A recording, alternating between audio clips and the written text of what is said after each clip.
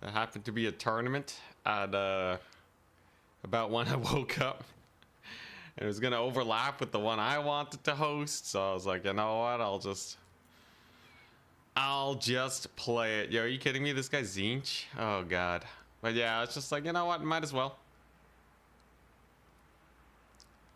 So I haven't eaten breakfast yet. I basically just got up and we're streaming now. Here we go. I'm gonna eat between games. I'll get my breakfast. Oh boy, it's Tzeentch. It's Tzeentch. He's such a blocker. Let's use this one. All right. Here we go. Oh no, Nurgle again. What's wrong with Nurgle? All right. I gotta make a build. Yo. What's here? Nurgle build guide. Yo, what's Turn's Nurgle build guide? What is it? I'm just gonna copy his build. I'm sure it's fine. We're up against Nacho first, so it's kind of sus. Let's see, Slanesh, Chaos Dwarves, Warriors of Chaos, Skaven, Norska, Khorne, Grand Cathay, Betonia, Counts, Tomb Kings, Ogres, Lizardmen, High Elves, Empire, Demons of Chaos. Yo, where's the Tzeentch one? Beastmen, Lizardmen. Okay, so Tzeentch is close to the end then. Dwarves, Kislev, Nurgle, Coast, Wood Elves. Yo, Turn, save me, please. I'm totally just gonna steal his build. I don't know what I'm doing with I don't know what I'm doing here when it comes to playing Nurgle, so I think that's kind of my best shot, right? Okay, Warriors of Chaos. Come on, Tzeentch is close to... Yeah, there we go. Let's see, Marauders, some armor, the Noxbringer. Oh, okay, that's actually very vanilla. Alright. Interesting that it doesn't go Tarmacon. I guess the snipe attempts are too good. Alright, Plague Drones Arc again. Turin went for Furies. Yeah, he went for Furies for this build, so, interesting. Furies and Noxbringer. Alright, if you say so. And they just took a normal caster lord. Wait, did they take him on foot? How expensive was he? 1900. Good god, that's expensive. He's taking him on a war shrine. Wait, I gotta actually check this. Let's see here.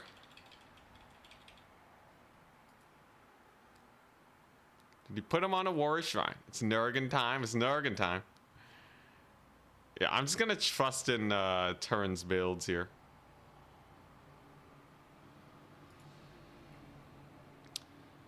Okay, so what do you go for? Interesting. Okay, so you put him on a rot beast, not a shrine. All right. Oh, he has a crown of everlasting conquest, which heals him. Interesting. Okay, and then he just uses that to fight forever. Curse of the Leper for Furies, I guess. And Miasma of Pestilence. Oh, okay, I see. So he uses that to win the Fury fights. I see. No wonder he gets so expensive. What if it just straight copy Turin's build? Okay, probably not just gonna straight copy. Toad Dragon spam. Probably terrible. Ooh. Yeah, I just woke up, by the way. I am a tired person. Angels of Decay. Let's see. Yeah, so he's just spamming shielded dudes. Interesting, so I have some extra money left over. Huh. Don't know how I feel about that. I guess it's fine. And then, yeah, then lots of Forsaken and Furies. The Forsaken are great. You can't go wrong with the Forsaken. And Pestigor is a really weird choice, but I guess like if you bring them in after all the killing on the other guys is done, then it's not too bad. And then is that the whole build? Oh, he gets an exalted. He gets like a little hero character. I guess that makes sense. With the missile resist. Yeah, with the missile resist. All right. Seems like a good enough build. Worst case scenario, I get obliterated. Here we go. It's time. All right, first game of the day. Oh man, this one's gonna be a long stream. We're doing 2 tournaments. Mine is coming up way later. Mine is coming up in 4 hours from this one. We're kind of hoping that this one goes pretty fast because it's an SFT. And then I can host mine immediately after. It's a much simpler format than last time. We Nurgin it up, boys. Yep. All right. How do you think Nurgle does versus vampire counts these days? I don't know, man. I don't play Nurgle. I don't play Nurgle. I don't know what I'm doing. I'm just copying turns builds, man. Ready, good luck, have fun. Alright. Time to get massacred. It's a Nurgle versus Tzeentch. There's no way this actually goes well. Noxbringer 15... No. Noxbringer has only physical resist? Good God. Where's Uncle? I'm not bringing Uncle versus Tzeentch. Let a man learn the faction.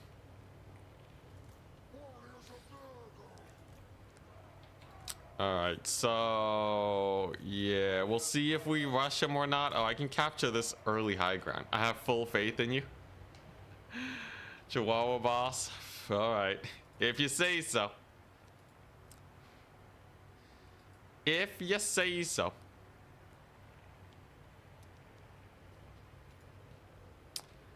Yeah, this is an SFT. My tournament is it's a pseudo... It's an SFT with counter picks, essentially. So you bring one main faction, and then the other factions, if you're bottom bracket, you use them to counter pick. So it should be interesting.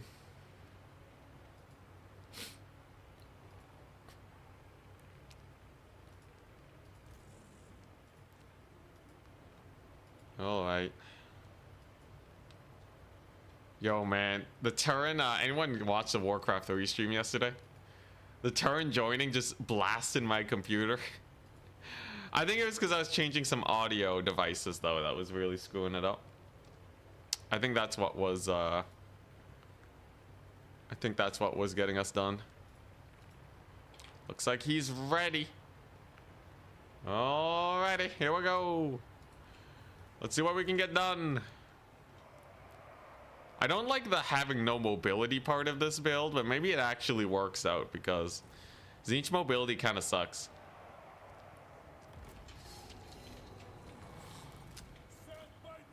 Yeah, the tournament's already on the way.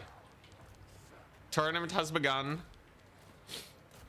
We brought Kairos, Blue Fire, Firestorm, Changebringers. Interesting.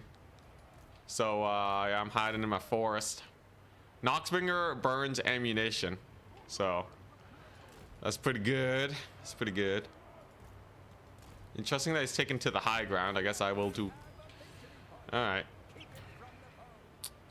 So yes, Kairos, but like it is just Kairos and some Changebringers. That ain't too bad, really. The early Changebringer play, I really question that one. Cause like, what if I just get Furies, right? Or if I just go like double Furies and then and we just charge him down. Okay, yeah, it looks like he's playing a little carefully here. But honestly, I'm not too scared. Except for that volley. That one was pretty bad. That one was straight nasty. All right. It's fine though. Oh, he saved up for Doom Knights. That's crazy. Okay, so he saved up for Doom Knights. So he really wants to work these Furies down. Gotta be careful with them. Now remember, Furies are much cheaper than his. Oh, he netted them. Curse of the Leper. Dang, Curse of the Leper takes a while to cast. A little unfortunate. Get him, Furies. Beat him up. I gotta make sure I don't spend too much money on Furies here, but if I can catch him, we're fine. Oh wait, that just reduces charge bonus. I'm already goofing it. We's already goofing it. Hey, you know, Noxbringer's doing fine though. And they summons more Furies. Okay, that's okay. Can I kill his Changebringers though? I'm definitely doing okay on the infantry fight because he's been spamming so many dudes. Come on, you darn Furies. Crap. I'm like way overcommitting with my Furies right now. Do I have any magic? I guess I have another Fury summon if I want to. Thing is, like, I can't just let the Changebringers change my face, right? Here's the play. I'm going to I'm just gonna keep sending Furies on them. All right. And then we're gonna capture all these points. And then we win the game. Because I'll have such an infantry advantage and the triple cap that he can't kill me, right? You know what? Land the Furies. We're landing the Furies. This is a crazy play. And then we're gonna raise them back up. Go get them. There you go. Yeah, there you go. We landed the Furies, we bring them back up, and then they should be fine there. How'd my horsemen do? They got routed off. Oh god, this is going so bad. This is going so bad. What's a Noxbringer gonna do? Is he doing anything? I don't know. Let's see here. Okay, we'll get our thingamajig there. Look, value-wise, it's not looking too pretty. But, oh dang, yeah, value-wise, it's really not looking too pretty, is it? Alright, well, I killed the Changebringers, but it cost me everything. Then again, we did kill the Changebringers. Oh my gosh, this is terrible. The slow is pretty good for them. I should have just saved for the slow. That would have worked out so much better. Alright, no charge bonus for you. Okay, yeah, so they're dead, but do I have anything? I feel like I have no more units. I guess I have the Noxbringer, and he's kind of cool. We did kill his Changebringers at least. That's good. Alright, I have my Lord here. He can route these guys off, I guess. Yeah, he's gonna get a little bit of an AoE on my Chaos Warriors. Rip. And there's the chariots. Oh god, alright. I'm not even taking the middle. I'm triple capped. I'm straight triple capped right now. That's terrible. Oh god, apparently the valley's equal, but I don't trust it, man. I don't trust it in the slightest. This is not equal trading. He has like 15 units. I guess the Noxbringer is like kind of here. Alright, he brought Screamers in. But like, now what, right? Now what do I even do? I have no units, brother. Oh boy, alright. Well, let's just see. Let's just see if the Pestigore spam can do it. Alright, we're still Nurgle. Nurgle is super Chad when it comes to these situations. Once he gets in the melee grind, okay? Nurgle absolutely claps. You know what? More Pestigores. More Pestigores indeed. Who knows? Maybe he kills Kairos. Unfortunately, ooh. A little bit of damage reflection over there on those Pestigores. Yeah, give him the slow. Crap, they're already routing. Oh my god. Dude, this sucks. Am I gonna at least get the point? I think I will at least get the point. Great. I'm not even doing the stuff 'em up style properly. Get him, Pestigores, beat him up. I feel like Turin could have won this though. This was actually reasonably close. More Kairos magic, though. All right, I got the point, at least. I got the point. I got Marauder Horseman for his little chariot, so we're not triple cap no more. Look, my Lord's doing great, okay? He's amazing. But, like, this guy straight up has Doom Knights. He has Doom Knights, he has an Exalted Champion, all of which is terrifying. What are these guys doing? Taking some damage. At least the Pestigors are doing fine. You know, Noxbringer's grinding it up. He has 100 kills, sure. My Lord's doing okay against Kairos, I guess. Anyway, I can take the high ground. The thing is, he has so many chariots. He has so many chariots for my guys. I don't know how we're gonna actually peel him off here. Like, okay, yeah, the Noxbringer is doing fine. The Pestigors are doing fine, but capturing points here is going to be a brutal, brutal grind. For sure. I guess I do have Forsaken. But, like, what's he gonna summon in here? Okay, Chromatic Aberrations is not bad for me. You know what? Maybe I should just have a little faith in Nurgle. Noxbringer is actually kind of cooking, right? You know, maybe we kill Kairos here by some miracle. You know, I have another slow on him. You know what? Maybe we do kill Kairos. The slow is actually kind of cooking against him. And you know what? If we kill him, maybe I make a comeback. Early today? Yeah, I streamed real early today. Dang it. I think he's going to take off into the sky. Yeah. Well, at least he's beat up now. I got a couple infantry units here. Noxbringer's still grinding against his character. Unfortunately, I think the Noxbringer is dying. I don't think that bad boy's coming back. The blues, man. All right, I got a route. The thing is like, we're just triple capped though, right? There's no way I'm re-securing any of these points. I feel like if I just spammed infantry, I would have been better off. I lost so many Furies to the early game. That's definitely just because, like, I don't really know what I'm doing as Nurgle. Let's see here. All right, so we got a couple dudes there. Yeah, the early Fury play was really bad. I shouldn't have thrown away so many Furies to Tzeentch. Damage Reflect Valley doesn't track. That's another thing that doesn't track. Doesn't matter though. I'm pretty tabled at this point. God dang, man. I don't know how to play Nurgle. I think I totally got baited though by the early game. I guess like if you play defensively with the Noxbringer, then like maybe you get some work in. God, these warriors are so slow. 24 speed. They were here like 10 minutes ago. Do I have a recapture? I don't think I have a recapture. Oh boy. Yeah, the stream crashed yesterday and I wasn't able to get a restart. All right, yeah, it's GG. GG, well played. I totally threw my Furies, man.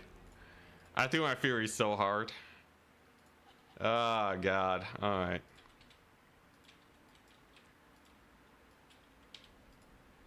Let's see here. Nurgle versus Tzeentch.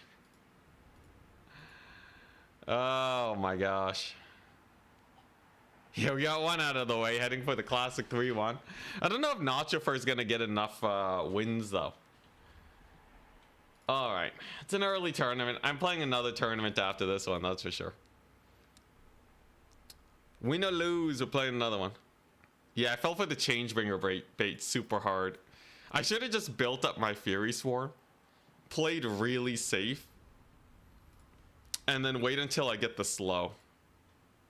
The Changebringers didn't get any value, but they baited my Furies. I summoned like 2,000 gold worth of Furies. A lot of his value was because of crumbling.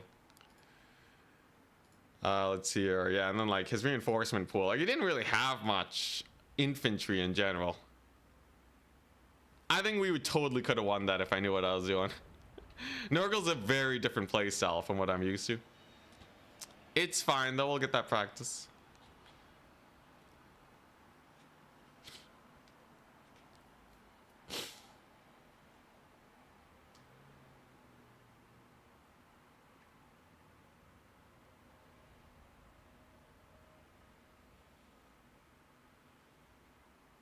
All right, all right. Here we go.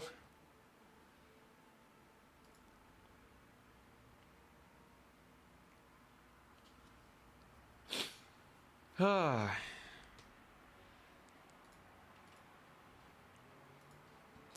okay, I'm getting suggestions for my tournament.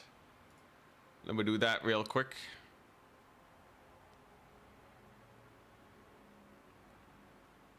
Uncle could have carried, just saying.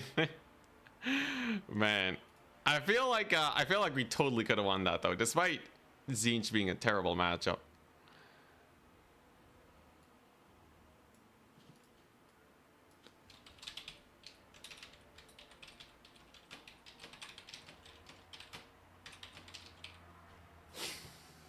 All right, here we go.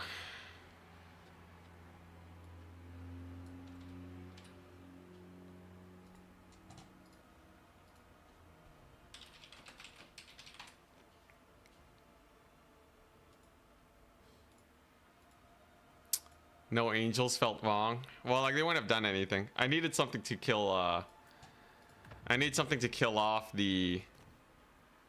his mobility. So he bought Doom Knights because he knew he wanted to win the air game. I needed to like out skirmish his Doom Knights with the Marauder Horsemen.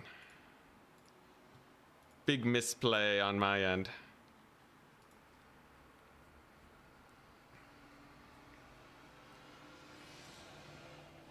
Angels take down Doom Knights and Changebringers? Really? That's crazy. Why doesn't Turin have it Angels of Decay then in his build? Yeah, I kind of just ran Turin's build, but I didn't know what I was doing.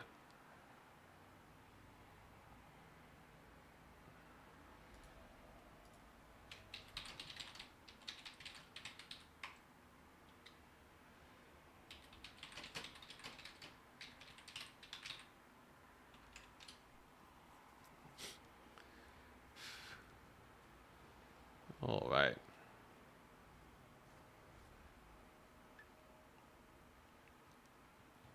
Round two. Round two. I swear to God, it better not be Charix. Okay, we're just up against Xerath. Yo, I'm Nurgle. All right. We got the Nurgs. We got the Nurgle action. And the map is... What's the map? The map is Jade Tomb. Okay. Jade Tomb.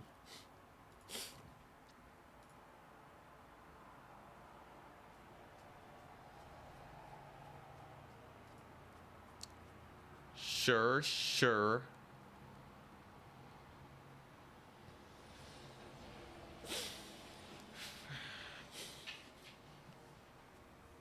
Okay, yeah, this time this time we won't forget Uncle. Oh god. All right, here we go. Once I get my other wins in, we're on our redemption arc. I only need to match up once and then we'll be fine.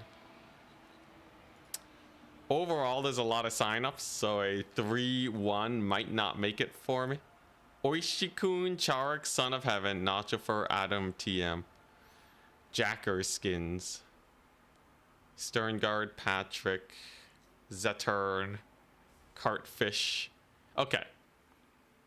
Yeah, I'm looking at the signups. I should be able to pull wins out. The only thing that susses me out is if I'm not able to grind enough opponent points.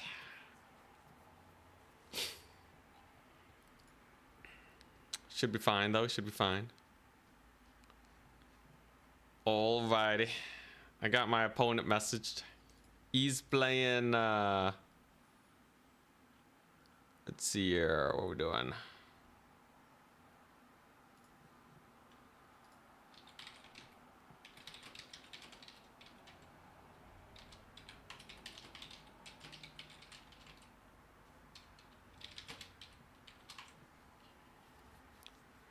Oh, what's he playing?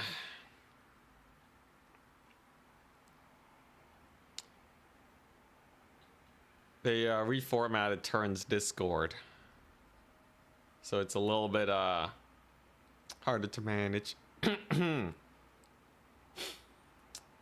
Zeret is playing also Nurgle. All right, it's a Nurgle mirror. All right, all right. Yo, screw the Noxbringer, man.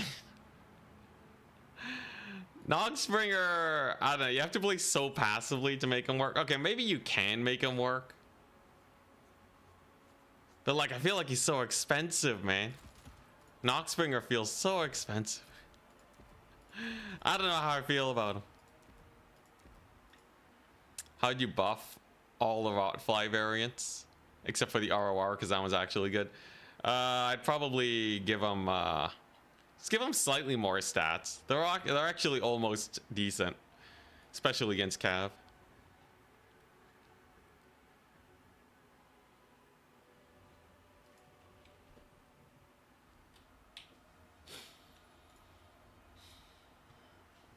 This is perfect for Uncle.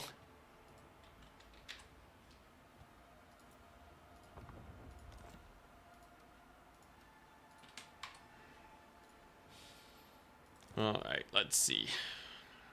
Uncle Frunkle. What does he even have? 67 melee attack, 56 melee defense. Spirit Leech, Defiling Deluge. Is just warm up.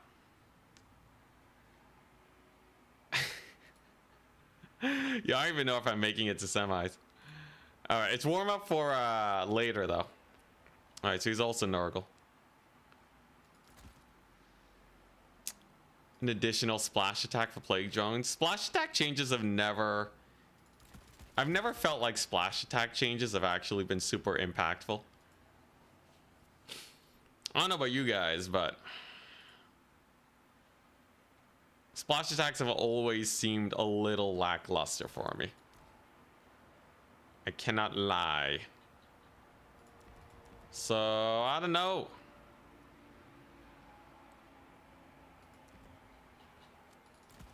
I need some magic. Who's gonna be my spellcaster this today? You know, I'll just go for this. You know what? That's actually not bad. Okay. Ooh, okay, alright. I got a build. I got a fun build for you guys. You'll love it. You'll absolutely love it. Oh boy. Let's see, what do I want here? Infantry wise, probably just a bunch of these. Yeah, I think Nurgle's a really good faction for learning god tier decision making. I feel like the decision making is where it's at. This is not like a super micro heavy faction. You know what? This is kind of cool. Yeah, all right. All right, now we gotta build. No way we lose this one. You can't lose the mirror match. Tell that to my Bretonia meeting. Model count changes is huge. Splash attack changes are less so, I think. Because splash attack doesn't make them do more damage. It just spreads the damage out.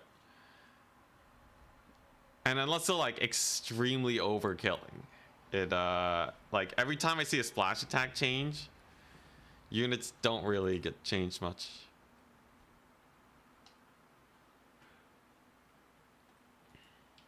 Hit them with the Seeker-esque unit model change.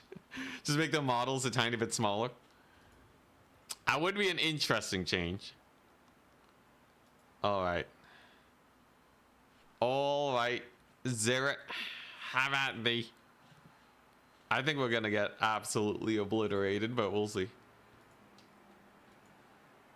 Let the sweat lord begin.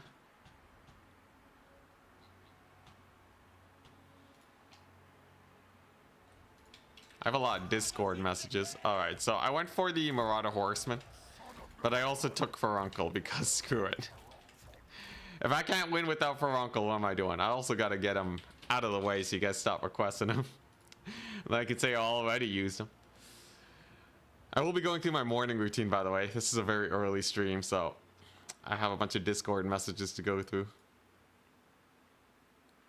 I got some discussion started on the High Elf Spears the other day.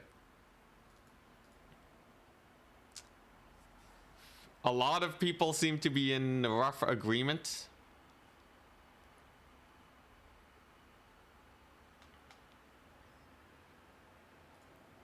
A lot of people, especially for High Elf Infantry. We got a discussion on High Elf Infantry, so that's really good. So maybe we'll actually see Elf Infantry get some buffs. Seems like they also suck in land battle. Who would have guessed? They also are terrible in land battle. Wondrous. Alright. Wondrous. So maybe maybe High Elves will finally be meta soon. It went for Festering Stooges. Alright, so it's the elite versus the single entity skirmish play. So he started out with some Nurglings. Whoop. Ouch. Kugat doesn't do that much damage. Alright, it's the old versus the new. A normal Nurgle build versus, you know, kind of a Warriors of Chaos Nurgle build. Let's see if we can beat him. Does he have no DLCs? That would be crazy. I'm gonna kill these guys with probably Bile Trolls. Then again, their shots are pretty brutal. I could use Plague Ogres. I feel like I need Plague Ogres plus something though. Very interesting build for my opponent. I think it straight up is just a no DLC build. We have Kugath. I'm bringing in the Plague Ogres. So the idea is I can use my single entities here to kind of rock his face. I can dodge Kugath's attacks for days, although he will be firing a lot here. But these Plague Bearers don't have that much ammunition. Did I dodge that one? Crap. They don't have that much ammunition. I should be fine. Confidence as always. Yep. So furies can be a little annoying, but nothing we can't skirmish away from. Kugath has missed most of his shots. 28 more to go. Oh boy. Wish you could do the odd upload from time to time, maybe, please. It's mostly a time thing. It's mostly a time thing. I really want to... I have a few games that I really want to get uploaded. I think I will probably get my some of my streams uploaded. And I want to, you know, some like tutorials and stuff could be fun too. I don't know. I'll figure it out. Really, he's just committing the furies. Crazy. Yeah, I wonder if I can bait out some shots here. A little bit of campaign shenanigans. Really, Kugath is just he's bullying the Plague Ogres. All right, get in here.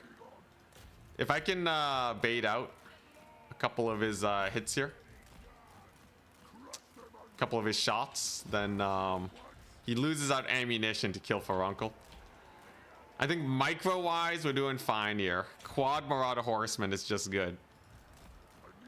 Unfortunately for my opponent, I've unlocked Nurgle's only mobility. And it is carrying us right now. Cast a spell. Blight Boreal whiffs. Blight Boreal is not a very effective spell. Okay, he realizes my shenanigans. Can Furuncle dodge? Can Mr. Furuncle get a dodge in? Get him, Furuncle. Beat him up. Alright, you know what? I'm just committing to the fight. I've done enough damage with the mobility. Like, honestly, I could almost win this with just Marauder Horsemen. The way this is panning out, the Marauder Horsemen are kind of hard carrying. His composition is not very powerful against them. There's Furuncle. Let's get that Spirit Leech going. I think this heals him. There you go. His attack animations managed to pseudo dodge. Alright. And then I'm just gonna pile into this point. Make sure he doesn't triple cap me, and then I think we win. Looks like he's going for a heal of some sort. Okay.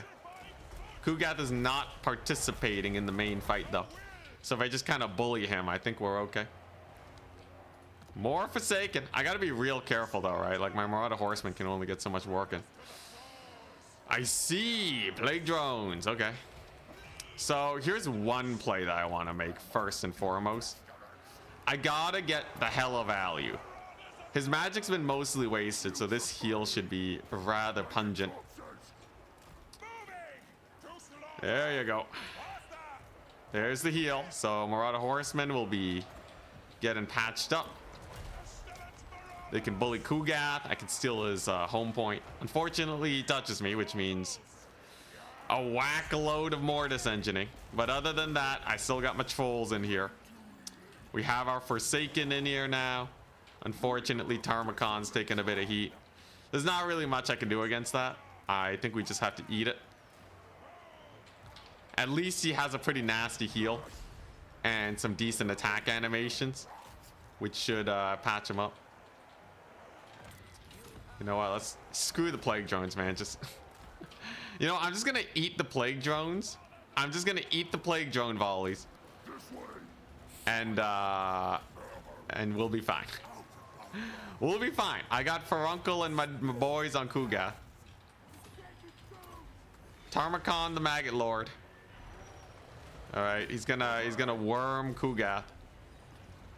What's the range on this? 30 meters. Did this thing trigger yet? Kind of hard to tell. Okay, it hasn't triggered yet, so I can totally just worm Kugath and then we'll be fine. Fighting Kugath is usually a terrible idea, but when you're playing as Nurgle, I guess it's more fine. The retaking of this point should go fairly well. Come on, Furuncle. Beat him up. Oh, he's getting Plague Drone. No wonder. Kugath got his heal off too. Oh god, all right. Fighting Kugath was a terrible idea. Fighting Kugath was a god-awful idea. Screw that business. Is there any way I can bail out though? I don't think there's a way I can bail out. Hey, you know, Mad Lad's taking a lot of damage. Furuncle's just dead. All right. Do I win this? It's real questionable. I do get another heal off. His Exalted's over there. Didn't get too much value. I think if I get the Marauder Horseman here after I steal the point, we can probably just Javelin Kugath to death. Tarmacon's doing fine. His Angels of Decay are brutalizing me though. He does have some Marauder Horsemen. Great. At least my infantry fight's going okay. I probably should have brought something to deal with the plague drones though. Yeah, there we go. There he goes. All right. Don't fight Kugath. Note to self. That was a terrible idea. I should have just fought the plague drones. Man, I really don't know what I'm doing when I play as Nurgle, do I? Oh god, the Marauder Horsemen are gone. All right, well, looks like maybe this was a bit more sus than I thought it was gonna be. At least his Exalted Plague Bearers are gonna die. My guys are just terror routed.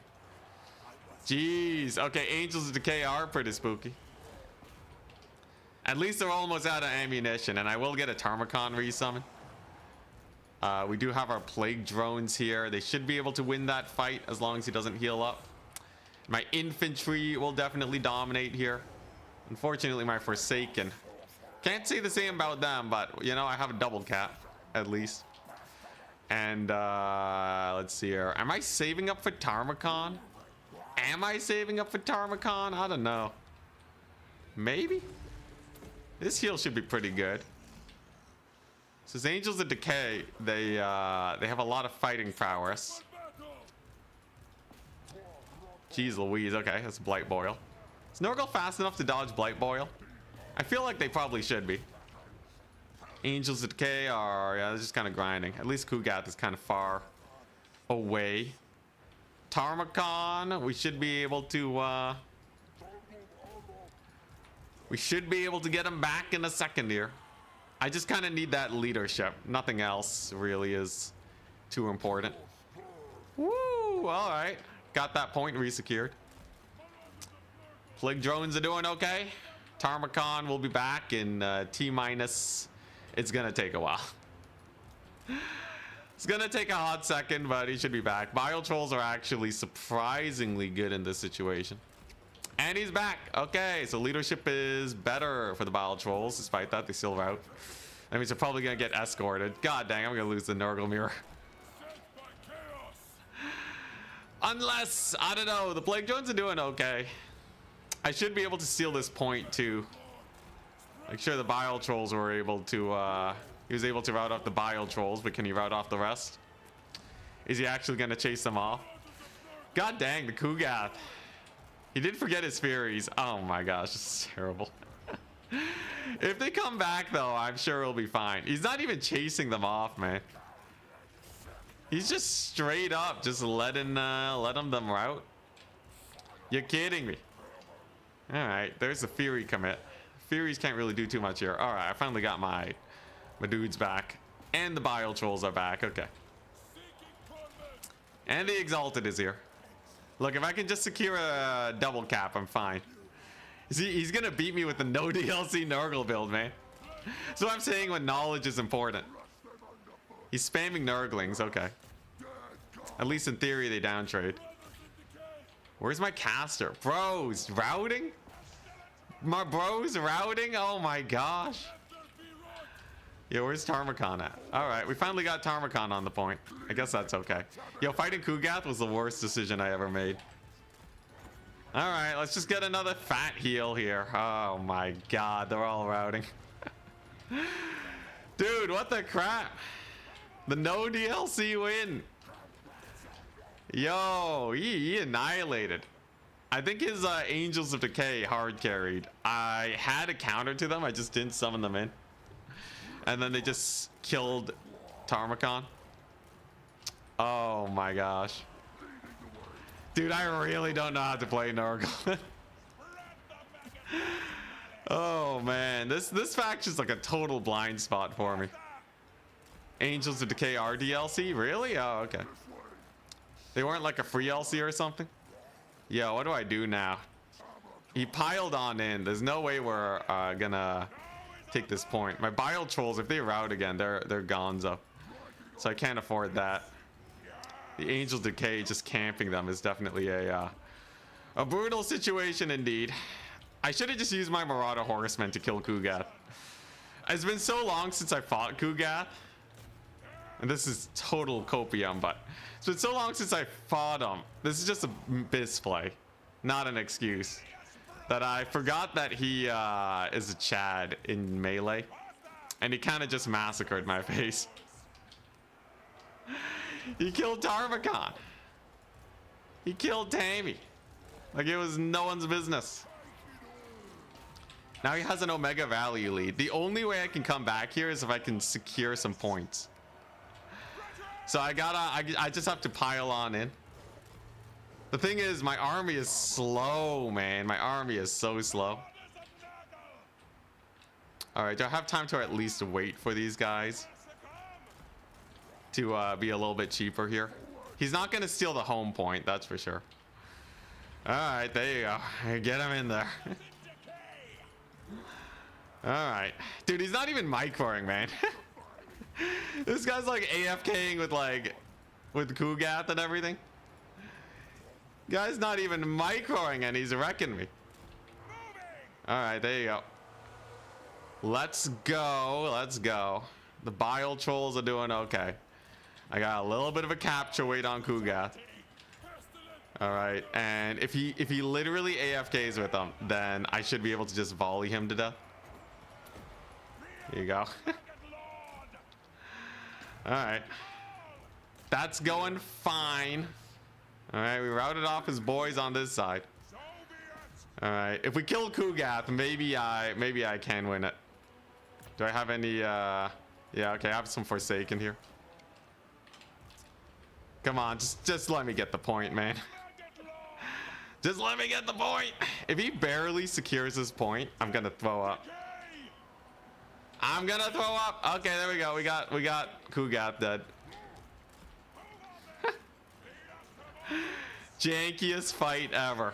All right, so Kugath's dead. Most of my Marauder Horsemen are doing fine. Tarmakon's here. He's chilling. I got some Forsaken coming on in. Oh god. All right, can I resecure this point? A crumb of point, please. I think he wins on the one cap though. All right, yeah, I think he wins on the one cap soon. So Yeah, I think we just died because I didn't bring Angels of Decay. God dang, man. I let him get full value with these guys. I got disgusting value. 5,000 value on the Angels of Decay. God dang, man. What am I doing? Whatever. This is the free tournament because it's early in the morning, I guess. Ah, God. There's no excuses. There's no excuses. The guy's like AFKing against me.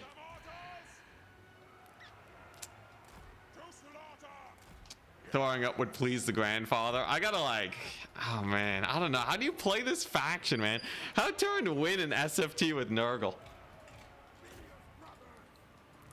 How did he win with Nurgle, man? Oh God. Gotta save the Marauder Horsemen to counter the Angels. Yeah, they were kind of fighting Furies for the whole game. All right. All right. GG, well played. Dude, this is terrible. Oh God. Yeah, I fed them so much value by just not bringing air units. I was like, whatever, man. Whatever, just let them grind. Oh God. Jeez, early morning intensity is not cooking today. Also, Furuncle sucked. Furuncle was garbage, man. I knew he was bad. He was so garbage. Like my Marauder Horsemen play, you know, they did fine. They almost pulled it back, but this guy's so garbage, man. Holy crap. I've never seen a single entity do so bad. Like, yeah, he was fighting Kugath, but god dang. The Angels got him, I guess. I guess he was getting focused. I guess it does come down to me not countering the Angels with more Plague Drones. It's true, it's true. I should have just brought 2 Plague Drones and I would have won. Even with Furuncle. Alright, whatever. Whatever. Copium done. I'm gonna go get some milk.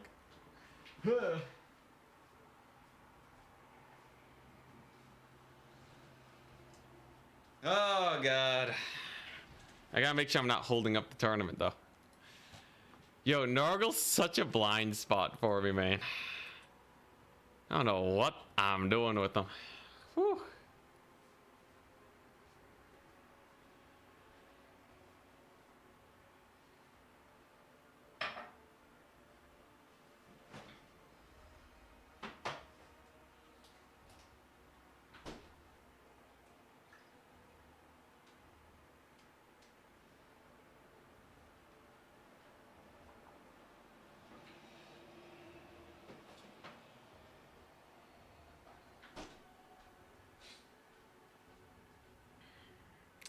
All right. We got to start from the dregs and work our way up.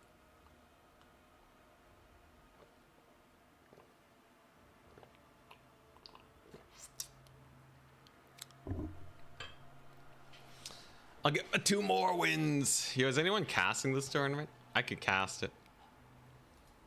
Who's the one hosting?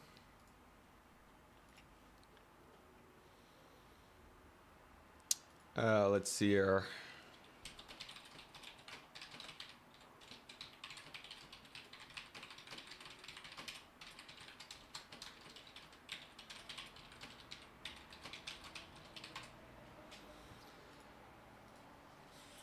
If the Fury doesn't get charged, they do good versus them. Really? The Furies versus Angels of Decay? The odds of him charging are pretty high though, right? Full day of Nurgle. Just triple Nurgle tournament it. Oh god. Yeah, when's my tournament? My tournament's at 3, okay.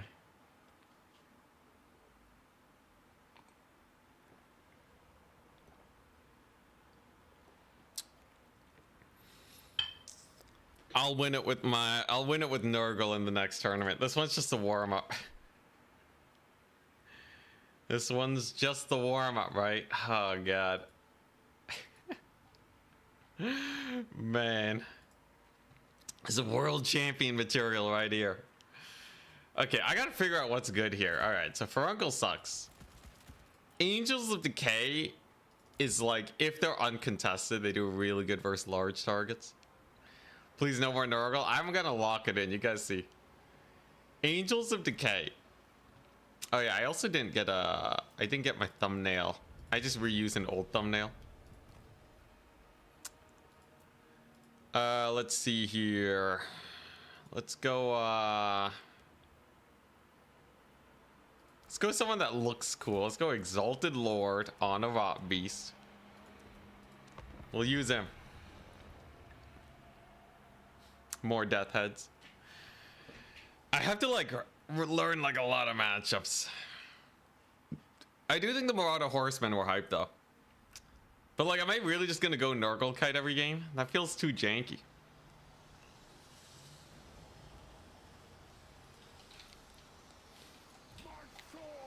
Like, I could just go like, you know, Nurgle Kite, Marauder Horsemen, Angels every single game.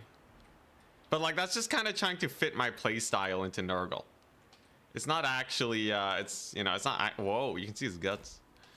It's not actually like learning the faction, I would say. There we go. That's a good enough thumbnail. And then I'll get that edited. I need to like learn the slow infantry playstyle. That's what I really want to do. Because like Turin knows how to do it best.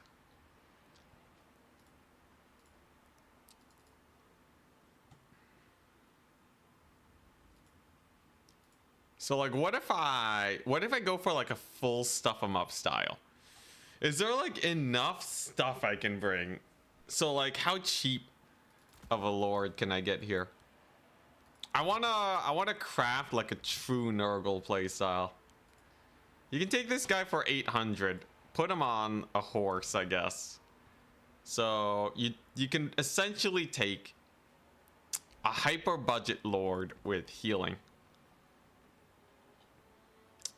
And then you just spam into the horizon, just like a bunch of these guys. The thing is, they route really easily. But maybe if you... Maybe with like sick Plague Ogre plays? The thing is, they start getting expensive, so they have something to shoot at.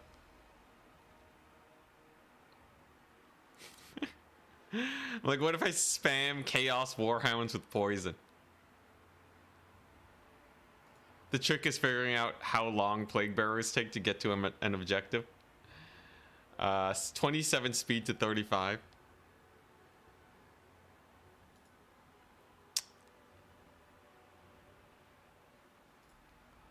Okay, nice. We'll be casting semis and finals. That's good. I'm thinking, let's see here. Nurgle Soul Grinder.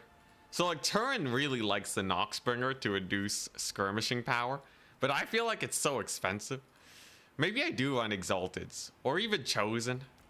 Chosen don't have ITP though for whatever reason.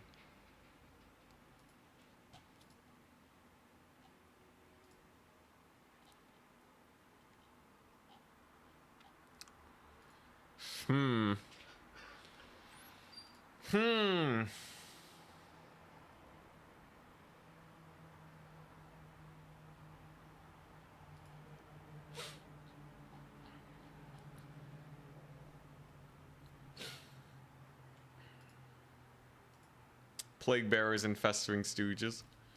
So HP wise, Plague Bearers and Pestigors are rather close. You could go like a Plague Bearer Pestigor stack. So you have your anti-armor, your anti-everything else. And then you put in a bunch of mass. Like, can you go Plague Bearer, Pestigor, Plague Toad? Like, what if you just play Nurgle kind of like Tomb Kings? The thing is, when your guys are way more routable, Plague Bearers suck. You gotta find them like the perfect fight.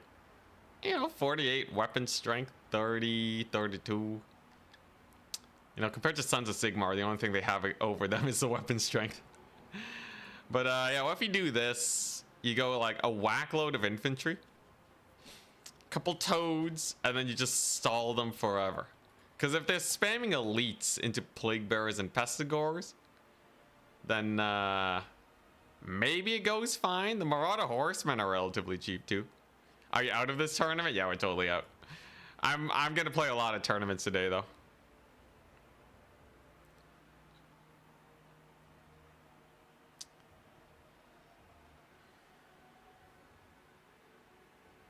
Rot Beast Lords.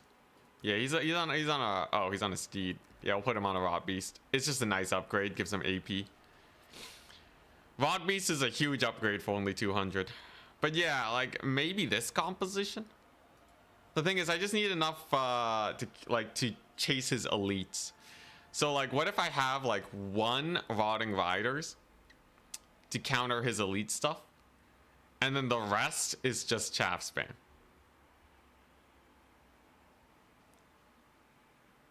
Tears of Nurgle proc from terror routes. That's pretty funny. Get a bunch of free hits in. Maybe I could see something going on with this. I could see maybe something going on with this. 27 speed is abominable. Well, that's why you got to start with them.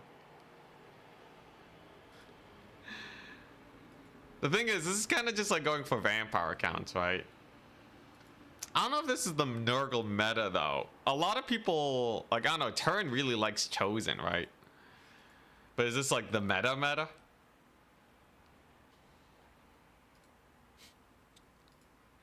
I wanna learn how to play with the slowest build possible.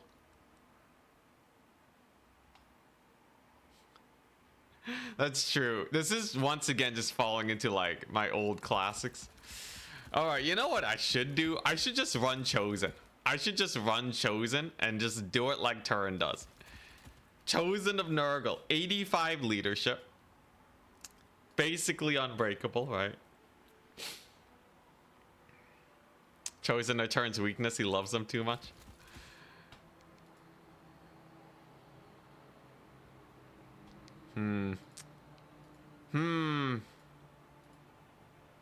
Toad Dragon has 60 speed. I could do a Nurgle style of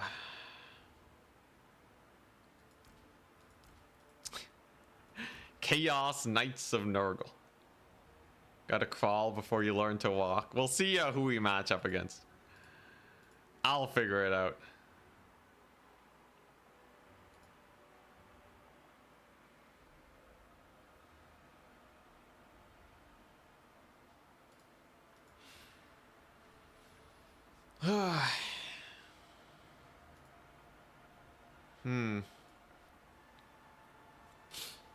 Epidemius Plague Bearer hordes. Epidemius has a lot of interesting stuff, doesn't he? I do like the Exalted Heroes. They're pretty cool. Something to be said about putting them on chariots for anti-infantry. What if you go double exalted anti-infantry? Demon Prince of Nurgle. This guy will run you 2,200. If you compare him to Archaon, he has he's flying. He has that physical resist, a lot of HP. Terror. You know, actually, this guy's not bad. 2,200. If you compare him to Archaon, he's almost there, actually.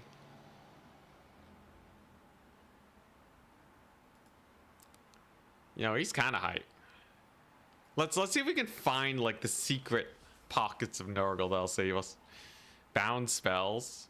Oh yeah, he has 2 streams of corruption for free for 2,300. Ah, yeah, that's kind of cool.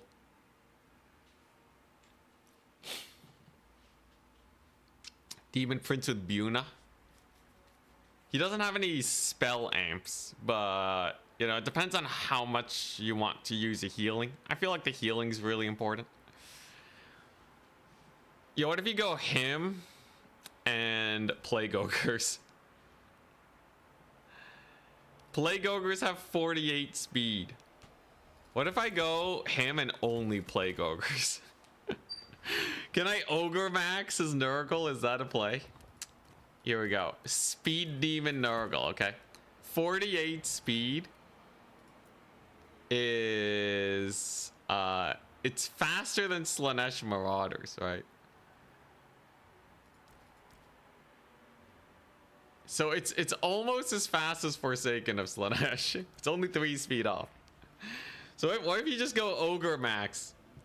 Demon Prince of Nurgle. And then you just romp around with this dumb composition. Is that, you guys think this is meta? You know what? If there's a build I want to run, it's this one.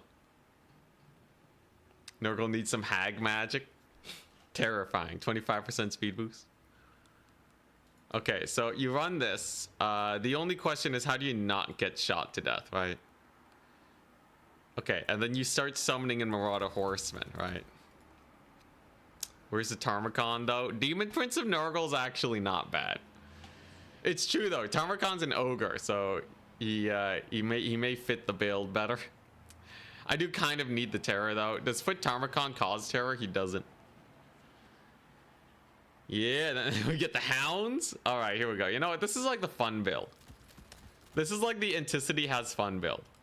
All right. Everything, the slowest unit is going to be 48 speed. So I'm going to play Speed Demon Nurgle.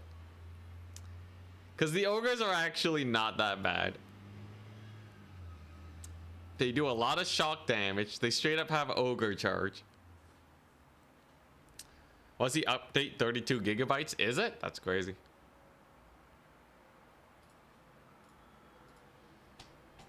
Foot Tammy should cause terror. He is just an ogre. Undead ogres, you know, it's just crypt horror, really.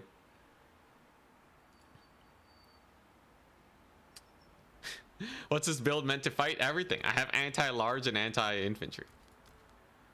So in theory, we're totally set. And then I have my axes to counter skirmish while these guys beat the brakes off of whoever we're fighting.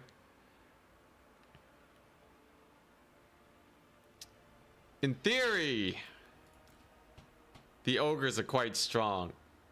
At 80 leadership too, they shouldn't rout easily. No love for Rotting Riders. I think Rotting Riders are a +2. They're just kind of expensive. Just kind of expensive. And I need a frontline, like, grindy type unit.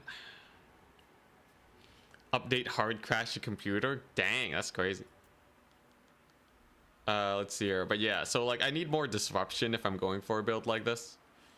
Cultists of Nurgle has enemy unit debilitated within range. So you could do this with cultists, but then it takes like a whole 2 minutes to get the summon off. Bring Spirit Leech on the Demon Prince. Fleshy Abundance on this is 2 value, man. You can't pass the Fleshy Abundance. Cultist Sunder's armor. These guys are armor piercing. It's kind of cool, though. Yeah, he does have armor sundering. So I guess he does combo with Plague Bearers. Ah. Oh, yeah, combos with Forsaken, too, huh? Well, that's kind of cool. Cultist Forsaken tech. You know what? Yeah, there are some interesting techs we got here. We could get an Exalted Hero with Missile Resist. So this guy does have a Missile Resist aura, but its effect range is 35 meters. It is rather small, but you can go for it if you really want to. Chariot nerfs his stats way too hard. So maybe I Rot Beast it. Thing is, Chariot cleaves infantry. It gives them that sick anti-infantry. I guess it depends on what I want. Cultists have tiny hitboxes and are weirdly hard to kill. Unfortunately, the cultist is a bit slow unless I put him on a horse. Let's see. Let's just take a look at his abilities. So he has armor sundering. He has this thing, which stacks up as long as he's in melee. Gives an AoE speed reduction and damage reduction. He has a summon. Costs 800 though. 800's not terrible. Take him on foot. He has 34 speed. I want something. I want dudes that'll keep up with my ogres though. How much armor piercing do they have? Quite a bit. So they don't benefit that much from the Sundering anyways. Beast of Nurgle's 40 speed, which is too slow for the composition. I want 48 speed or bust. I will say, this is a very scary battering ram. Along with the terror, it's not bad. 600's good, yeah. 600's good for just walking forwards and getting some work in. Could take the Gate of Nurgle too. Just leave him in the fight, get a Gate of Nurgle out. It's probably value. Like, I think he's a solid value play. I like this stack plus healing, though. I really do. How much are my Rot Knights? A little expensive. Just a wee bit. Still waiting on one more match, okay. My tournament starts in 3 hours, by the way. No anti-artillery units. Demon Prince is an easy target. For artillery? He's 80 speed. I think artillery crushes all of this. Yeah, it's kind of cool, though. I think it mostly hinges on how good play... Obviously, it's going to hinge on how good Plague Ogres are. Definitely get some work in here. Can I finagle the money? How do I finagle the money? Play some ladder games, test things out. Well, the match should be done soon. I think it just finished, actually. Wondrous. Okay. Yeah, I can... well, we'll see. We'll see how it goes. We're up against the Potato. Looks like he's also been having a rough day. Yo, yo! Alright, well, at least he's a good player. Reasonably good player. So, we'll hit him up. We'll see how it goes.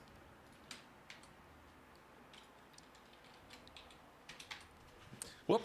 Dropped my armrest. Oh, rolled over my toe. We're fine, though.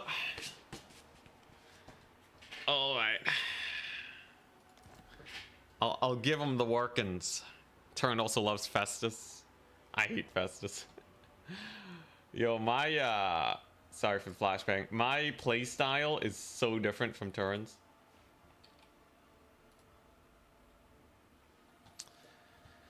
Alright. So he's Warriors of Chaos. Interesting. I guess maybe he's trying to learn Warriors of Chaos. At least we got some good matches. That's the only thing I could hope for in this situation. So, alright. Let's see if we can get a sick build going. I have the shenanigans. Alright. We 100% should be able to do this. Warriors of Chaos and not too spooky. So I'm gonna get some of this. And... ooh, okay, alright, you know what? Oh my gosh, this build. This build, it makes itself.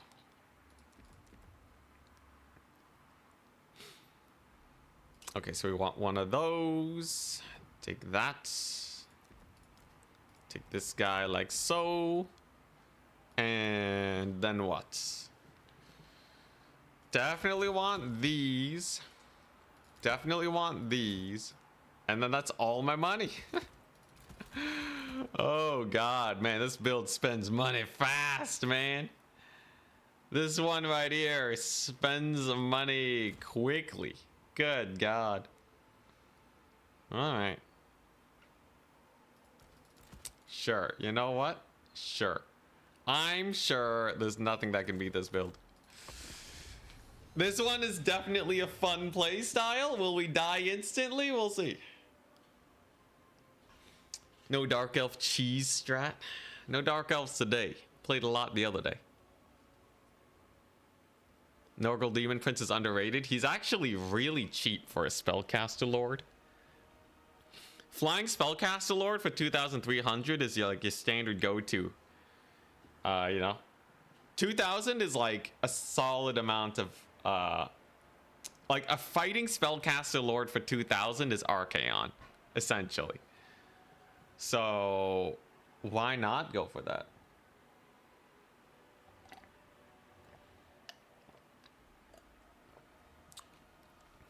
The thing is, Archaon's good because he has insane speed.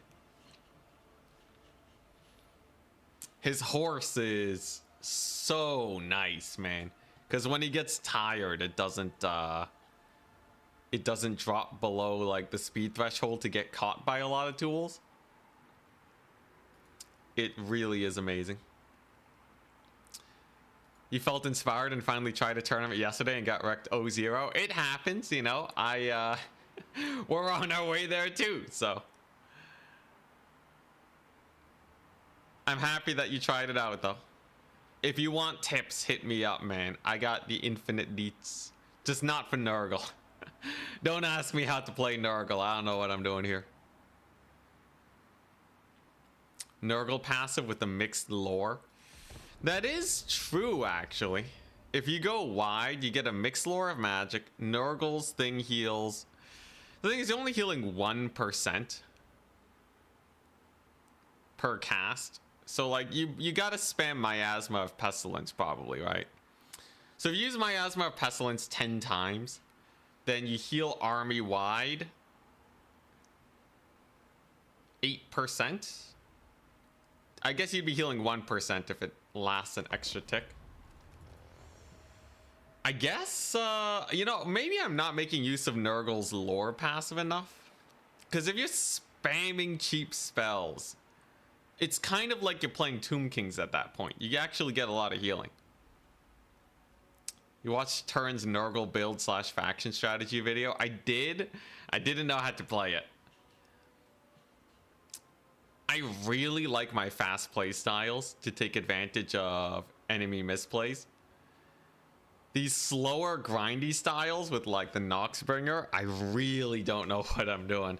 It's a huge blind spot that I should learn to work out at some point. I think like you just have to kind of play way more passively and go for the 2-cap. You can't really bounce between points unless this play style works out. Maybe this one does. Oh crap, I forgot the map. I forgot the map. It's Geyser buff.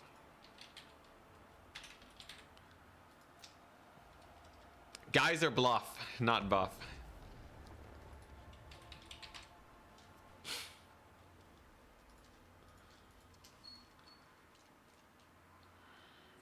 Noxbringer is simple. Target enemy range units and eat their ammo. But yeah, you have to play really passively with it. Mobile Nurgle playstyle. Surely the most OP. You'd be surprised if it works. I don't know if it actually works or not yet, but we're working on it. It was being worked on. Guys are buff. What? Geyser bluff. Geyser bluff. How bad would a main Tide Slanesh be? It'd be fine.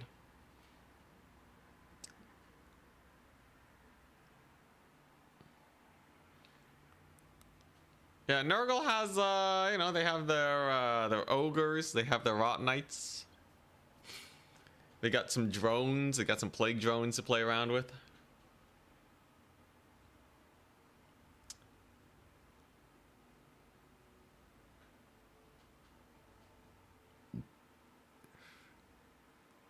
Really? In pool, if you play slow, you can break people's tempo? When I play pool, let me tell you, it's ain't no tempo for me or my opponent. Because I'm usually just playing with my friends that also don't know how to play pool. Alright, potato. Face the wrath of Adicity.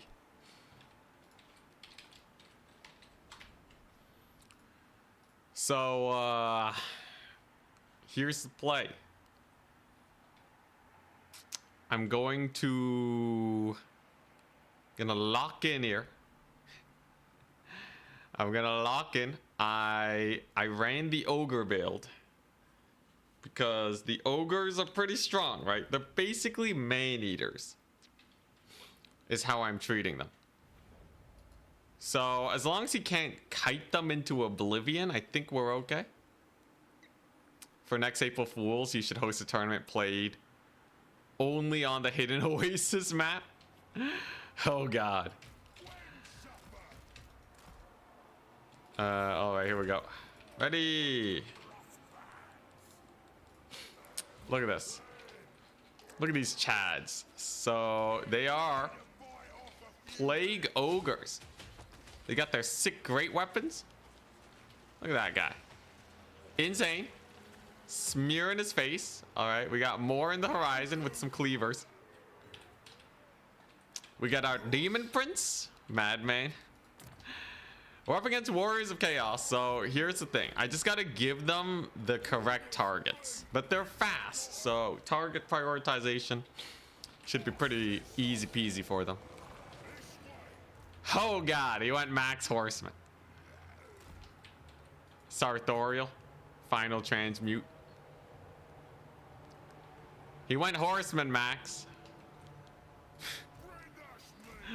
Well, ain't that unfortunate? Any way I can count a horseman max? I don't think the furies actually cook here. If I bring horsemen of my own, I'm asking for trouble. God dang it. This is like the worst build. This is like the worst build he could have brought. GG. Never. All right, here we go. I have a plan. I have a plan, and it involves stalling him. All right. You can only get so much working on my lord if we're duking. The ogres will be able to capture points, and if I just stall his skirmish as long as I can, we'll be okay. This guy. This guy. All right, there you go. Remember, furies are pretty good in this situation. Whoop. Oh my gosh, his lord's so big, man. Why is my lord so chonky? All right, well, I caught some of his guys at least. We're not gonna let him capture this point. This is 48 speed. There's no way this is 48 speed. Ain't no way that's 48 speed, man. There we go. All right. There we go. All right, I'm gonna get some horsemen up. Sure. Sure, why not? Dude, them horsemen. Kinda bullying me. Kinda bullying me. There's the final transmutation. So he really wants to bully my dude. All right, we're just gonna go there. All right, yes, the final transmutation was just a tad painful, but it's okay. My lord shall arrive, and he will heal up all of these guys. It will be great. We also have the plague ogres finally in there. I forgot to capture the point. Whoops-a-daisies. It's fine though, I'm sure. All right, here we go. Look, the plague ogres are grinding against his Forsaken. That's perfect. I doubt his Hellstriders will be able to get too much work in either. There is a little capture underway now. That's nice. And you know what? Maybe we triple cap him. How much damage can his dudes do anyways, right? You know, I have a massive heal over here. There you go. Maybe get some routes on them's Forsaken. Can skirmish away his dudes. Oh my gosh, that volley. What the crap? What the crap was that volley, man? Holy crap, he just deleted him. I'm getting Marauder Horseman. Getting Marauder Horseman real bad today. Oh my god. Oh jeez. Holy crap. Overcast damage killed him. Oh. The healing is what killed him. That's so sad. All right, well, we got the Hellstriders killed at least. At least he's down some Hellstriders. Do I have anything left? Oh god, this is so bad. Dude, what the crap? This is so bad. Oh man, I don't know what I'm doing. Hey, you know, at least I got a triple cap.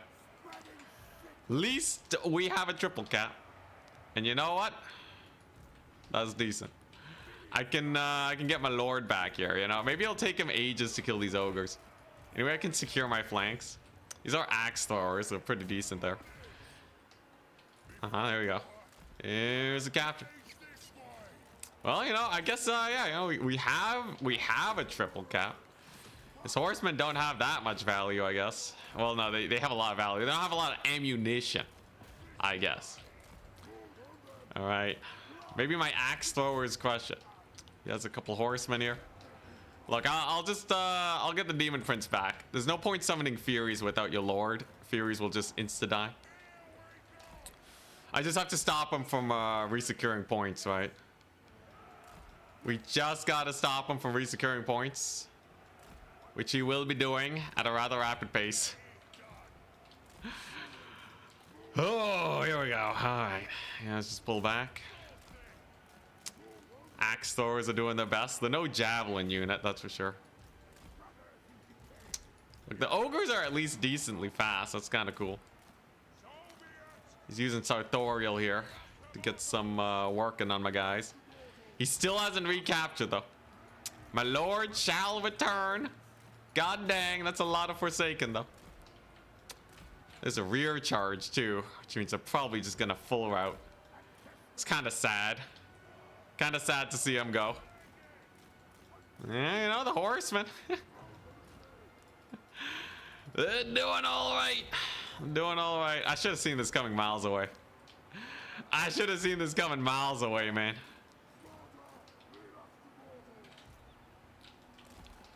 Oh, God. For some reason, I didn't expect him to kite me. What the crap? What am I thinking? What was I even thinking, man? Why would he not kite me? It's Warriors of Chaos.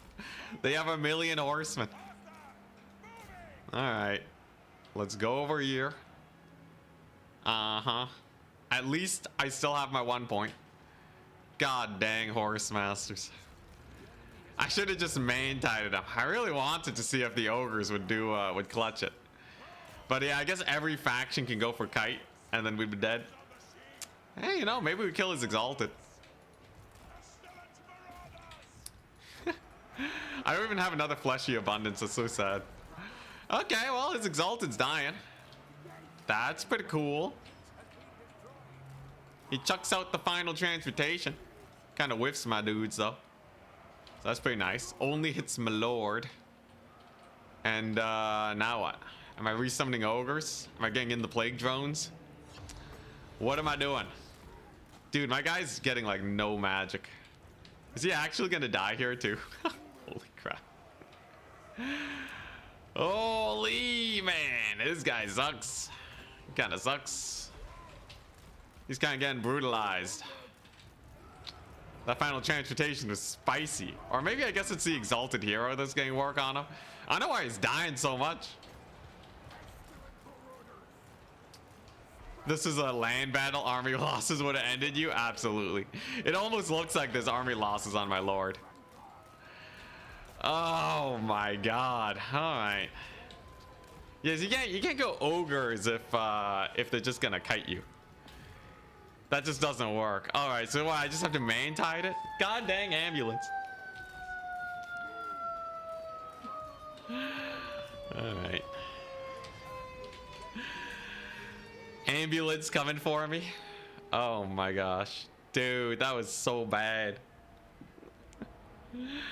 That was so bad. What the crap? Red Olgor flashbacks. Dude, he sucked, man. He couldn't fight for crap.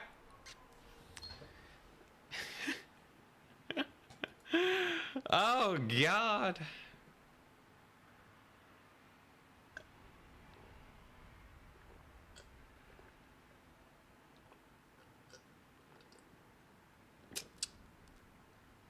Yeah, I just fed his Marauder Horseman, man.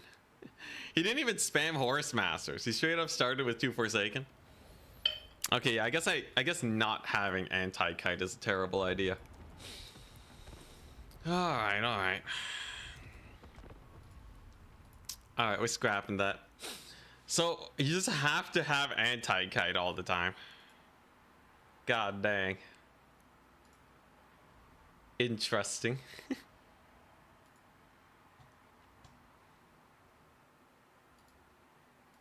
Soul Grinder. Okay, so like the thing is, the only way to avoid kite is to just like lock into the one playstyle. Where either you're spamming, you're either going infantry max, or you're going for you either have to go infantry max, or you have to take like a Noxbringer or something, right? You just always take the Noxbringer for anti-kite. God, that feels terrible. I guess if you're guaranteed to win the melee though. You're reinventing Turn's wheel. Horsemen, ogres, Rot Knight, Hound mobility could work. Rot Knights have 75 speed to 90 speed horsemen. Okay, so here's the thing. Like furies are pretty good anti-kite because they can bully horsemen, but only in situations where they can't just delete the furies otherwise. You got to keep them busy on other fronts. They kind of stall, but like you're sending a fury, if they don't kill the horseman, you're kind of screwed. Ammo stealing is cool, so like I understand the idea of you just run the Noxbringer and you just get value. So you have to just run the Noxbringer and play super passive then, right?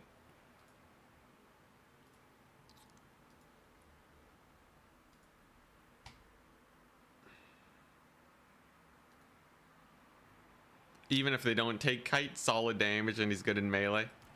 I guess it makes sense. And then I shouldn't be going for 2 points. Instinctively, I've played fast faction so much, I just default to spreading myself too thin. Yeah, this thing's artillery. The Demon Prince is like way too big of a target. I think that's his... He's not Archaon. Not even close. For the same price. Tarmacon is fine. Foot Tarmacon is fine. This, you know, he's just great. Kaizek is 75 speed, so he's not catching horsemen. I will say I do really like Kaizek.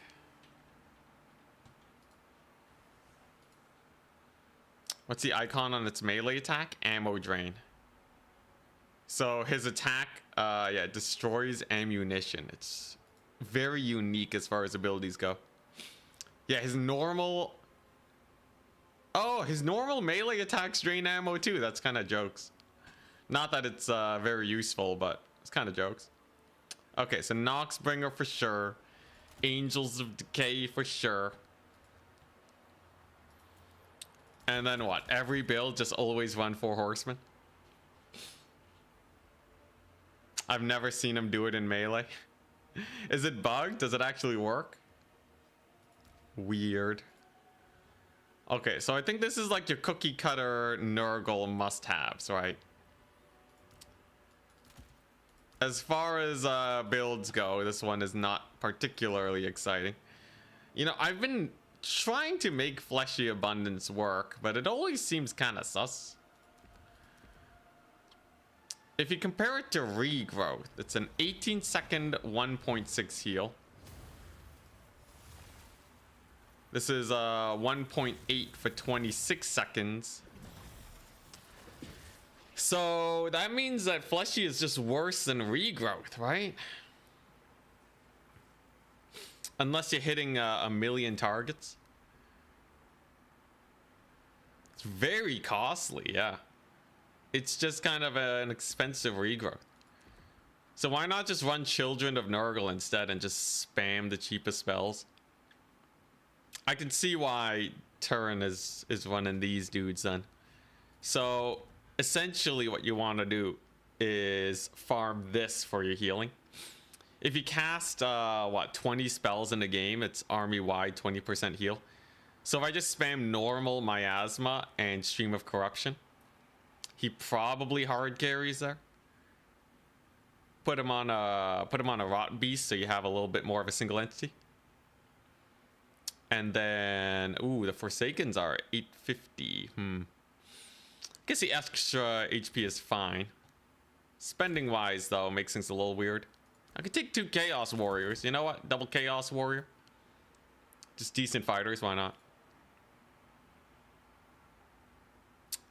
Cultist Armor Sundering. So, what do I have to stop him from just killing the cultists, though? Yeah, Fleshy Abundance has been nerfed loads. It was very powerful before.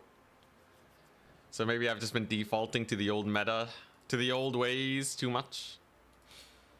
Pestigores are fine. So the next order of business is making sure that my leadership holds. Excuse me. Pestigores are fine for the price. I think they're almost guaranteed to trade well. So, but how do I keep them safe, right? I've been noticing leadership with Nurgle kind of sucks. Nurgle's not a very high leadership faction. So all of these guys need support. I could support them with Plague Toads, because they kind of fill each other's niches, right? Plague Toad support. Does anyone know if Plague Toads are good or not right now in today's meta? But yeah, it's percentage-based healing. So we get 1% if it lasts an extra second. 1% per cast is huge. It's 20% armor wide.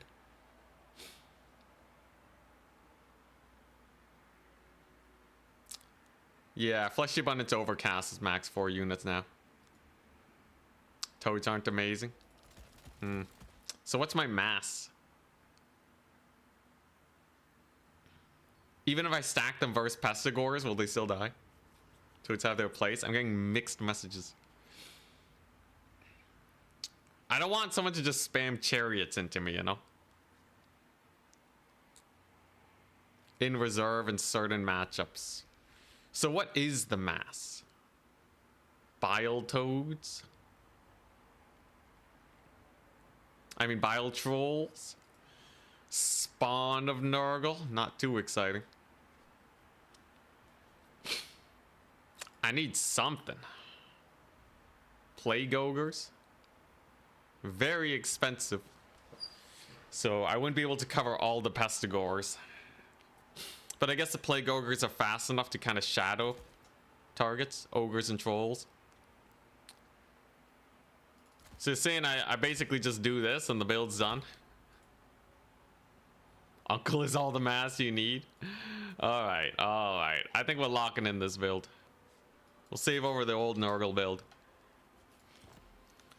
So this is basically, you know, the horsemen are fine. The horsemen are fine. The Noxbringer is fine. So I actually do have a lot of kite and counter kite. And then plus we have these boys. Do I have something against artillery? Yo guys, what's the strat against artillery? Like Blight Boil Overcast is fine and all, but it's so slow you can dodge it with your artillery crews.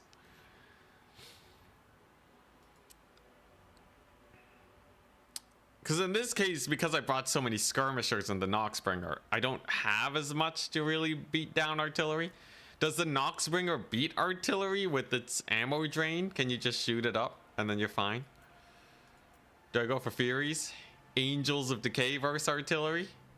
Even in a contested airspace? Counterfire with the Nox? Okay. Like this is probably one of the best Nurgle builds we've thrown together. You know, it's very turn-esque, but what can you do?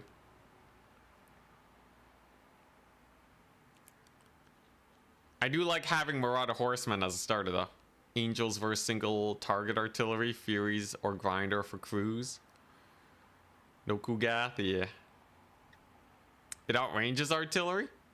Noxbringer has 360 range. Most artillery is Like most dedicated artillery is 450 or 440.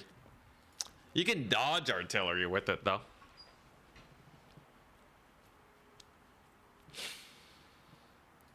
I think every build I should have at least one fury, just in case, so I don't accidentally goof it up. Human Boy or Tequila was casting a tournament once, and someone finally won by beating Cathay with double grinder kite. Well, you can do that in land battle, probably not domination, right? Although it is kind of funny. But like, you gotta be so, like, you know, I beat I beat like Demons of Chaos with double grinder kite or something before. That's pretty jokes. Oh wait, no, I think I brought the Noxbringer as Demons of Chaos to beat High Elves. Given enough time, you can totally kite with it.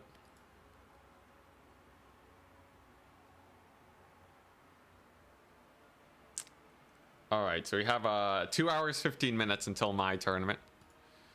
Sounds good, sounds good.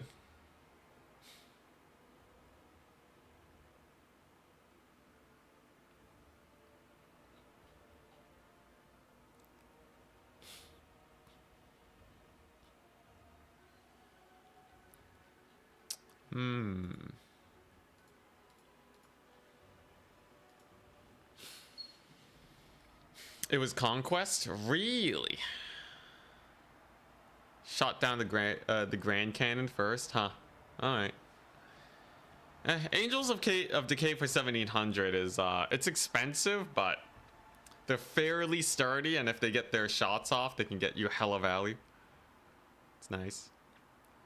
Rot Flies against Cannon Crews is asking to be countercharged. So unless you have an air swarm, you're probably going to be in a rough position. But yeah, I kind of like this rough idea. You know, you're kind of playing it very slow. You take 1 point, and then you kind of just, you know, and then you summon in the real tanky units in the late game to secure your second, like at what, like the 5-minute mark. See, Angels of Decay, they got super high DPS. They also have explosive attacks. Excuse me. I think they're missiles. Explosive damage, plus 10. These guys don't have explosive damage. Does help a lot.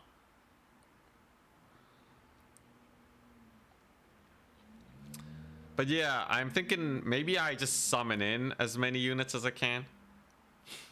There is another strat I have, which is basically the don't attack for 6 minutes Nurgle build. Hear me out, right? So Nurgle build number 2 is totally the Dark Elf / Vampire Counts playstyle. So here's the thing. You can heal up your army. You can heal up your army 20% if you do it just right. You keep this guy in reserve. Arcing Conduit, Children of Nurgle. You slow march them with the boys. And then you start, when the fighting gets going, you start spamming these 3 abilities, normal cast 24/7. And then you heal like 20% of your HP on all your units. 100%. This is totally a viable playstyle. Because if they bring Kite, you're sitting back and spawn for the whole game. So they probably won't be able to do much.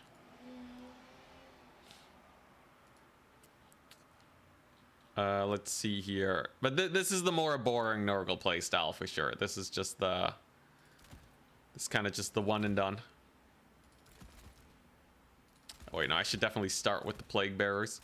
I'll upgrade some of these guys to Forsaken. Hell yeah, there we go. And you just spam Pestigores. Get the rest of your Forsaken in. And then, like, what? Chaos Warrior Great Weapons? You do still need a little bit of anti-kite to stop them from, like, super pushing forwards into you. Do you have, like, a basic range unit that can counter that? I don't know. Maybe Exalted Plague Bearers is actually the way. Get a couple Exalted Plague Bearers in there.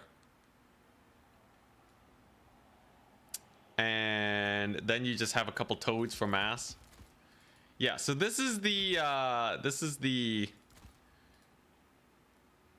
think this is the just man-tied Nurgle build, where you sit back and spawn, and then you just rush them with too much stuff to kill. Like this, all of these guys are super hard to kill, and will take a long time. So if you just rush in at the same time, it's probably fine.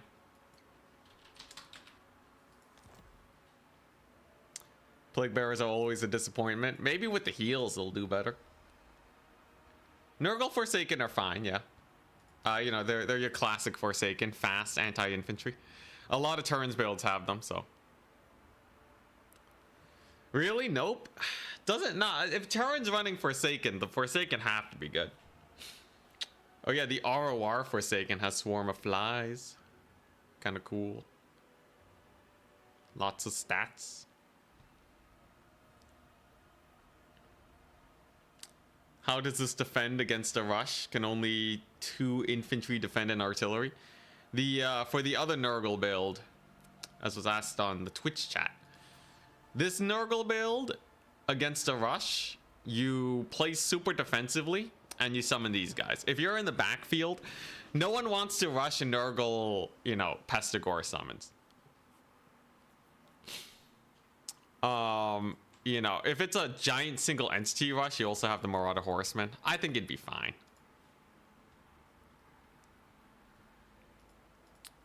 All right, round 4 is on its way, slowly but surely.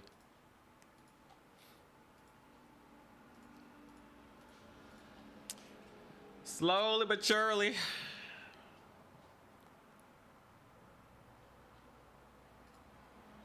But yeah, I think both builds are fun enough. I think if we play those and kind of refine them, we might be able to find ourselves a good position.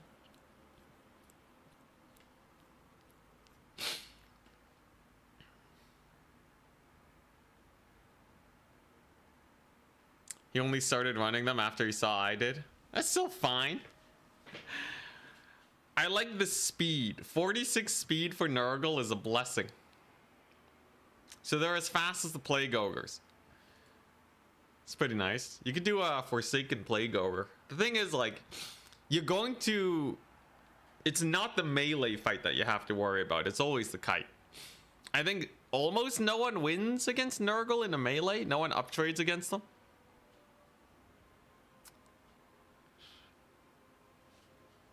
This build feels fine. The other one, though, is real interesting. I want to try that versus like a Tzeentch or what have you. A lot of expensive units that can get killed, though. But if I'm kind of just chilling in the trees, maybe it works out. The Exalteds are pretty nice. So the Exalteds are like your main anti-kite. Which is kind of awkward because... they are just Exalted. I will say, though, using the Children of Nurgle as your healing is very interesting. Very interesting indeed.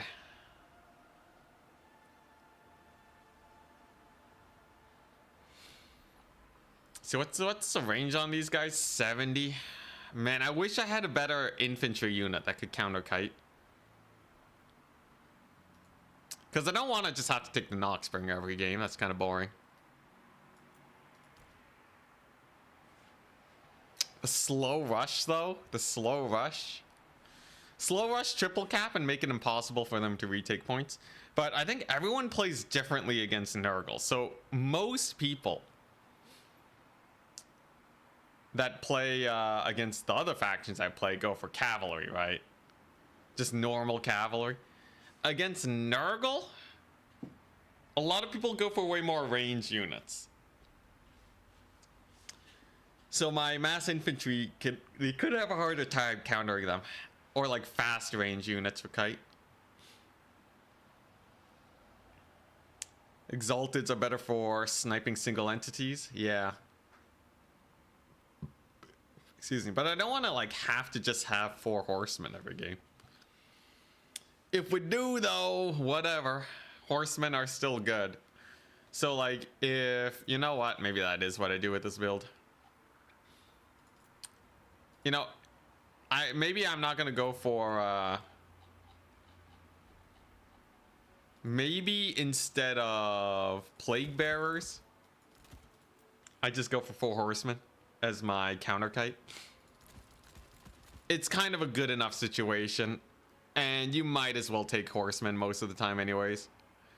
Then the plague bearers, do I keep them or do I get rid of them? Is there a way I can fit a plague bearer in here in a way that makes sense? Ooh, so close. Festering Stooges? 1,200. Spending's a rough one. Yeah, this feels not bad. Okay, all right. You know what? This is actually pretty fine, I'd say. So this way, you have the 1 Festering Stooges, you have 4 horsemen, and then you still heal maxing. If they bring a normal infantry stack, they should die. Cavalry and stuff will die too. And then the question is, can Kite actually kill this fast enough? And the answer is TBD, I guess. This feels like a fine Nurgle infantry heavy build though.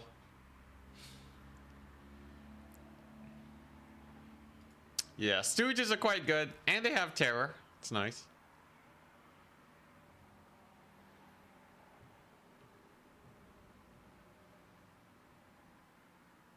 Anti-large cav units are amazing. Rot Knights are really good, yeah. They are indeed just really good. I'm just trying to, you know, I'm playing around with other stuff. Maybe I'd replace the Toads with Rot Knights. But the Toads, they don't have that much HP compared to like Pestigors. I could just have the 1 Rot Knight. Like in the Stuff 'em Up build, you don't actually really want Toads a lot of the time. Unless you're trying to clear infantry. So maybe I do just swap them in with like the Arawar Rot Knight. It does cause terror too. And then just more slowdown tools. Nurglings can be a solid clutch in the late game. And then this way, the Rot Knights just kind of stall. The thing is, like, to summon the Rot Knights, we're spending a lot of money. I already have the Marauder Horsemen, but maybe in a back pocket situation. It's either that or I replace the Horsemen with the Rot Knights. That would be rather crazy, but maybe it's a solid way to counter builds. So we bring in the Rot Knights in the starting army.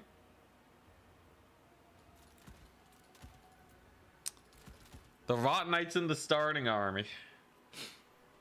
A bunch of Plague Bearers, and we use these guys to eat the skirmisher shots because they have 100 armor and 15% damage resist. Do you guys know if this unit holds into the skirmish play? Like, you know, if they go full skirmish, obviously we're just gonna summon in horsemen after. But having the Rot Knight feels good. I even managed to slip in the Arwar Forsaken. That's pretty fun. It's either that or we're going Chaos Warriors. Chaos Warriors versus Plague Bearers. Plague Bearers have more HP. Chaos Warriors have infinitely more armor. You know, maybe I do just spam Chaos Warriors. That feels maybe a little bit safer. And then my reserve army can be something like this. Feels pretty comfy. And we just stall him forever, right? I probably don't need that many Forsaken. These guys do the anti-armored roll just fine. So I can instead go more heavy on the Pestigores, who have a lot of HP. That will benefit from our healing more. And then Nurglings. I'm really trying to just get a stuff them up type build. Chaos Warriors are pretty meh. There's no good upgrade though, right? Oh, one of them can be a Forsaken. Okay, that's cool. I think it's just gonna have to be like a good enough situation. Plus they have shields. You know, a little bit more resistant to kite. I think it's just gonna have to be a good enough situation. Let's save this under Nurgle too. I kind of like where this cooking is going. I have my opponent. Multiplayer battles. And I'm up against David. All right. David Shane. Yo, yo.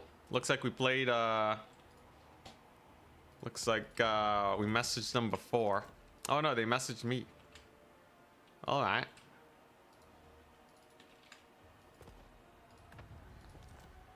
All right, here we go. Invalid password.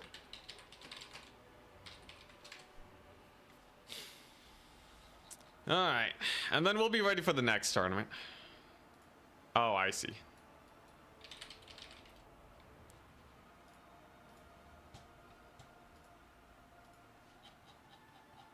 Let's do it. Oh, is he also Nurgle? Oh, God. Don't tell me he's Nurgle.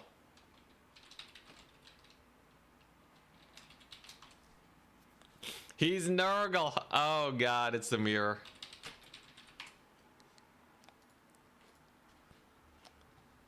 All right. So this time around... This time around, we're gonna play this one smart. I want to go for this build. It's on Bordello Landing. Yeah, his actual in-game name is Lord Grey, but because his Discord name is different, he just shows up as David on Total Tavern.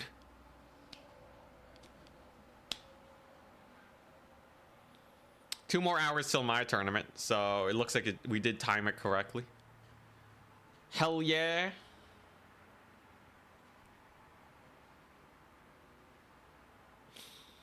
The Nurgle mirror. I can't believe we played 2 Nurgle mirrors today. I am more experienced this time, though. So the big question is, do I have enough to counter kite? Oh man, my nose is so itchy today.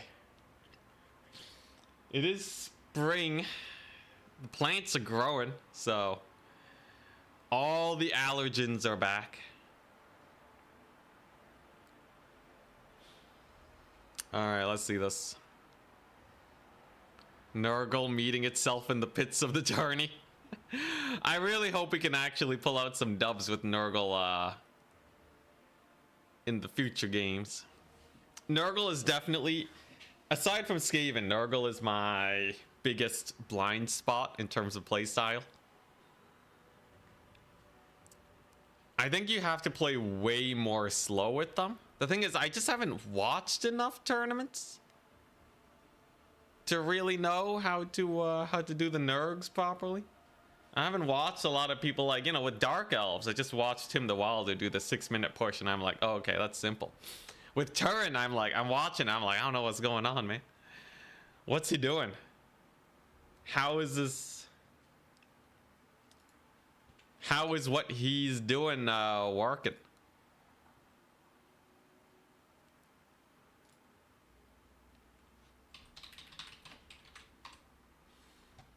So yeah, I haven't gotten a good enough mentor with Nurgle. I think that's the problem.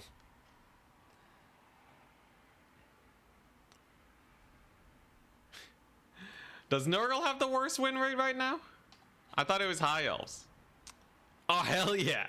Looks like our few games that we just played today. I boosted Tzeentch's win rate. They were the bottom. Now it's Nurgle at 40%. I see. That's pretty jokes. I think it's because Turin was busy playing Warcraft 3 for a while. I think that was the big problem. Darn Turin. Having fun in other games, not supporting Nurgle's win rate. I swear, Turin's the only reason Nurgle has a shot ever.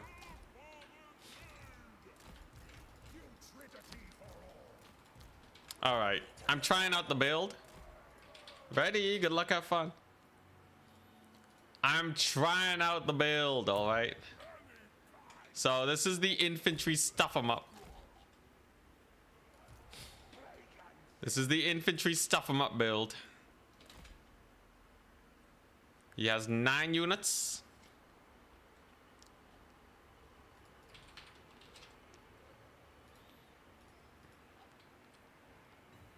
Blocker.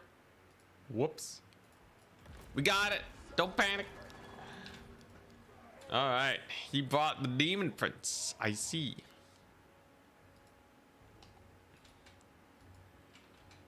So, yeah, plain simple. I got a cheapo lord. I have my my infantry stack. The Turin special, yeah. I got my infantry stack. If I need horsemen, we bring horsemen.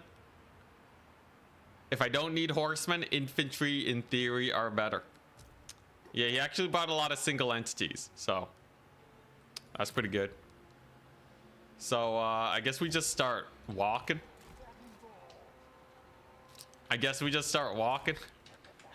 I have Rot Knights that I can babysit into the horizon. He has Spirit Leech and healing. Okay. Here we go. Get him, Nurgle. God dang, this faction's slow, man.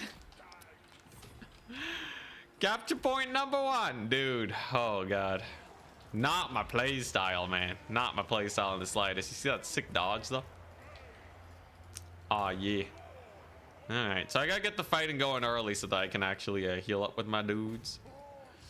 I like the Rot Knights to stop this business from being annoying. The Rot Knights are real good against these shenanigans. They got a great charge. Caught up his boys. And now we let the slow march begin. So I just want to get fighting so I can get my heals off as much as possible. Rot Knights are Chads. TLDR, Rot Knights are amazing.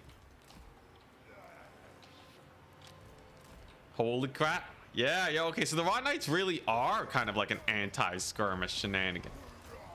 That's kind of cool. I kind of like that. And just brutalizing his little exalted over there. He's getting massacred.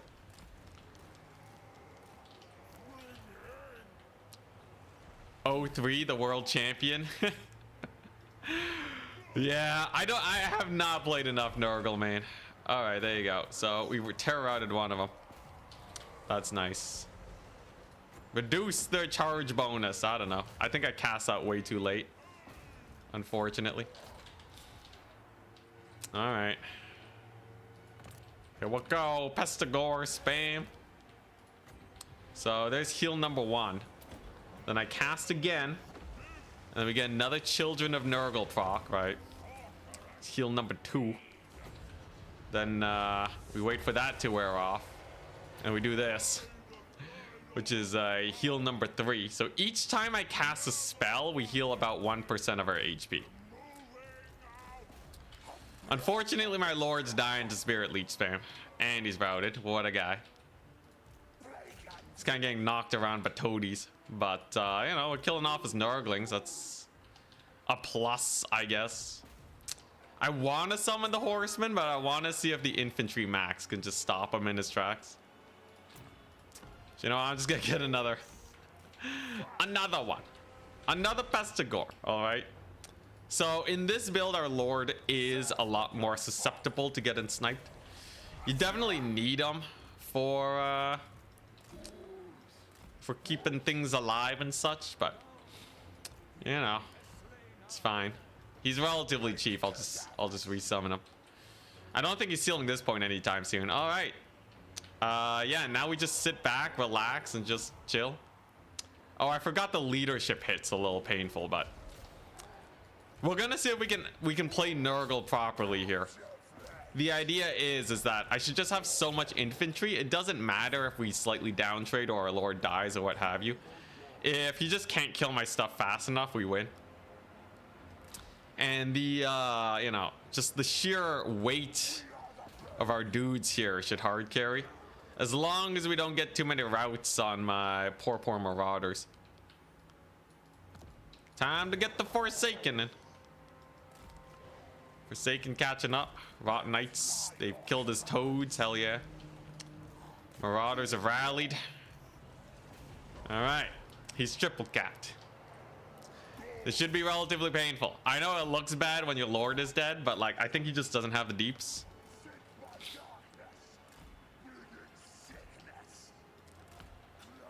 He just shouldn't have the deeps, right? I have you know, I have a million Rot Knights here. I have Pestigors into the horizon, made out of HP. And my leadership is relatively stable. Okay, so this is kind of how it would pan out if we were playing against other factions. If they went for single entities, that's kind of the big problem. Not everyone's gonna go for single entity spam, but they kind of have to get a Lord snipe in. Although I guess the Spirit Leeches were kind of effective. Pestigors doing their best. Will he really take this point? He's fighting the Pestigors in melee, which should be terrible. Let's heal them. Just make them a little bit more cost effective. I'll have my lord back in a second. So their leadership will stabilize. Get him in there. All right. He's back, baby. Walking up. Maybe I put him on a horse or something, but you can see the Pestigors are indeed very annoying. They just kind of sit there and grind forever. Yeah, see, this is how you do it, man. You out Nurgle the Nurgle. You can't kill things fast enough. Oh, Nurgling time. So the Nurglings bait out. Like if they go for the flank point, you summon Nurglings to stall them up even more. I guess he did retake one of the points. Kind of awkward. How's the trading? Kind of even. I'll take it. I just gotta get my heals off. I think once we get our heals, we'll be okay. Yeah, this guy could really use a horse. It gives him more HP too. Can the Nurglings get here in time? I don't know if the Nurglings are gonna get there in time. That's kind of sad. Okay, there's heal number 1. I feel like maybe I should get some Marauder Horsemen here. So he did route off that flank. A little unfortunate. The middle went great for me though. The benefits of mass infantry. Holy crap. Nurglings with the 34 speed were not enough to secure that point. That's kind of dumb. It's kind of real dumb. Let's just reduce that fury charge while we can. So it's all about that spell spam now. I just have to get as many spells as possible out. And our healing will be immaculate. You could see these guys, right? They heal like what? Heal like 100 HP per cast. It's pretty nice. And then Nurgling spam here or Marauder Horseman? I feel like the Marauder Horseman maybe. But the Nurgling spam is more apt, and I should be practicing this playstyle. Yeah, I don't know, man. If he wasn't Nurgle, would we have just died to like a normal faction? I feel like they steal points so quickly, you know? Nurglings should get a speed boost when they roll down a hill. It's like the opposite of Strider. Speed boost in favorable conditions. Alright. There you go. Rot Knights are cooking. That's for sure. We have lost that area, but I almost have my fecundity. This reduces melee attack. Wait for the heal to wear off. Get another one of these. The healing's through the roof. We have re-secured our point on the far end. Just go over here. Get the fecundity out. Yeah, my lord definitely needs to be on a horse. Definitely put that guy on a horse, man. He needs it real bad. So how will do the Furies kill his skirmishers? I guess we'll see. Rot Knight's over here doing great. Yeah, you can see he's forced to commit to the fight because he just kind of has to end it. But I just have like a little bit too much here. The infantry blob is quite nice because the damage gets spread out. And that makes it so they don't rout as easily. And then we get the Furies in here. Yeah, this is a good sign. We're finally beating Nurgle. Finally beating the Nurgle mirror matchup. Nurgling's here grinding against the Marauders. Kind of just chilling. Yeah, let's go. Let's go. The infantry tide's too good. Amazing. Curse of the Leper. Get that healing. Aw, yeah, look at that. Look at that healing. Solid 100 HP. And then we do this. Get more healing. Let's go. It's kind of patching up my Nurglings, I guess. It's like 84 HP per cast. The Rot Knights are going to live forever. Yeah, the Rot Knights is nothing to kill them. Rot Knight's pretty cool here. So, like, that felt okay. That felt okay. It seems like if your opponent goes for single entities, you'll probably be able to outgrind them with your infantry swarm. I feel like the skirmishers are almost a must-have. But, you know, there's some pure anti-skirmish builds that we'd have to be wary about. Oh, crap. I've been forgetting to save my games. Whatever. It's fine. Usually I only do that in case there's like a rules dispute against my win. But if we lose, it's not nearly as important. Huzzah! The Nurgle win. So I think I will adjust this though. Get the warriors out of there. Get the plague bearers. Put this guy on a horse. Does Rot Beast have regen? Rot Beast does not have regen. It does have more HP and armor piercing damage. Then this guy gets so expensive though. He's almost 1800. Mad Lad's almost 1800, man. Can't you go like way cheaper with this guy? 900. And then you just replace this guy with a Lord instead. Yeah, it's basically the same price, but you get 2 single entities. And then at that point, you might as well get Tarmakon. Because he's a pretty good fighter. Alright, that makes sense. So, yeah, you get a little bit of extra capture weight here. I guess none of them are on Rot Beasts. I guess this guy's a little bit squishy. At what, 3,900? It's kind of brutal. Is he worth sniping though? Probably. Although with Tarmakon nearby, it's probably too spooky for him. I lose 2 units of infantry though. That's nothing to scoff at. 1 Nurgling to capture an early point, however, is not bad. Festering Stooges is pretty good. Yeah, I think this is fine. Tarmakon's meta anyways, so I'll stick with him. And this is my new stuff 'em up build. Just lots of infantry. Rotting Riders. The Pestigore spam seems to do pretty well. They appear to uptrade as long as they can fight in melee and not get routed.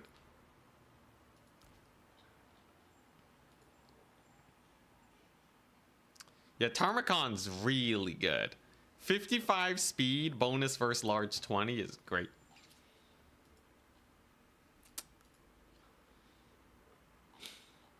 All that. Human Boy had a leadership bomb build with Doom and Darkness. Tarmakon's Rotting Host. And a Bile Troll for the leadership attack. Oh yeah, Bile Trolls have a cool contact effect. Stomach acid, -8 leadership.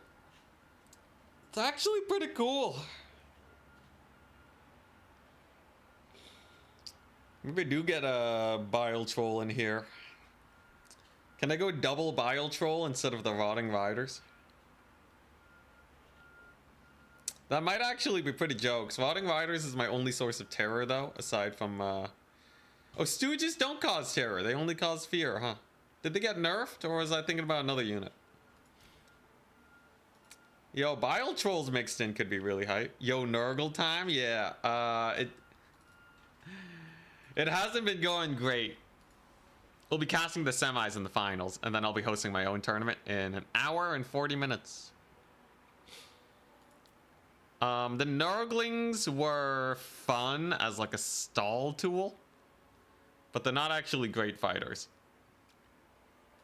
I really want to get Bile Trolls in here, because Bile Trolls actually have a really good contact effect. I feel like they would help in the big grind quite a bit. Their ability in melee causes terror.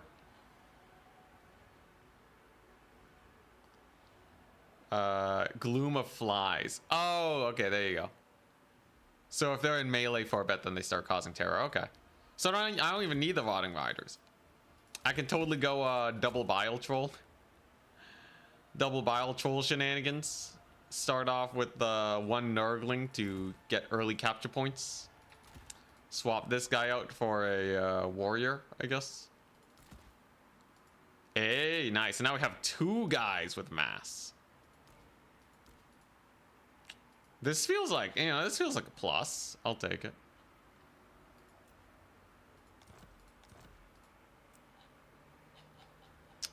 What's my other Nurgle build? Oh yes, it was that one. You know, this feels not bad. I kind of like this. You got a lot of chonka dudes. You got sick healing. And then you have late game Nurgling spam to slow them down. Lots of guys that kind of just up trade. Just don't die to, you know. Just don't get your Pestigores routed. Don't know how you're supposed to do that.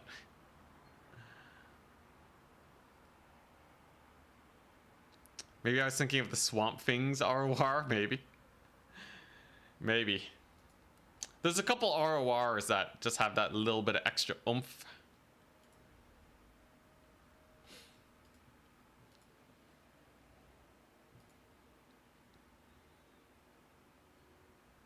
I kind of like this. This feels like a proper Nurgle build. The Marauder Horsemen in reserve in case they're very susceptible to horsemen. Like, the horsemen are just good if they're uncontested. I should just summon them in. But otherwise, I have a very powerful melee front.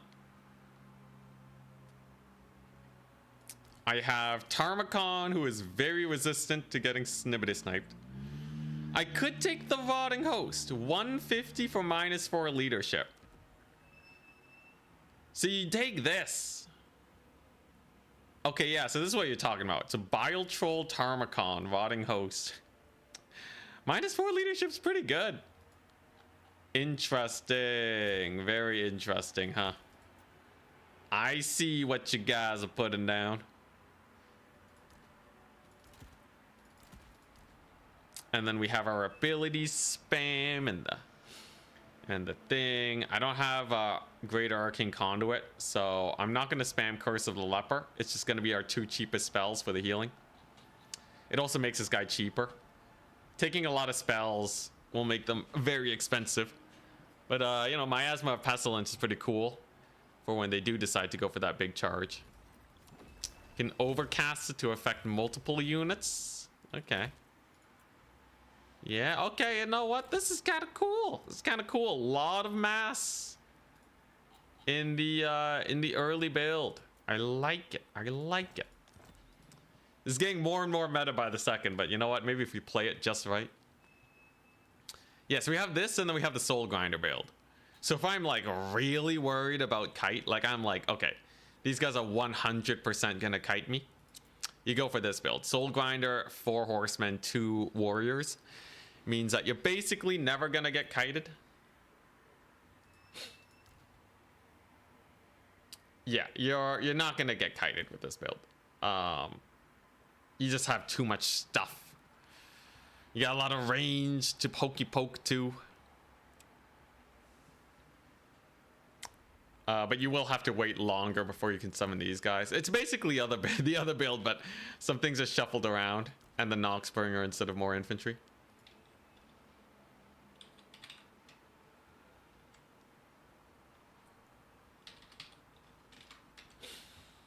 All right, so we're just waiting now for.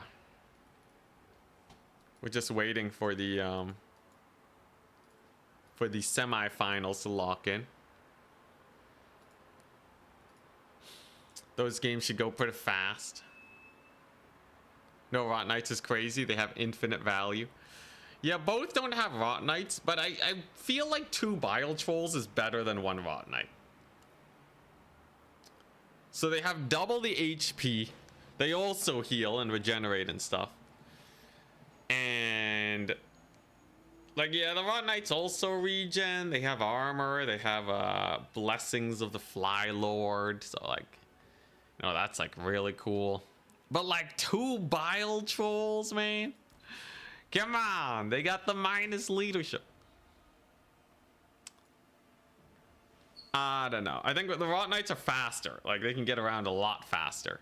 But like in a build where we're playing it really slow and I don't really need to bounce around, I feel like I don't need the Rot Knights.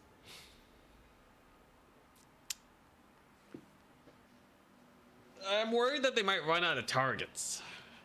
They can't dive the backfield. They're really just there to defend my infantry line with mass. And if I want something to defend the infantry line with mass, aren't Bile Trolls just better? Maybe against some ranged factions.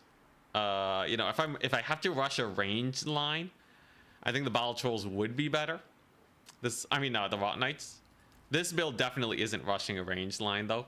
The other one may very well be though, right? So like this build could be rushing down a range shooty build, in which case the Bile Trolls would be way more susceptible to just getting murdered. But I have no other mass, so yeah, I feel like I really want to try out the Bile Trolls first. Who knows? Maybe they're actually just OP. -8 leadership is crazy. I didn't realize they had such oomph before. The thing is, Nurgle doesn't really have a lot of, like, they don't have a lot of rear charging and such. They're not really a Terror Bomb build most of the time, because you're flanking with the slowest faction in the game. So we'll have to see.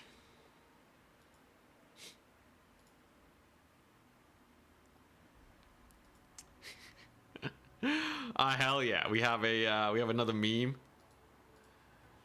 We got another meme for you guys.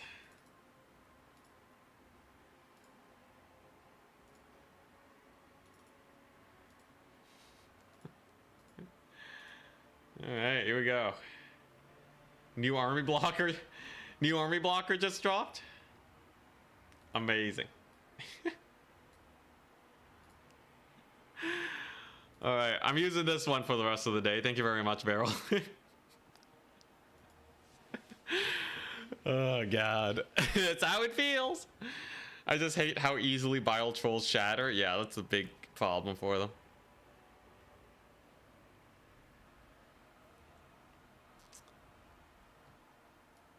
Oh man. All right, there we go.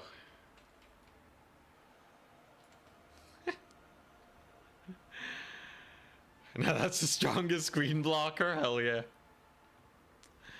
Better than Skaven? I still think Nurgle's better than Skaven. What happened to Warcraft 3? Yeah, so my PC crashed and black screened. I wasn't able to message chat. And the restart didn't work either. I was getting black screens of death on restart. Took me like a few hours to fix it. It was brutal. We're playing Warcraft 3 tomorrow though. Torrent's gonna be coaching me.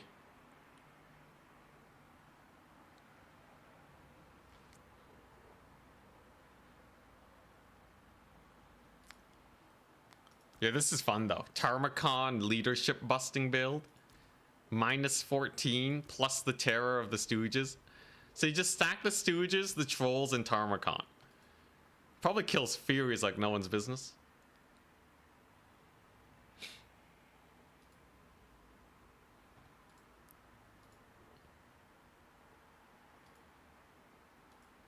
All right, we're just waiting for the semis to begin. Should be here soon. And then we cast the finals. We host another tournament. We win that one. Now that I have proper Nurgle builds, it'll be great. What's gone wrong today? I have no idea how to play Nurgle. Apparently, I'm like walking into like the classic builds, man. So like Warriors of Chaos, right? I walked into a 6 skirmisher build, and I didn't expect it for some reason. There were so many things. So many just normal builds I ran into and I just died. Like Angels of Decay. Alright. Just Angels of Decay in the Nurgle mirror. I don't know, just goofing it up. I hard goobed it.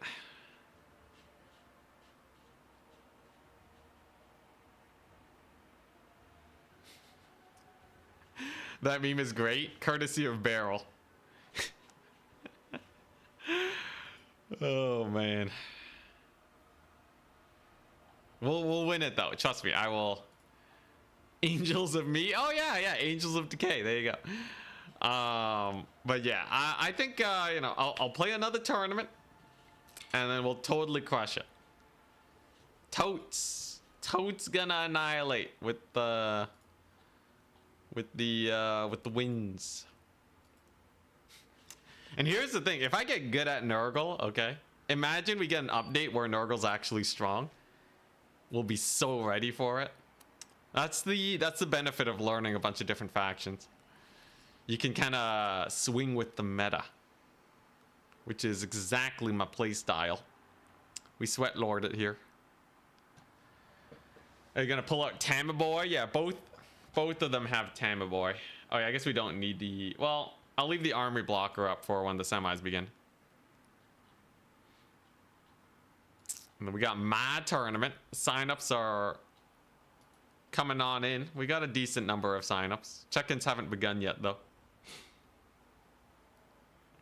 Next tournament starts in 1 hour 30 minutes. So about when we finish this one. Was watching the Warcraft 3 stream yesterday when it cut out. Hope you and Turin are still able to do that coaching session. We are, yes. So me and Turin are doing that tomorrow to make up for yesterday's jankiness. Yeah, I'm gonna have a Turin coaches Anticity stream. It'll be sick. I can actually make that thumbnail right now while I'm doing nothing. While I'm doing nothing. Oh crap, did the crash not save the Warcraft 3 thumbnail I made? Oh my gosh, what a ripoff. I should still have the file though, so I can just remake it. Today's gonna be a long stream, so I'm kind of just working at the same time as I, you know, as I manage these shenanigans. As I try to get a win with Nurgle. The impossible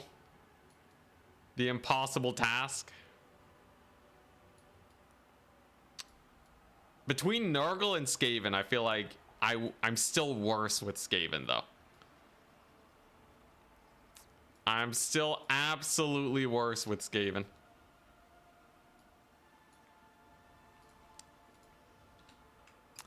Please find the high elf who keeps bullying my Nurgle with dragons and spank him for me. Is it Charix? I don't think I could spank anyone with Nurgle. Have you seen my last 4 games? Spanking, well, you know, there was some spanking going on. I'll give you that, but yeah, we'll see. I'll give it a we'll see. How does that feel? Does that feel does that feel good enough? Still though, I feel like practicing these games will make me a better tournament player. Because like, here's the thing, right? These tournaments have no prizes. So really, right? It's kind of like before, you know, how I would always go 3-1 in tournaments. But then when I sweat lorded it, I could use all the information that I gathered while playing garbage factions to win the to win the tournament, become world champion. I guess. I don't know. Or I can just win against Slaanesh again. Maybe I can just pull a miracle against Slaanesh with Tomb Kings. I will say that one Tomb Kings versus Slaanesh game was totally way too close, right? It totally could have gone the other way, and I could have gotten knocked out of the tournament. So we'll have to see.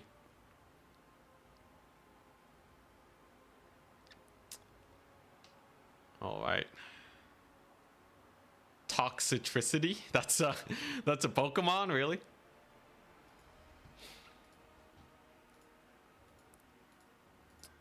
All that. Yeah, I'm just making my thumbnail while we wait for the semifinalists to show up for tomorrow for a little bit of Warcraft 3 action. Get hyped, people.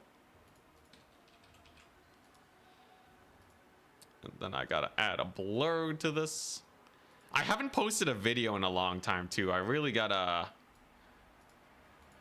get back on that. I've kind of been busy for a little bit, but I think next week is when we'll probably be able to really lock in and get some work done.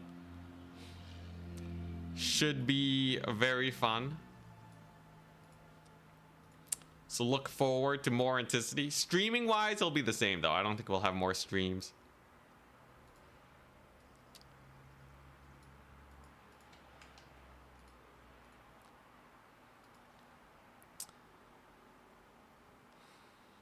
What happened to the Warcraft 3? Yeah, my PC crashed and it was broken for the next like 2 hours.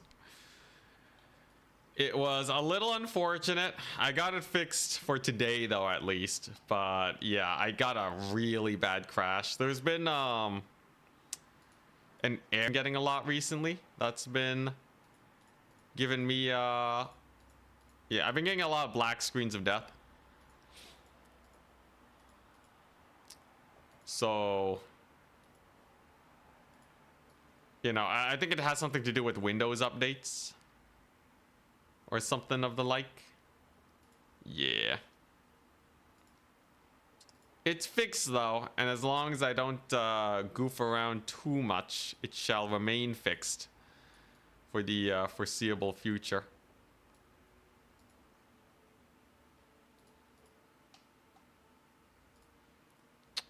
Man, this thumbnail feels too busy, man. You know what? Maybe I can do some of this. Let's blur this, actually. Does this work as a thumbnail? It's great. Anytime Turn's involved, my thumbnail is just plaster my face on it, plaster Turn's face on it. And then it's good enough. You know, it's good enough to attract people. How does this look? I feel like it's barely not right, man. It's just barely not right. Sorry, I can't show this off right now.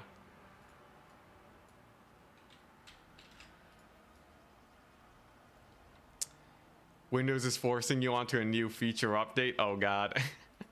Yeah, yo, the new Windows updates, man, they always obliterate things.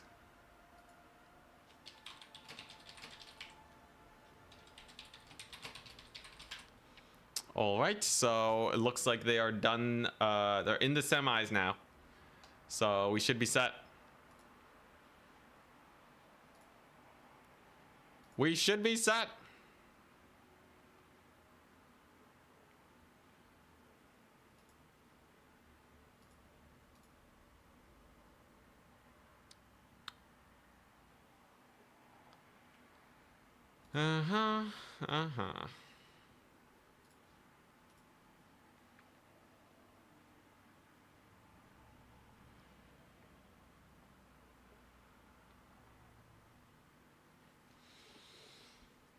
All right.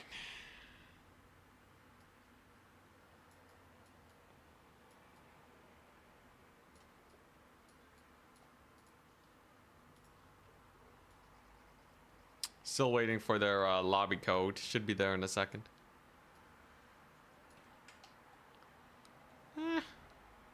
Yeah, this is okay. It's okay. This is a fine enough thumbnail. Whatever, I'll just send it. Let's see. Export as Turin coaches ent.jpg. Good enough. I might change it up later, but I think it's fine for the situation.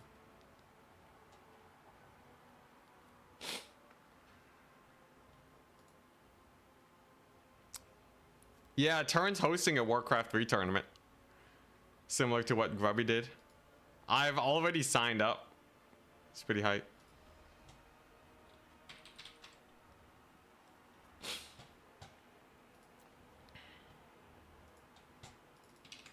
Ah, hell yeah, okay. Here we go.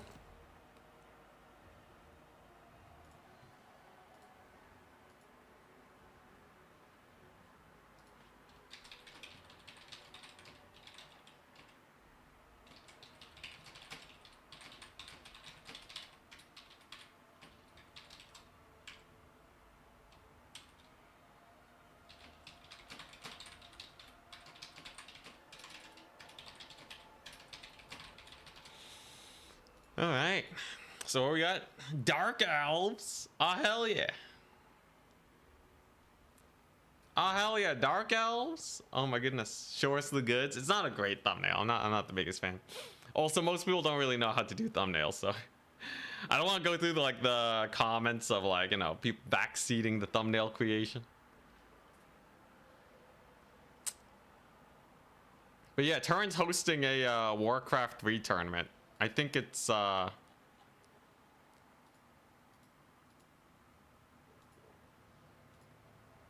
It's in half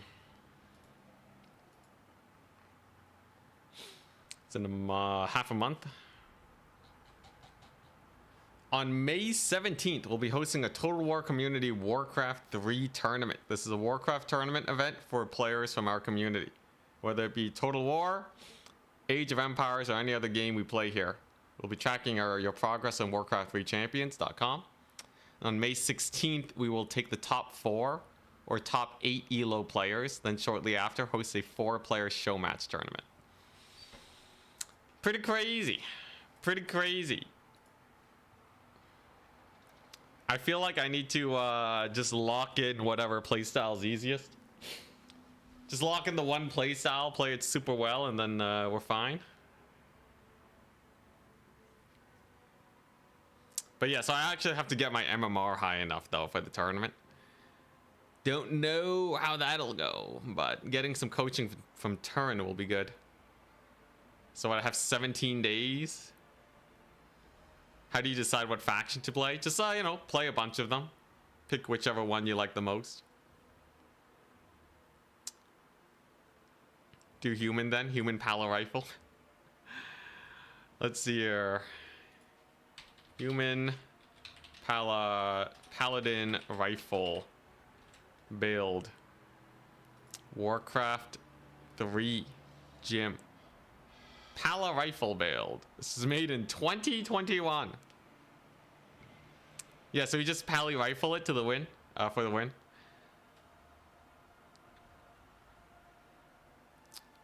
Let's see, versus undead. It's an okay strategy versus a 1-base undead, but hard to beat a fast expanding undead. Human, very bad strat in the human matchup. Okay, does poorly versus night elves, but not as bad as it does versus humans. Dude, it's just only okay versus orc and undead. What the crap? It also got nerfed, so I don't know, man. Warcraft 3 build for all factions. I need like a build that works versus basically everyone. That way I don't have to learn as much.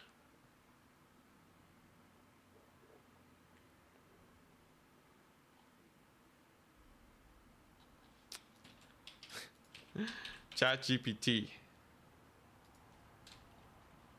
What is a build from Grubby that works for all, works against all factions for a new Warcraft 3 player.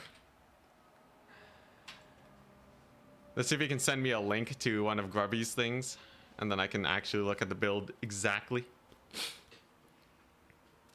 Orc Blade Master build. This build is popular and adaptable and teaches the key mechanics. Q3 peons at the start. Really? There's no way this is an actual build. There's no way you just Q3 peons. So you have to make buildings. Let's see here. Can you give a link to the build? Come on. Give me a link, ChatGPT. That's all I want. I just want to use you as like a better search engine. Grubby's Bloody Beginner Orc Guide. New Orc Bloody Beginner Guide. Okay. How does this do? How old is this? 2 years ago. I'm sure it's fine.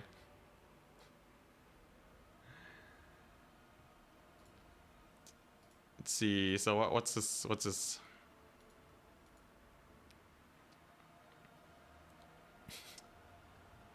Yeah, I'm just gonna look up Grubby's videos. Dude, he had a beard 2 years ago. He has like a thick beard. Okay, so peon. Send them all to mining, then build the altar. Then build a burrow. So altar, burrow. Yo, maybe I should play some Warcraft 3. Altar, burrow, war mill, and then the barracks. Oh, is this a headhunter build? Oh, hell yeah. He made one more recently. Let me look it up. Yo, are these guys gonna ready up or what? Have they messaged me? No, they're just taking their sweet time. Come on, guys. I have a tournament starting in an hour, 15 minutes. It's more than enough time though. Let's see here. So we go here. Bloody. Come on. Where's his Bloody Beginner builds? 1 month ago. Does he have a playlist? Let's see here. I gotta win this tournament, right? I gotta be the world champion of all things tournament. Playlists. Bloody. Really? Bloody Beginner Guide. Warcraft 3 Bloody Beginner Guides. Full playlist. Orc. This one's 5 years ago, so I'll scroll down to the bottom. Human Bloody Beginner is 2 years ago. Yeah, I don't know, man. But I want to learn orcs. I feel like they're cool. Okay, so then he builds his second thing. He goes Farseer first. Just straight up Farseer creeping. Okay. And then he's just gonna get headhunters. Okay, yeah, it's just Farseer headhunter, right? And then what? Do you expand or what? Like, I can learn Farseer headhunter. That's not particularly difficult. Oh, hell yeah, we're in the game. Get rid of the armor blocker. There you go. All right. What we got? What we got here? Dark Elves versus the Forces of Kislev. Dark Elf Man-Tide. Lots of Dark Riders. K-Knight Assassins on the flanks. Crazy. We have Kislevite Warriors. Some Kossars. Some Streltsy. Okay. Farseer Headhunter is worse than Pally Rifle. Orcs are by far the worst for me, having non-existing early game expansion strat and no good early creep farm except for 2 Farseer Doggo. But like it's pretty standard though, right? You can kind of do it against anyone. What's he have here? Blizzard, Hailstorm, Lil Grom. Okay, Lil Grom's probably the spiciest thing. So if I was playing as Kislev, I would worry about a Man-Tide push at the 6-minute mark. I think that would screw him over the most. So the battle begins. Yeah, this thing's gonna have a hard time getting value, but it's not gonna get shut down. The biggest thing Dark Elves could do is probably just idle for the next like 6 minutes, take the home point, and then just go for one giant attack and kill everything. Do they have any magic here? They have, yeah, Melkoth. So if they spam all of their Melkoths, use up their magic, and then go for the big fight, that'd probably be the best strat. Seepa seems to want to pull the trigger early though. Double Assassin is kind of spicy too. Interesting. So he went double Web of Shadows.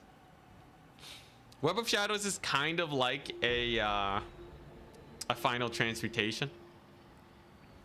Maybe he brought it against the you know, to beat the new Kislev build, single entity max. That one's very annoying. You know, Web of Shadows can do a lot of work there.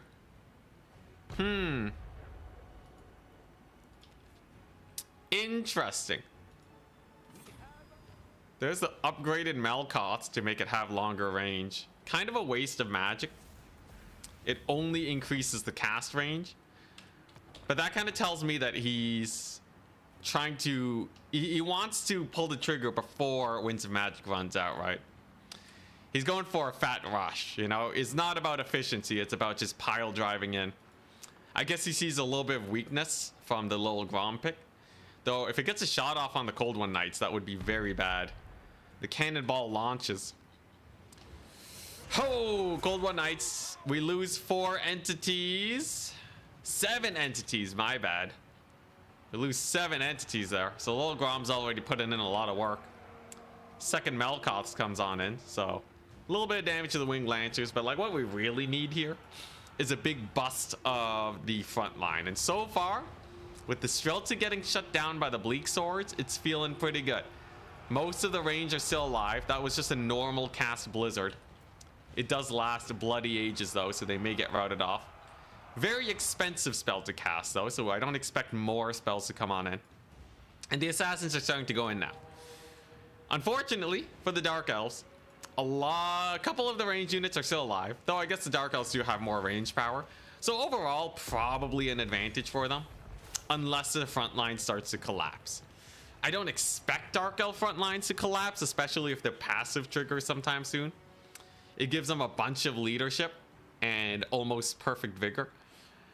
So they could get a lot of work done. A Lord snipe on the Kislev Lord could be really good too. That Assassin, he's spooky. He's an elf. 50 speed versus 66.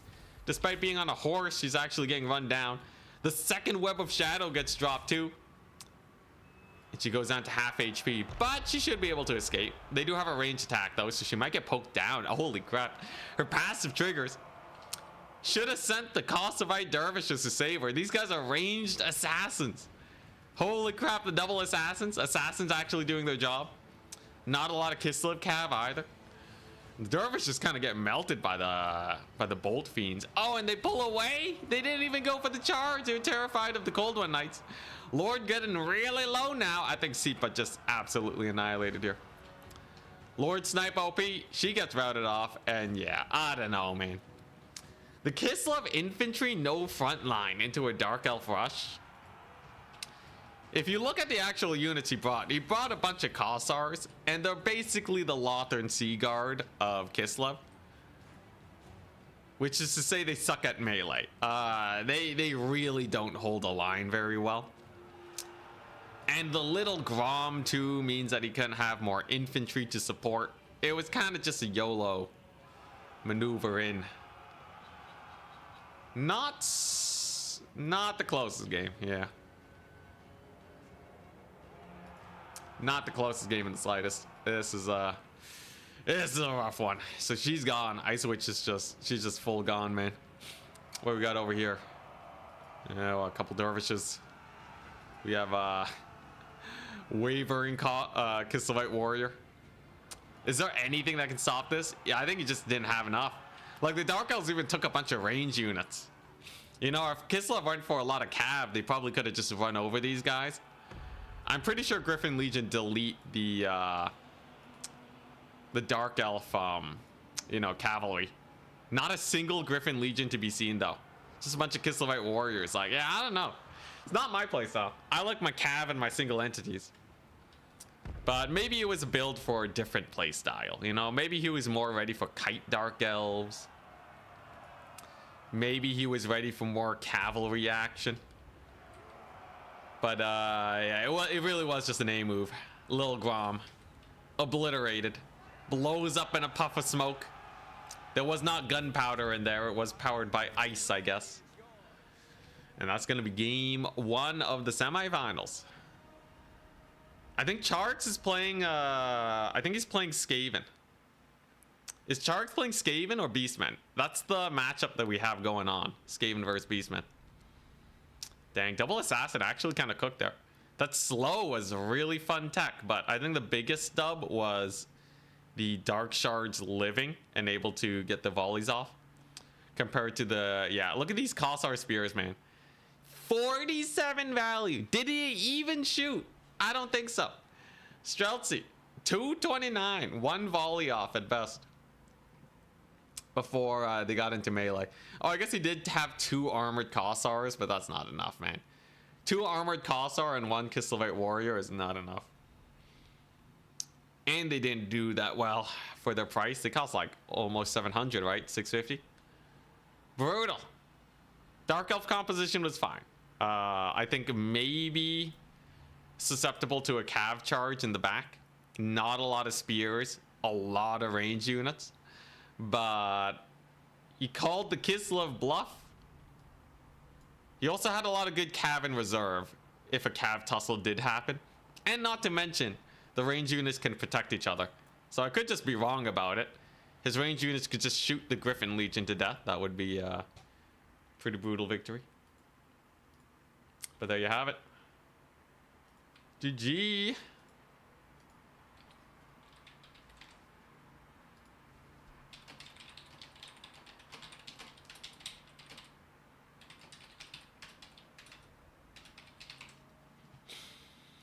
GG. Alright.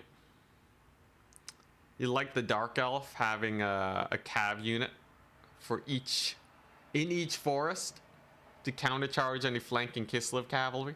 Yeah, there was some Cold One Night summons.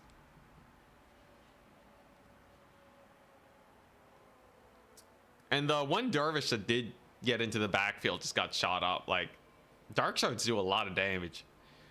So it could have been really risky. Could have been really risky.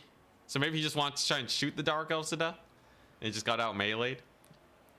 Should he have gone for the single entity max build? You think that would have done anything? Single entity max, right? And they just walk over the range units. Come on. I think the Frostworms are like the best unit for Kislev. But what do I know? I'm 3-1 with Nurgle. Alright, let's see this. Let's see it.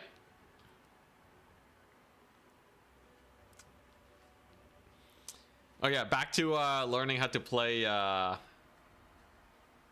orcs. I feel like it'd be fun. So yeah, just headhunter it. Just headhunter max it with the orcs. I feel like orcs is they're a fun faction for me. They suit my play style decently well. So yeah, he goes for headhunters. He makes burrows. He's still spamming headhunters. He's summoning the wolves to tank, so he's just creeping it up. More headhunters. Is it just headhunters into the horizon? It's, you know, you can kind of kite with it. That's pretty cool, right? Headhunters do like 1 million damage. Didn't even get upgrades for them. 0 upgrade headhunters. You just kind of run away with them as needed. Is there anything else? It's like Pally Rifle. It's just like Pally Rifle but worse. Then he gets Tauren Lord. Okay, Orc Tower Rush. Just cheese it up. The cheese only works so hard though, right? And everyone's going to be watching my streams.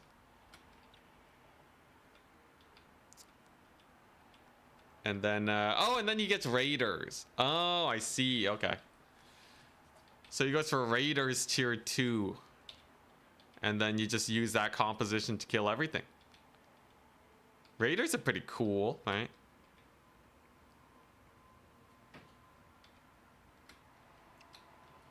And then he gets Kodo Beast for tier 3. And oh, it's just a 1-base build. I can do a 1-base build. Hell yeah. Yeah, okay. And then use the Kodos to eat things, and then that's it. You just run this build versus everyone. Alright, I can do this. I could totally do this. This looks like the easiest thing ever. This looks like the easiest, peasiest shenanigans ever. Absolutely not getting wrecked. Elves for the kiting style. Yeah, I think if we're doing a new player tournament, I just need to learn the basics. Right? I just need to learn one build and get really good at it. As long as the build is decently good versus all factions, I should be fine. It just has to be decent. Last Lord's a healer, and then you just kind of farms creeps like no tomorrow. Interesting. And then the Raiders are pretty good versus buildings. Really? The web spell prevents channeling? That's crazy, man. And I like the Lord Snipe potential. I like the nets. I like the net surrounds. Okay. Does he say what this build is weak against?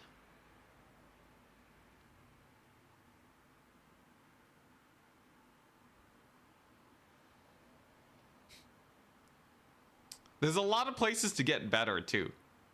There's a lot of places to get stronger. You know, with the micro. Huh, okay. Yeah, so it's just you know, it's just Farseer Headhunter. Creeping wise, there's no weird creeping stuff I have to do. Like human, you have to learn how to creep properly. And I feel like I'm just gonna screw it up. Same with elves. I feel like with the night elves, you'll just like I'll just have some bad creeping route. Someone's gonna throw a weird build at me and then we die. Sure, all right. I'm set. I'm set. I'm just gonna copy that build and just play it really well. We're going for rot flies again. Mega hype, maybe, but probably not.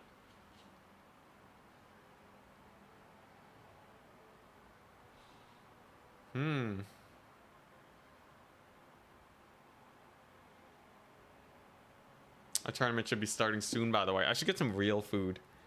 BRB while we wait for the grand finals of this tournament. Grand finals incoming.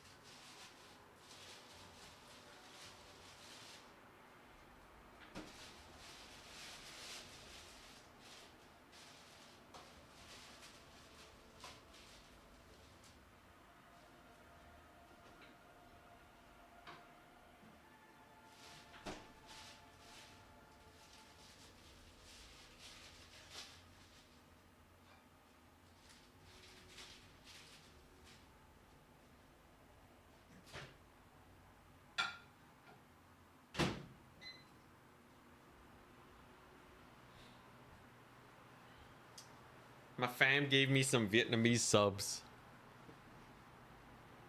That's what we're eating today.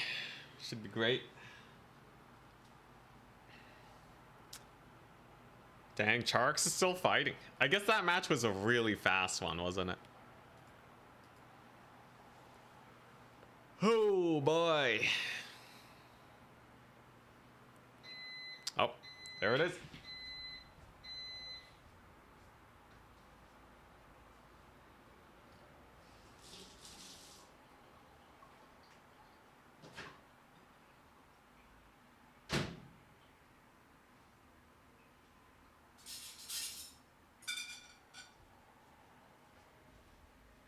Oh, hell yeah. There it is. Sick.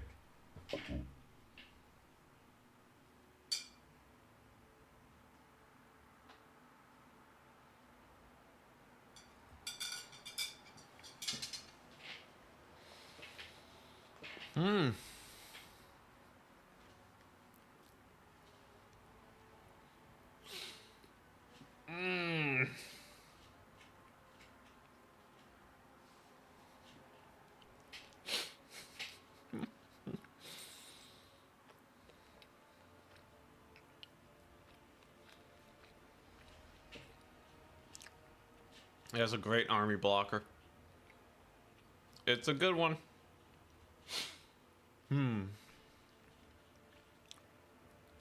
Yeah, we're gonna see Dark Elves win this SFT.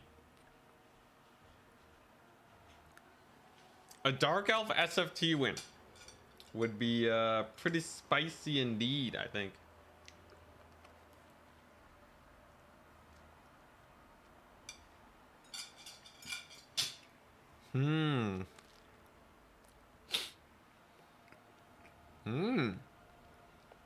Oh, it's corn. Okay.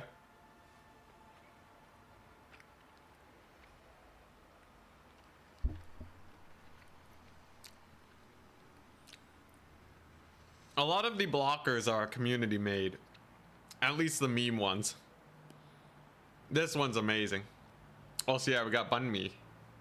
Banh mi. Or banh mi? I don't know. I don't know how to say it. I'm so far from my Vietnamese roots, I don't even know how to speak Viet.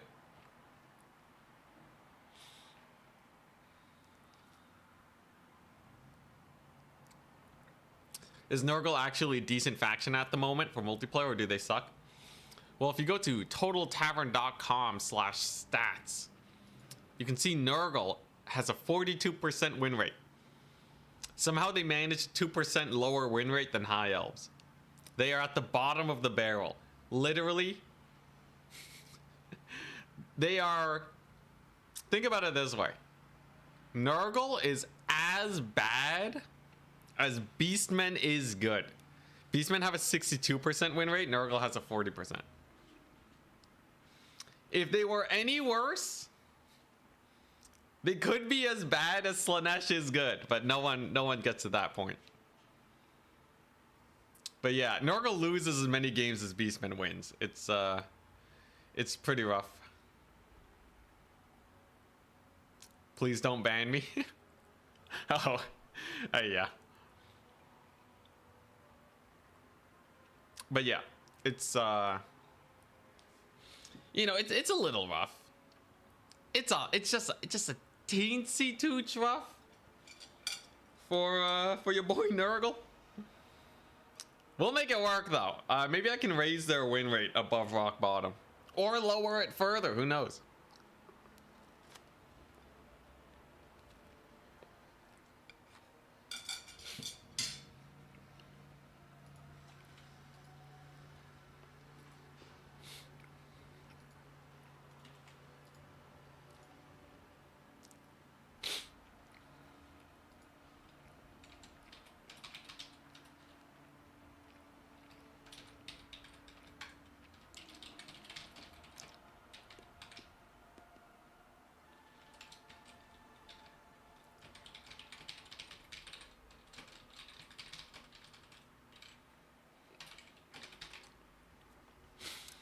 All right, my tournament's open, by the way. If you guys want to sign up for it, here you go. I want to try a new format that kind of lets you do picks and bans. Although today, of course, we're just playing Nurgle. Because I kind of, you know, we had an SFT to do here.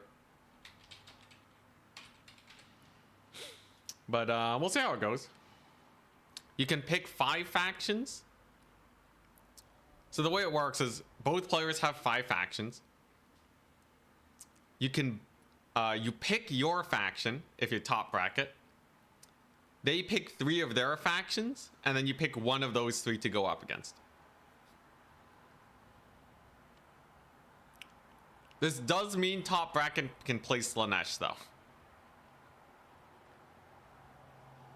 Which I guess is a little bit rough. Maybe I should change that up. Top bracket picks 1 of their 5 to play. Bottom bracket picks 3 of their own factions. Top bracket choose 1 of 3. Yeah, so couldn't top bracket just pick Slaanesh? Crap, I should modify that real quick. Top bracket picks 1. Bottom picks 3. Because, like, the idea is, like, you know, if you get to pick your faction, then... what's it? then your opponent should get to counter pick. So let's see here. How do I balance this? You have a single player campaign related question, maybe you can answer it. Yeah, shoot it my way.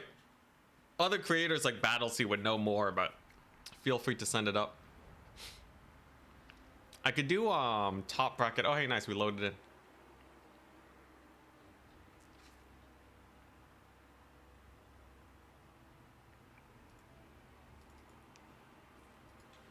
Here we go.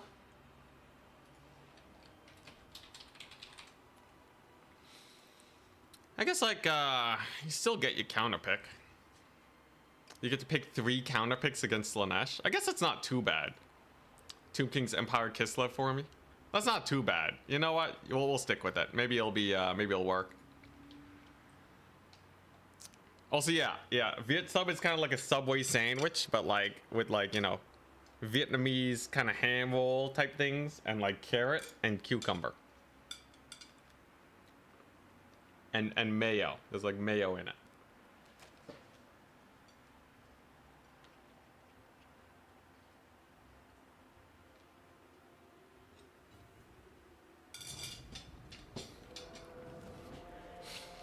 Mm-hmm. Mmm.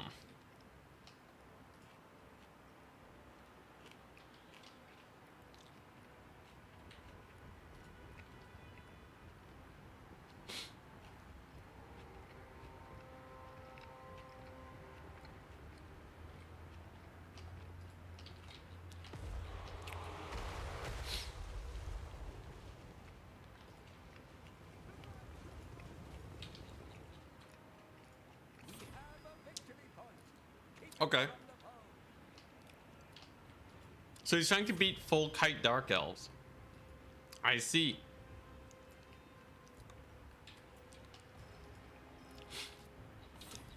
Yeah, this is a no infantry Dark Elf build. Never mind. 1 bleak sword. But otherwise, no infantry. Khorne has gone pretty heavy on the infantry, but is mostly relying on their mobility and their artillery to hard carry here. Fury summon. This thing costs 650. This unit over here costs 650. If the Furies kill the Dark Riders, it's a value trade for Khorne. If the Furies die trying to kill the Dark Riders, the Dark Elves are having a good time. Got a couple doggos. Okay, a little bit of a trigger pull. Oishi just going for it.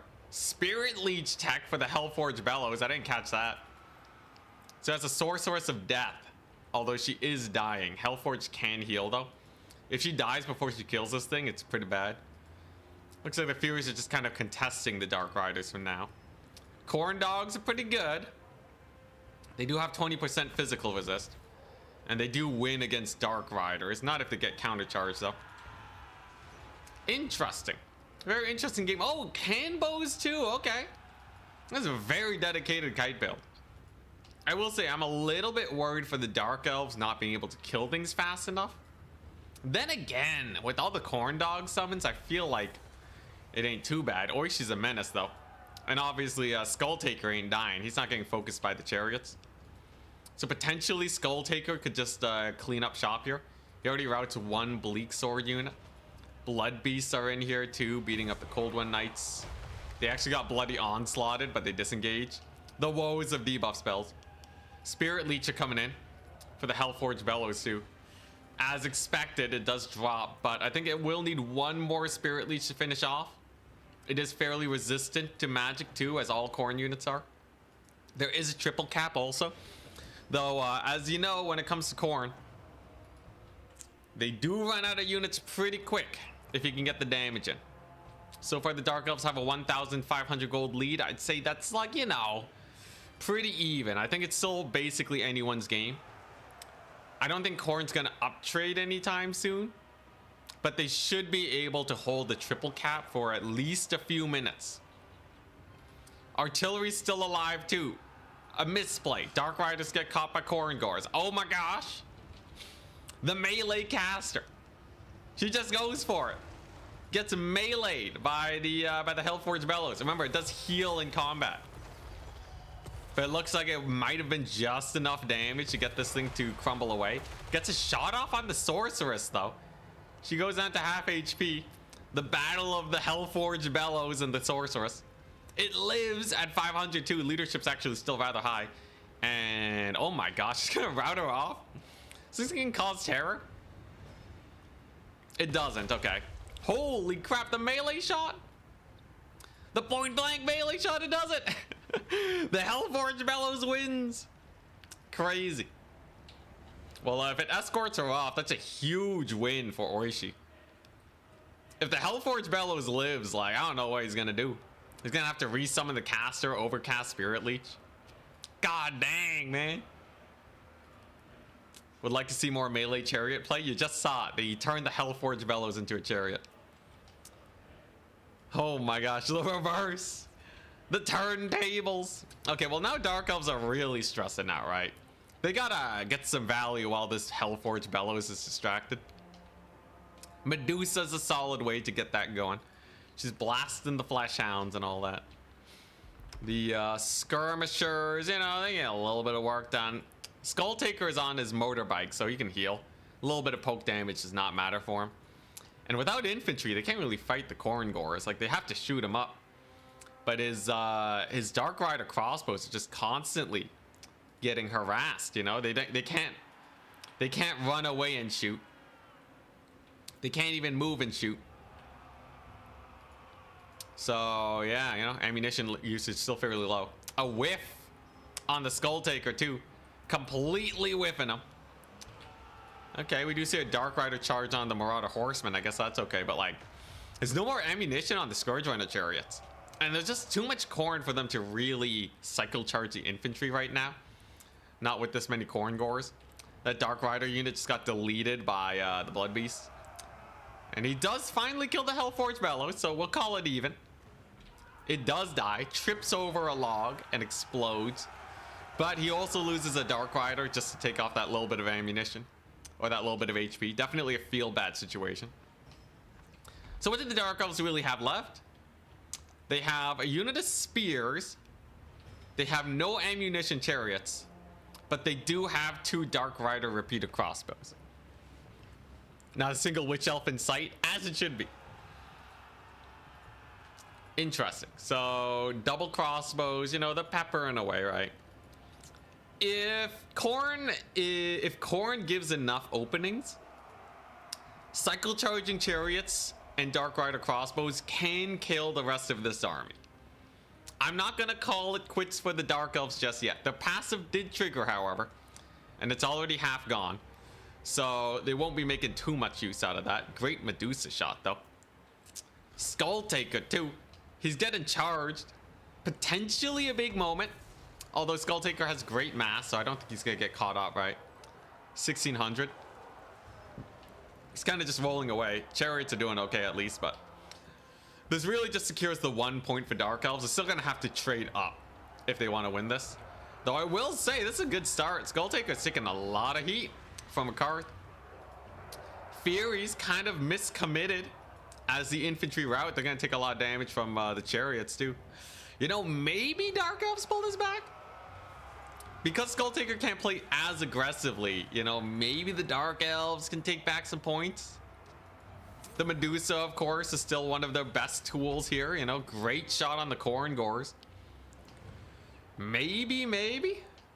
Also, yeah, it is a Nurgle stream in this economy. Like, I just won a tournament. I can afford to play Nurgle for a bit. But, is Siba gonna win this? He's scrapping very well. That Skull Taker surround was really good, but if these Furies keep tussling, and it looks like they will, it may go very badly, because then he loses his Dark Riders and the Dread Spears. A rough Chariot catch, too. That's pretty brutal.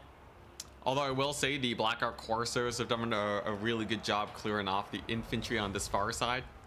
Khorne is starting to run out of units, but will they be able to resecure points? The big thing about losing these Dread Spears is that the Dark Elves may lose this capture point. And in a kite game where you're kind of racing for tickets, first one to 1,500 wins, it's not the best best of situations. Not the best at all.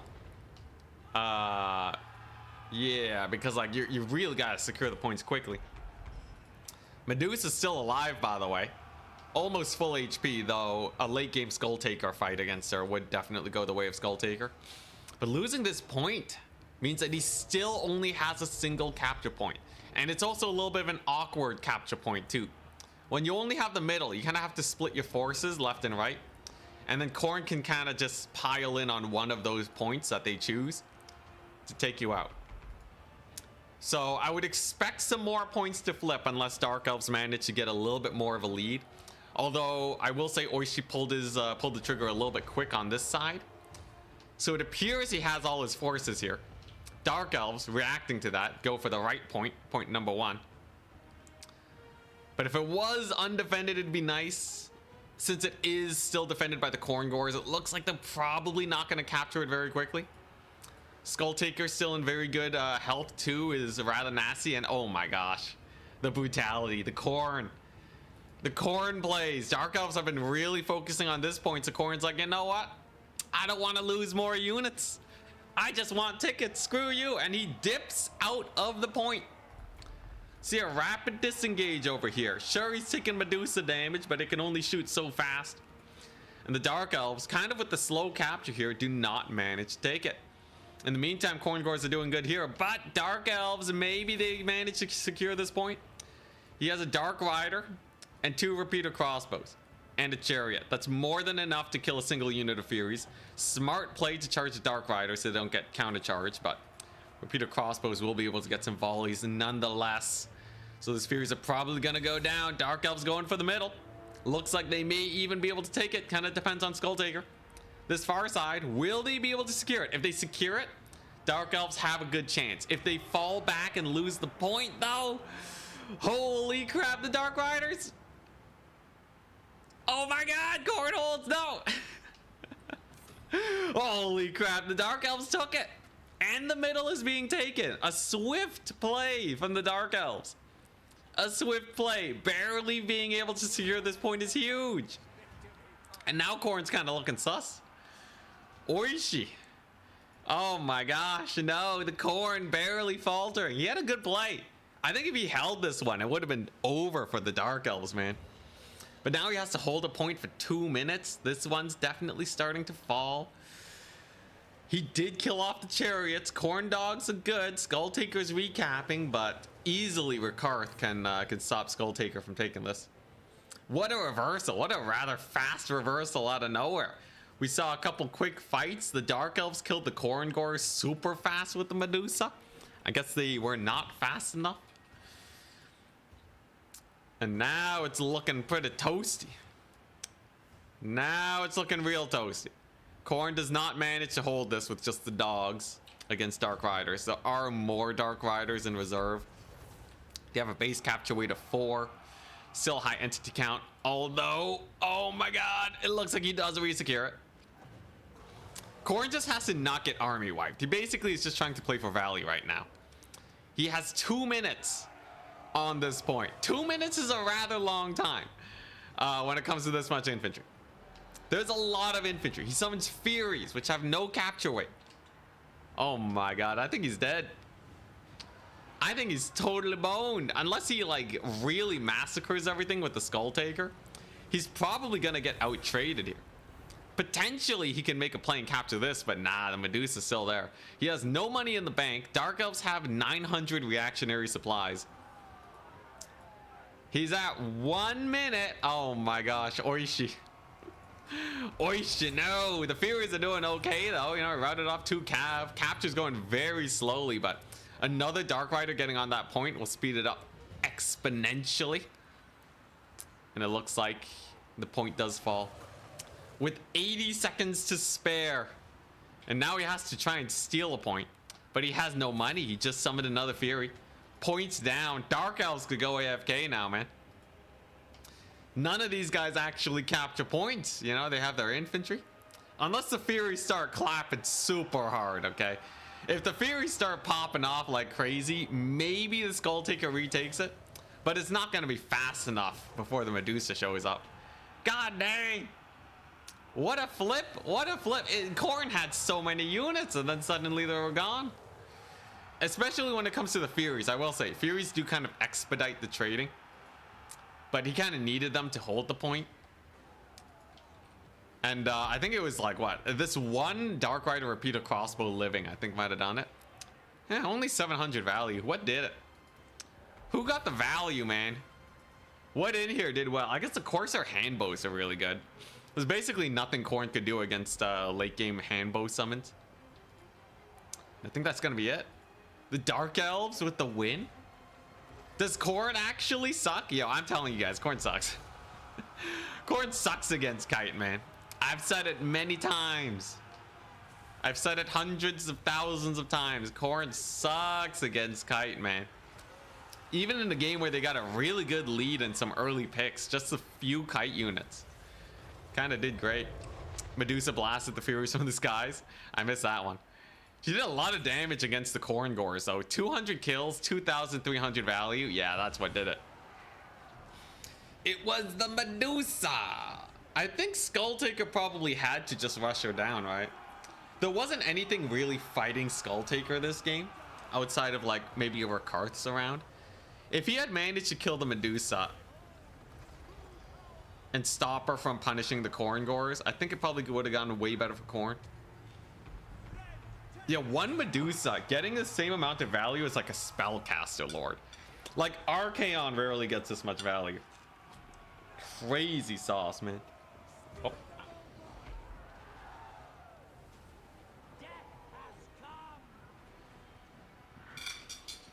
Mm-hmm.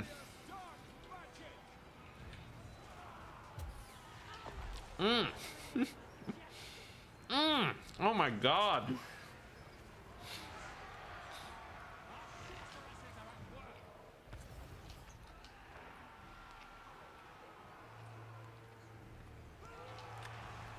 The terror route. Look at this lady. Oh my gosh, just body slamming the Furies.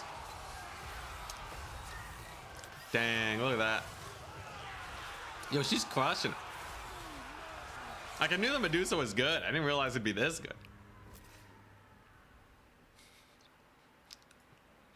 That was crazy. Well, Supa takes the win. With a 2,600 gold Medusa, she paid for herself twice over and still had full HP. That's about as good as it gets. His skirmishers got mostly shut down, but despite that, they still got hella value. His chariots got mostly shut down, but despite that, they still paid for themselves. I guess Corn just wasn't able to slow it down enough. Like, the caster kill was kind of jokes, you know? Like, I think the Dark Elf magic didn't do anything. And but he did shut down the health cannon in the end. Only 600 value. Dang. That was actually a pretty big loss. Like, the health cannon was supposed to shut these guys down. So even though he spent a lot of resources killing it, I guess that was enough to shut down the Kite. Dang. Caster kill was greed. Well, there wasn't much he could do with the cannon. The caster was the one picking the fight. Alrighty then. Well, how do you do? I guess Corn sucks. Or she's #1 on the ladder. He keeps playing Corn, man. This reminds you of when he played Norska. He's just getting kited into oblivion. Brutal. His Furies did good though. Like, he played well. But it just seems like the Hell Cannon just wasn't it. Cannon good into the Medusa? No. Medusa has anti-large shots. She would definitely win. It also just doesn't do that much damage to single entities. Skulltaker did fine though. 2,400. He almost did as good as the Medusa. Well, GG's. I'm hosting a tournament in 30 minutes. We're hosting a tournament in 30 minutes where I will be playing as the Dread Nurgle. The Dread Nurgle. This is the build we've been workshopping. Hopefully it works. Let me get some water. Ugh.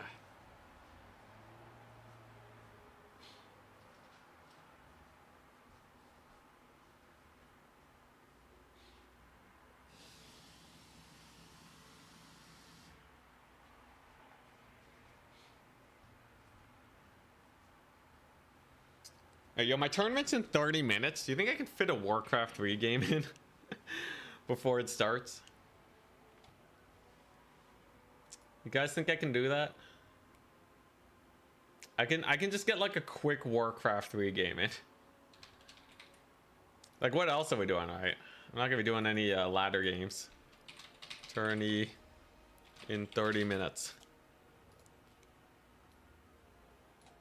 Or actually tourney after this game. Can I sneak it? Can I sneaky beaky it? 100% with how I'm playing. Let's see here. Warcraft 3.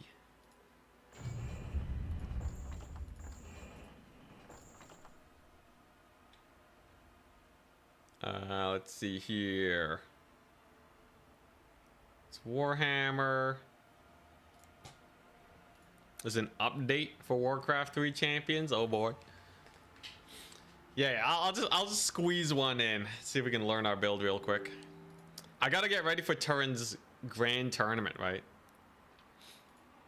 Okay, so what? If I wait, what was that message?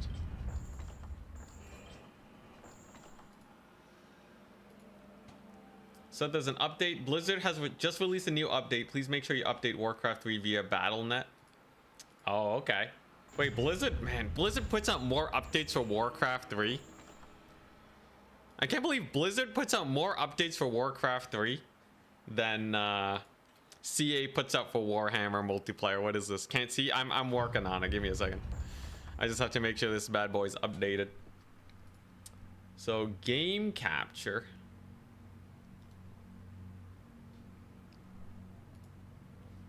Where is it at? Warcraft 3 champions. Why is Warcraft 3 not in my game capture? I will say it is a little glitchy getting this to work properly.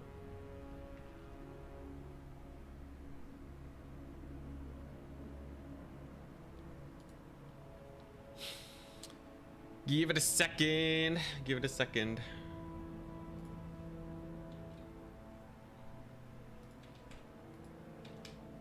There we go.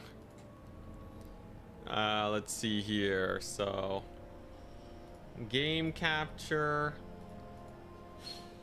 Warcraft 3. There we go. All right. So if I click this, then we should be good. Oh, hell yeah. All right.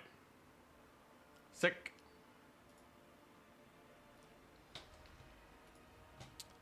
Sick. Here we go. So now if I go to Warcraft 3 champions, I should just be able to queue up and play, I think. Is that how that works? Custom game. Okay, yeah, sick. Alrighty, alright. Quick Warcraft game while we're waiting for the thingy. I'm playing Orc. Alright, I'm doing the build. Alright, here we go. Here we go. Let's get wrecked in less than 28 minutes. Alright, so I saw this from Grubby. Alright. So all you gotta do is you build your altar of storms, right? You mine this for a little bit. You get your you get that down. And then you go for the war mill right away. This is an easy build, alright? Headhunter strats for the win.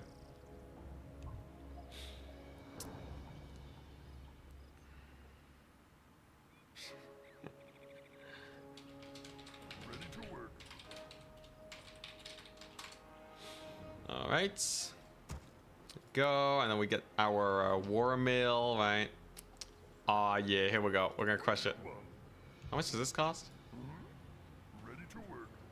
Yes. Okay, and then we get the war mill.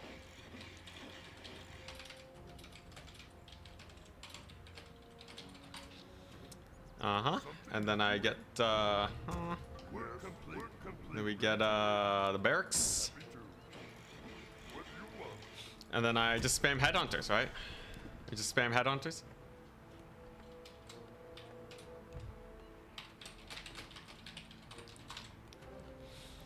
Alright, here we go. Anyone know how experienced this guy is? He's a noob, right? He asked if he could win. He has to be a noob. Alright, here we go. I need more gold, alright. Yes. Something to doing. We need more Crap. I missed Mike with that a little bit. I thought I had 6 dudes. All right, here we go.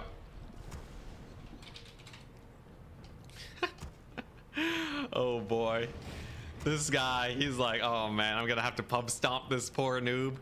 He has 10 games. Anyways, yeah. We'll be goodies. Oh boy. He's gonna get cannon rushed, tower rushed. Could be a smurf. I haven't actually played that many games, so it doesn't really know where my rank is supposed to be. Oh, hell yeah. Okay, so we got a wisp. Where'd he go? Where'd he go? Where'd the wisp go? Did he detonate it? Is that what happened? I can't tell anything. All right, it's fine. So, yeah, if I remember correctly, I just spam troll hunters. Then we get our tier 2 upgrade, right? And then we win the game. Oh my gosh, the voice acting in this game is so good.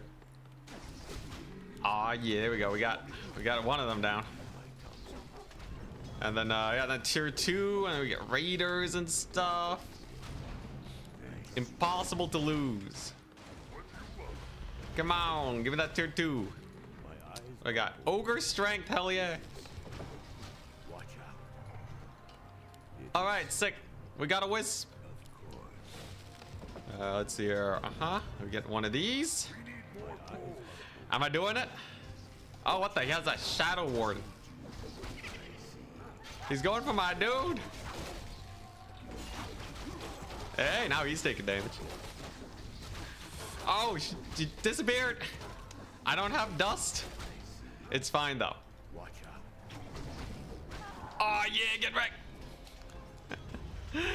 Oh my gosh, he's getting so wrecked. We killed one of them. All right. I feel like I should get ranged weapons, but maybe not. I didn't see Grubby take it, so I think I need the money for something else. Anyways, his lord took 1 million damage, so he should just be screwed. Not a smurf. He kind of goobed it. He kind of goobered it, I must say. Chain lightning. Warden scales exponentially with levels. Good to know. All right. Do I need a voodoo lounge? You know what? Screw it. I'm doing it. Work. All right.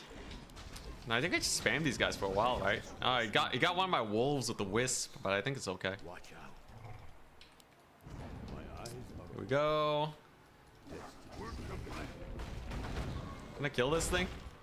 Oh, it does get healed by this guy. Oh, that's kind of awkward. Well, I've already committed. I might as well stay. I might as well stick to it. I almost have tier 2.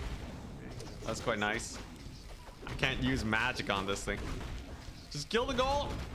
I'm letting this healer get so much value. Huh.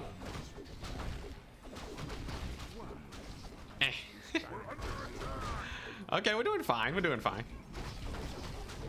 I'm gonna need healing in a second, but you know, overall, I'd say this is going well enough. Tournament's gonna start in 20 minutes. I have 20 minutes to close out this game. Shouldn't be that hard, right? There you go. So he's dead. All right. Nice. Tier 2. We got our big old torrent. Get our upgrades. Get the troll regeneration. Get some of these. Yo, I think we're winning this. Anyone else getting that feeling? I think we're absolutely crushing.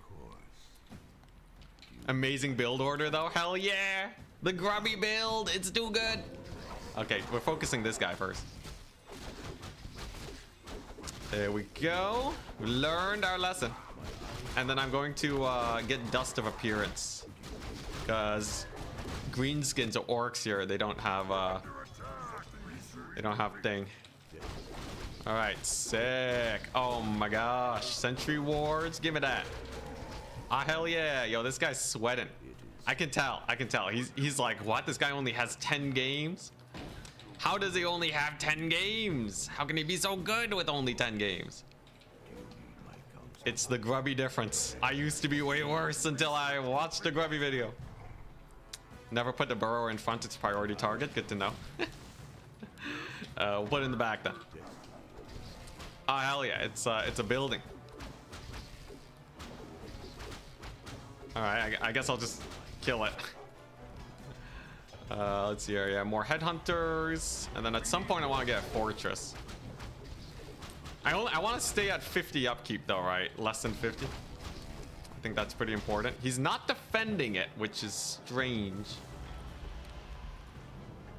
Fortress time? Nah, I think I don't need tier 3 that fast, right? Oh hell yeah, here he is. I think she's low enough where I can kill her. Ah crap. She was indeed not low enough where I could kill her. I can definitely kill all of his archers though. And she's gonna have to retreat at least. Run. Okay, it's not too bad. And now I can get raiders. Hell yeah. Beat him up. Oh, he has healing. He has hella healing. Teleport home. All right, I overstayed my welcome. Good to know. Oh, she leveled up from that fight. Oh, that was bad. Looks like we will be done this game soon. Eh. What? Oh, he was poisoned. Well, ain't that awkward.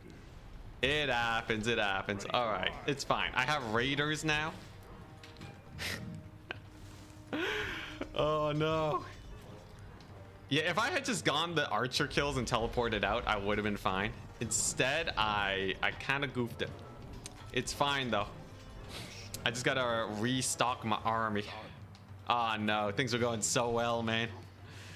They were going so well. Elves are the best. Dude, he got so much work on me there. He got the detonate. He knows where I live. Fight for life. I'll have my nets in a second. That's good. Run for your life. Run for your life. Oh, he's dead. Holy crap, he's a fan of knives. I have an alert to let you know about. He is a fan of knives. He's a big fan of knives.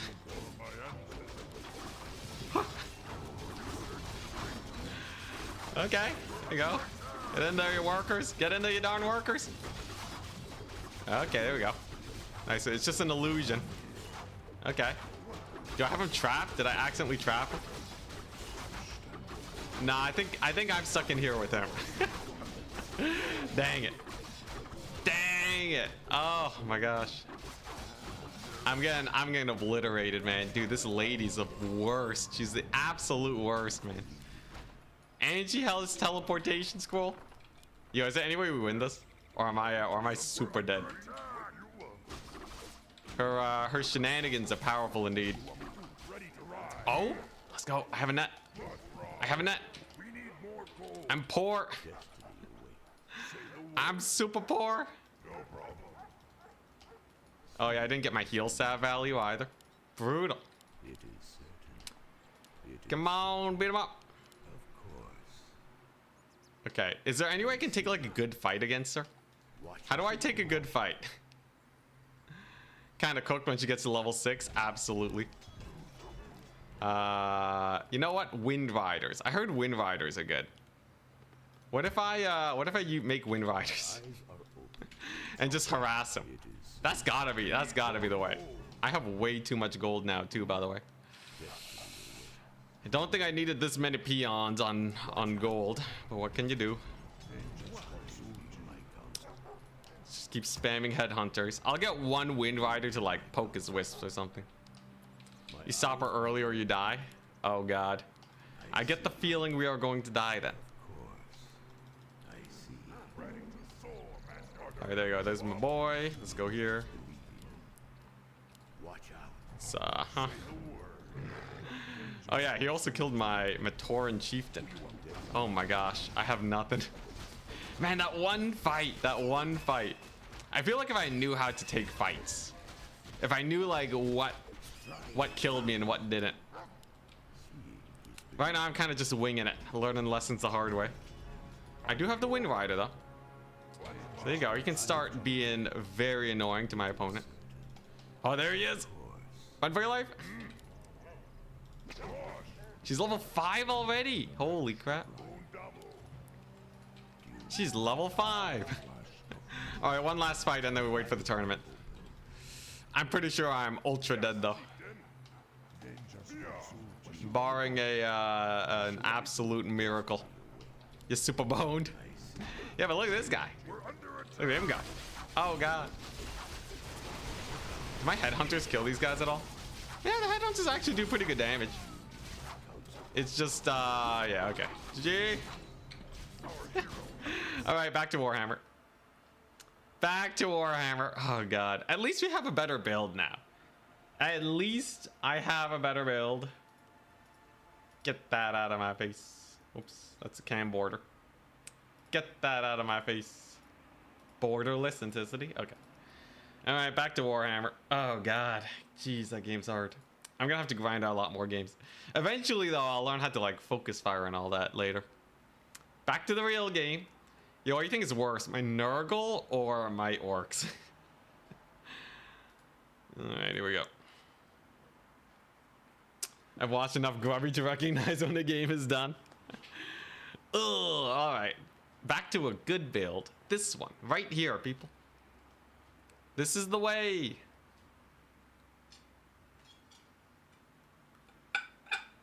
Oh my god, Shogun Garrosh. Jeez.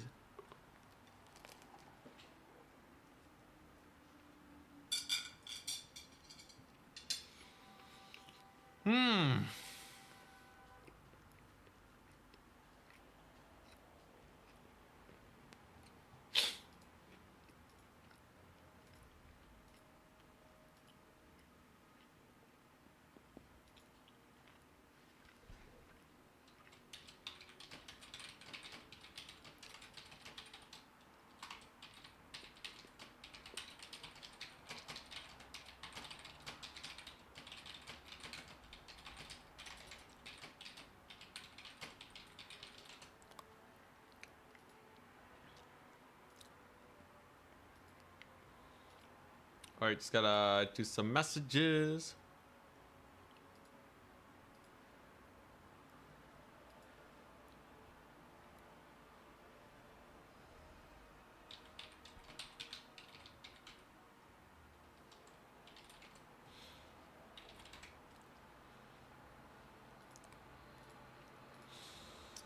Oh. I gotta win turns tournament though.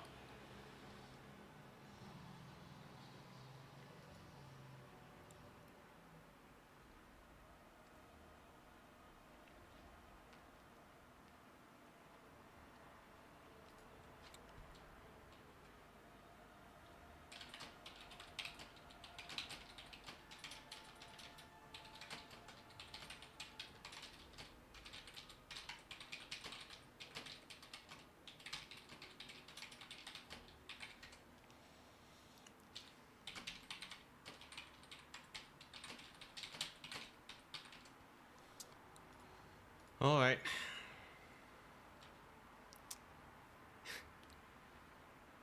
Also, yeah, I'm eating with chopsticks. Don't judge.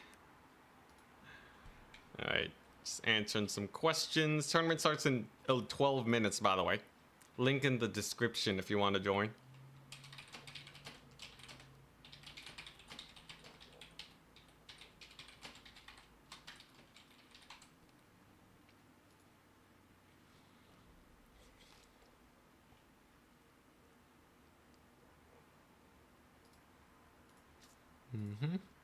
All right.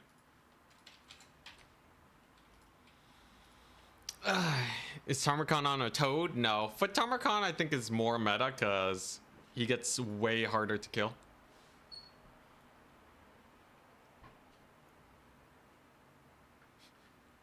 Yo, everyone wants Uncle Funkle, but it's like an instant loss if I take him.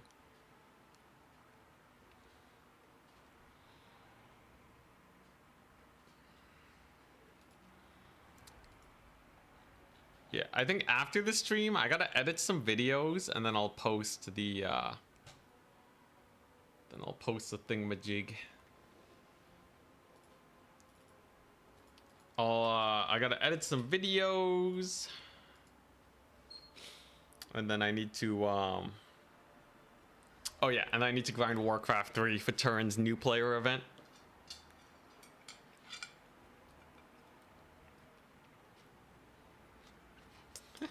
Oh, picking this thing up with chopsticks? Yeah.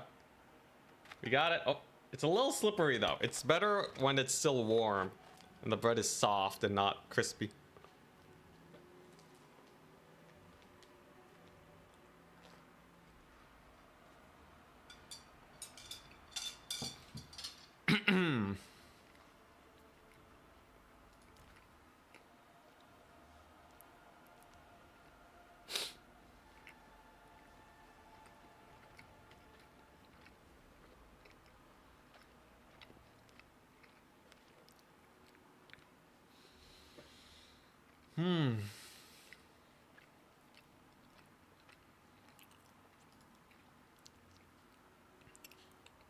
Are you gonna stream the grind? Probably not today. I'm streaming Warcraft 3 tomorrow.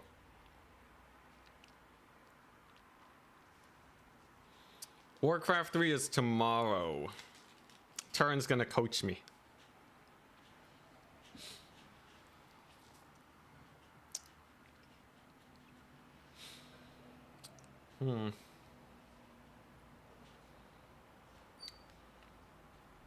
Also, yeah, Tarmakhan doesn't have a mount, you can see.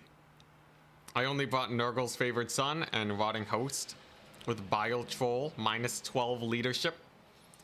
In the melee grind. It's pretty good.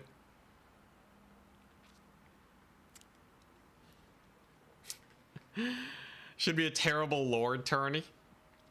Okay, yeah, so I should have a tournament where as Norska, you have to take a Marauder Chieftain. Fully decked out, right? As Wood Elves, you have to go for...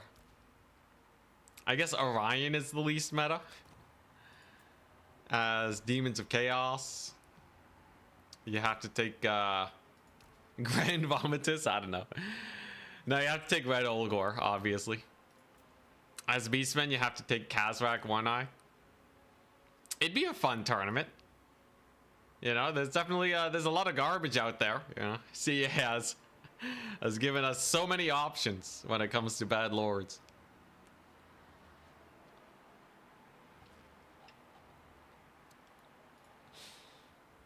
Yeah, maybe. All right, 8 minutes to tournament. 8 minutes to try and win with Nurgle Max.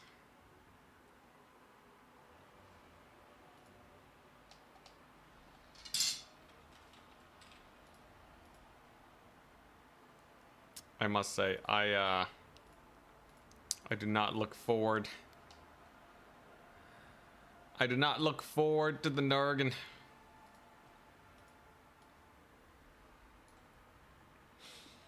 I will eventually get their playstyle though. Like if Turin can do it, right, I should at least be able to emulate his playstyle. I should in theory be able to at least do what he does. Okay, export as Nurg. Nurg.jpg. I look forward to your Nurgin. At least we have some proper builds this time. Every time I learn a new faction, we get caught out by like something that I was just completely unready for. This is why the second tournament is where it's at. Second tournament victories are plentiful indeed.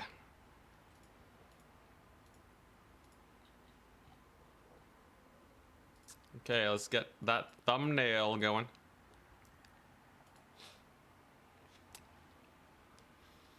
I feel like Nurgle and counts are very similar in a nutshell, so you got it. Actually, not really. Not in my opinion, anyways. Vampire counts do not route. Nurgle absolutely cares about leadership. They both have really good melee, but vampire counts have fast single entities, whereas Nurgle uses more cavalry micro. Nurgle doesn't have their version of Corpse Cart. At least not one that actually does its job properly. Though, you know, the monstrous infantry combo grind pretty well. Like, you know, they got like similar tools, but I think playstyle wise, they play very different. And also vampire counts really rely on their magic. I think Nurgle is less about their magic. Unless you count like spamming the passive, you know, big magic usage. But like vampire counts, you have Wind of Death, you got really cheap healing.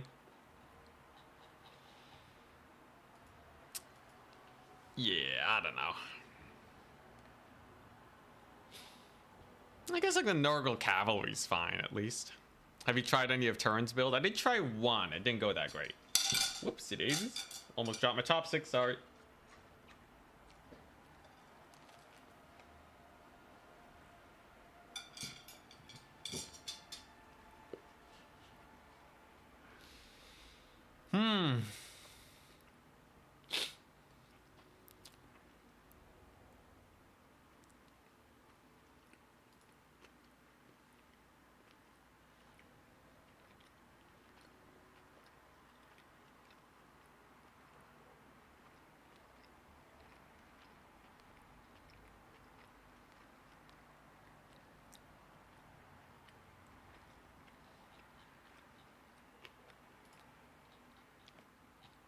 Where's it at? This thing? It could use a buff. So a War Shrine costs as much as a Mortis engine, but it's basically a corpse cart.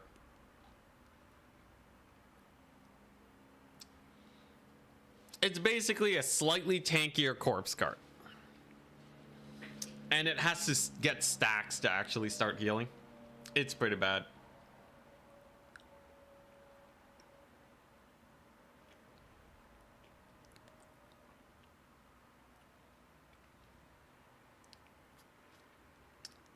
I feel like Tarn has a very specific way of playing Warhammer 3, not really meta, yeah. That too. He's really good with the slower play styles. Like, I think his decision making is top of the line. I think, yeah, his decision making is great. I think some of his unit points picks are like really off meta. But he's really good at like bringing the right units to the job.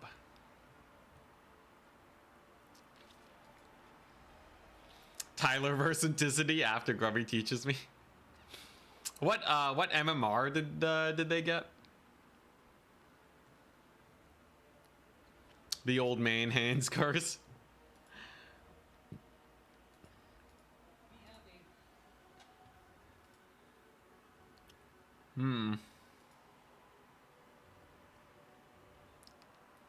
Tournament starts in 3 minutes, by the way. Get your check-ins. Everybody get your check-ins.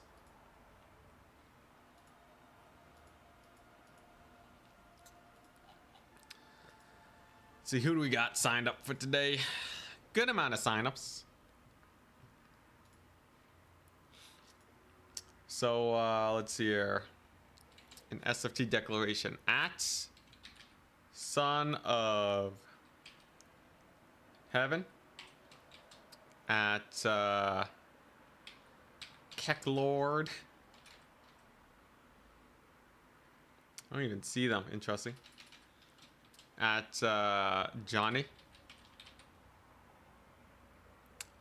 G said 7. Okay, remember to check in. Yeah, we're just missing a couple check-ins and then we can get started. So we got some people just playing one faction. We got a few people going for multiple. Good to see, good to see. Charix went for Tzeentch, Skaven, Betonia, High Elves, Lizardmen. It's the whole Charix line without Wood Elves. Serika's just playing Wood Elves though. Kind of terrifying. That means I probably have to play Nurgle versus Wood Elves if I do well. Oh god. Tyler's MMR is 1500. Okay. Grubby is like 2500. God dang. Okay, I could probably get better than Tyler with enough work. 1500's a lot though. That's a good amount of progress that I need to make.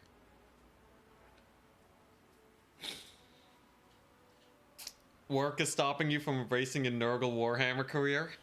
One day you will be blessed by Nurgle. And you will have a day off of work where you can play as much Warhammer as you want.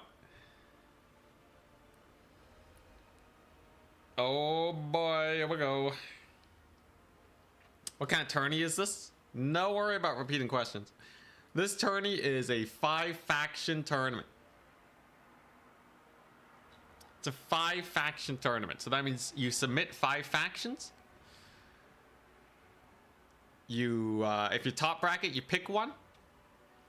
Bottom bracket picks 3 of their own factions. And you get to choose one to play against. We'll see how it ends up going. I don't know if this is more or less balanced than other systems. In theory, though, if you need to bring 3 Slaanesh counters to stop people from just picking Slaanesh every time, right? I don't know how competitive this format is, but maybe it's fun. I think it's slightly more exciting than a normal SFT, and you can play it like an SFT. All right, we are generating the bracket in 1 minute.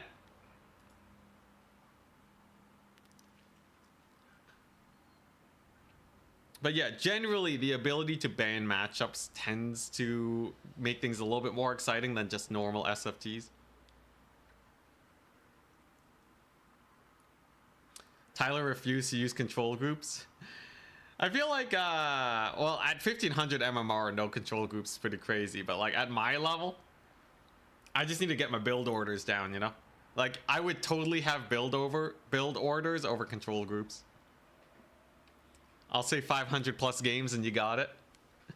That's a lot of grinding. I only have half a month to train. 1500 is better than 80% of the players at Warcraft 3 Champions. Dang. All right, generating the bracket. Announcements tourney at Goblins. Round 1. I'm up against Son of Heaven. Oh God. Yo, I'm Nurgle. Okay, so what are the 3 factions that they can choose from? SFT Declaration. Betonia, Empire, Dark Elves, Ogres, and Khorne. So, I'm Nurgle. He picks 3 of those factions. Okay. So he picks 3 of them.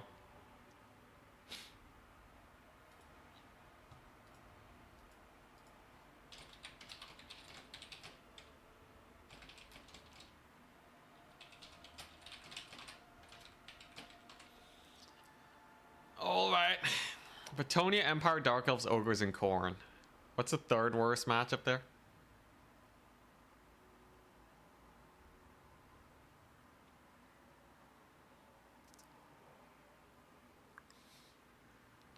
If one game is 20 minutes, 500 plus games is like 7 days non-stop. Hey, we can make it in time.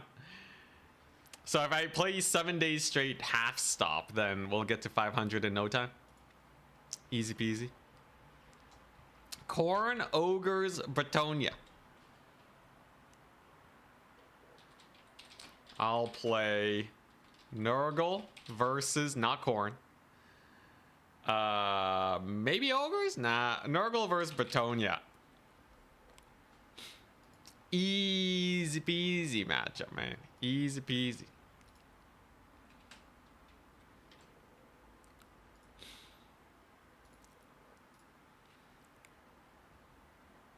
All right.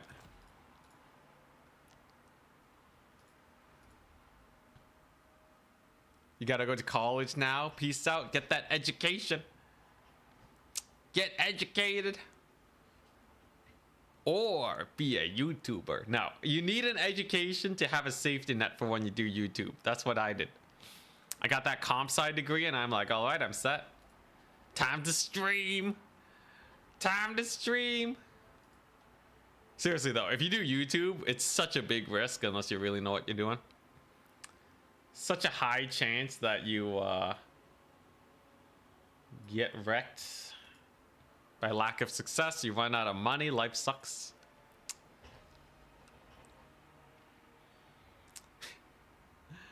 All right.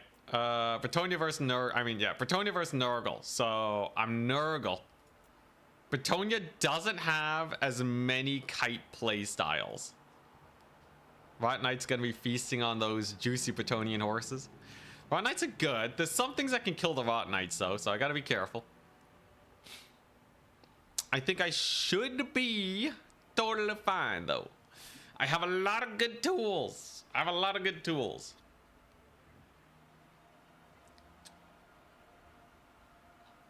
Man, I really wonder how my build does versus like archer spam. What's the map? The map is a Ragnarok Lair. Okay. A Ragnarok Lair, you say? Sure. Sure. Should be easy then.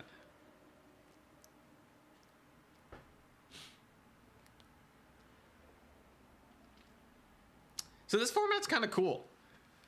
So this format's really good for learning how to counterpick people. Because yeah, the top bracket gets dibs on the faction that they play. So you could easily go up against like, you know, Slaanesh against the people that are in top bracket. But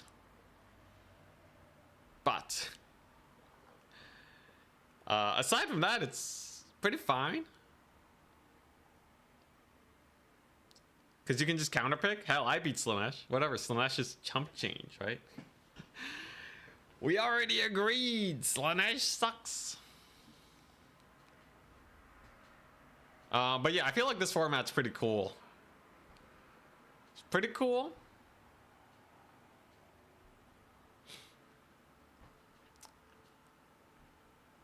Reserve Nurglings out of the woods. Kugat, Uncle Funkle Noxbringer. Chat's favorite units. Also, Rot Knights regenerate. So they heal out of combat too. Makes them pretty good.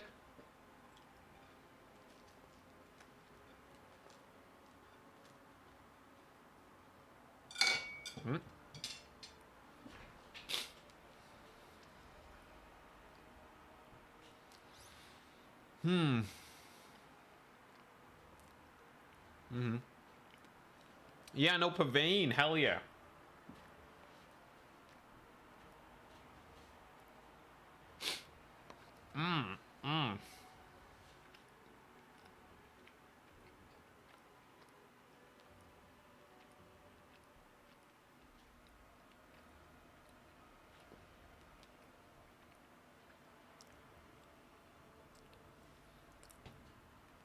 Plague Bearer slow push.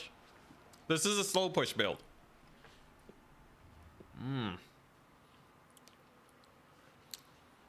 This is in fact a slow push build. So I brought Bile Trolls and just hella infantry. And we're just gonna hope that it's good enough.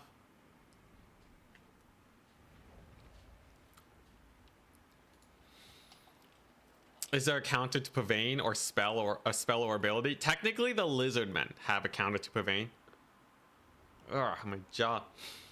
It still does damage, but you can remove the Rampage because Lizardmen have Rampage removal abilities. Kind of funny, but like it's not that great. So the name of the game is don't go too wide.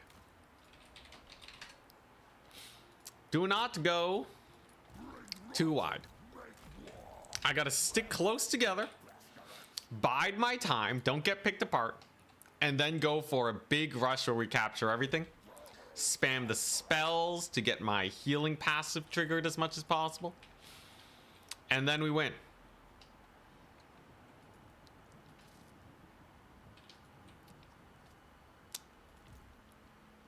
Oh, technically Kislev has that really crazy spell.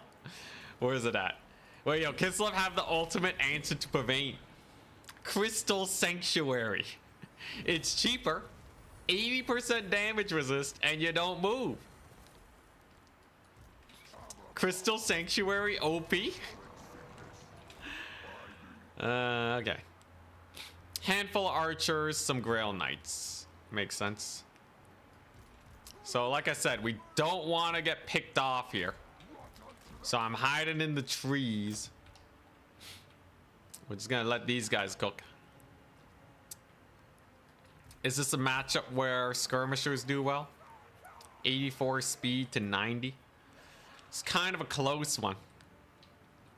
But I think axe throwers, this is a matchup where axe throwers are decent. Let's just get him in there.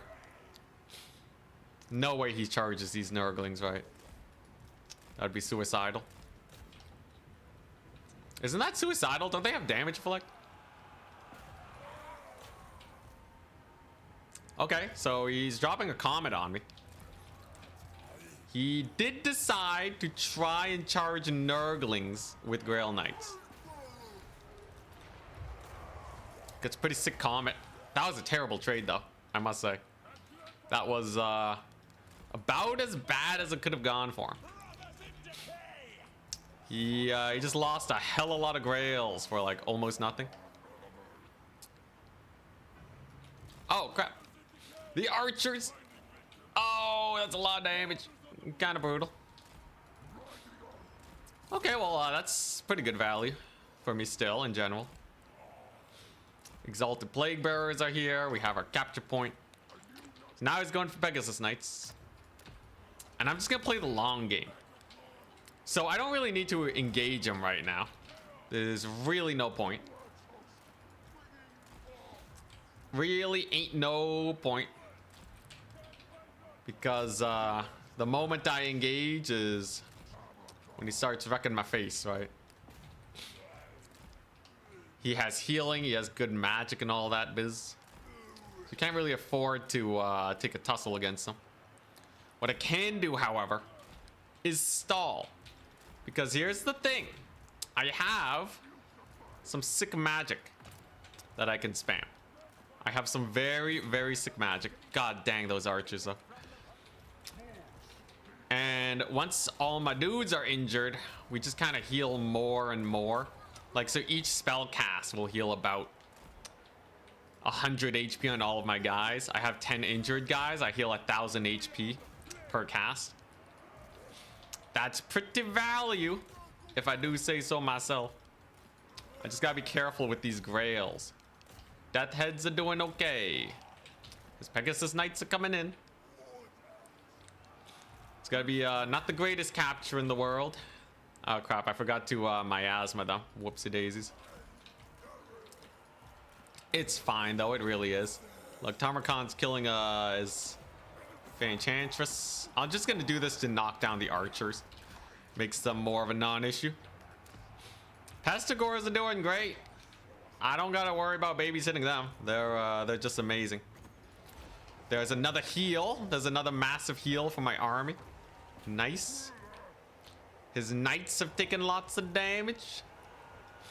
We are dodging that comet accidentally. Wondrous. And overall, Nurgle looking pretty good into the Petonians. Overall, I'd say Nurgle's pretty hype. What are these? Knights errant? Who cares? His front line's starting to rout off. His archers will just knock him down again. Get him out of the picture as soon as we can here. The trolls are really good because they reduce leadership. And Betonia really want that leadership. Let's slow these guys down again. You know what? They're in the forest. I can just slow them. Hell yeah. Enchantress straight up routed. Tamarkan. Oh, hell yeah. Yo, Green Knight. Yo, Tamarkan actually slaps the Green Knight. It's one of the rare situations where a single entity can beat the Green Knight. Wondrous, wondrous. You know what? Screw it. I'm summoning Nurglings to kill his archers. Should be fine enough. Bile Trolls. They did get charged by Grail Knights. I'm starting to get a little bit too wide right now. I gotta be careful. The width will be the end of me if I am not wary here. Because you see that troll unit? The moment they don't have support with the rest of the army, they just start dying. A very unfortunate fate indeed. Though I will say we've done a fairly good job just kind of death marching him. This is the death march build, by the way. where you just kind of have infinite infantry. And they take forever to take care of. You know, you can't take your time trading up against them or anything. They're just gonna keep on grinding. And you'll have to take melee fights, otherwise they will take the capture points. See there, archers and gonzo, hell yeah. His knights, I guess I'm just slowing them. Grail knights getting kind of caught up. Yo, Tarmacon's such a beast, man. Look at the damage he's doing. Look at the absolute damage he's doing to that poor green knight. Oh my god, he's cooking. The anti-large is too powerful. Alright, let's go over here. We'll get into the Marauder Horsemen. There's a mass rout. Thank you, Bile Trolls, for your leadership reduction. It was indeed amazing. A little bit of a rear charge here on Pestigors, but it seems like they're actually doing fine enough right now. There's another heal. Remember, Nurgle's healing is immaculate. Every cast I do, I have like what? Like 15 injured units. That's 1,500 HP per cast. There you go. Debuff him again. Kill the green knight. Got a mass rout on the left-hand side. Pestigors killing it. They slowed the spearmen at arms and the Pegasus knights. And the trolls even rallied. The trolls rallied. All right, hell yeah. I can't believe he left this matchup open. Can you please show what his 40-second ability does? It's a ward save, that's it. It just makes him a bit tankier. There's really nothing too exciting about it.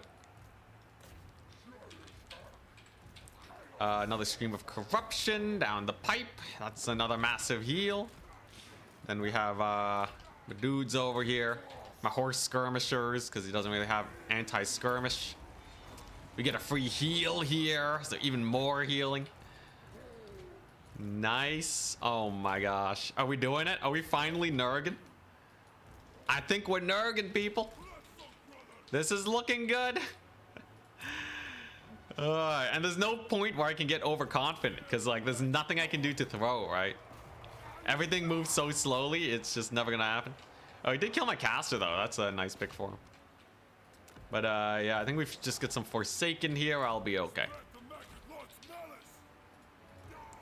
Yeah, 24 melee attack reduction is actually fairly good. When you factor in the healing passive on top of it, I think it is really powerful. I think it's really powerful indeed.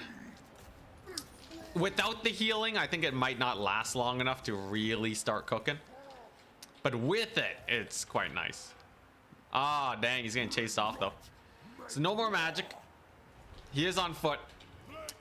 The only thing to save him is like, I don't know if I bring in the skirmishers. I have no mobility. I swear this build feels like I have nothing to micro, but man.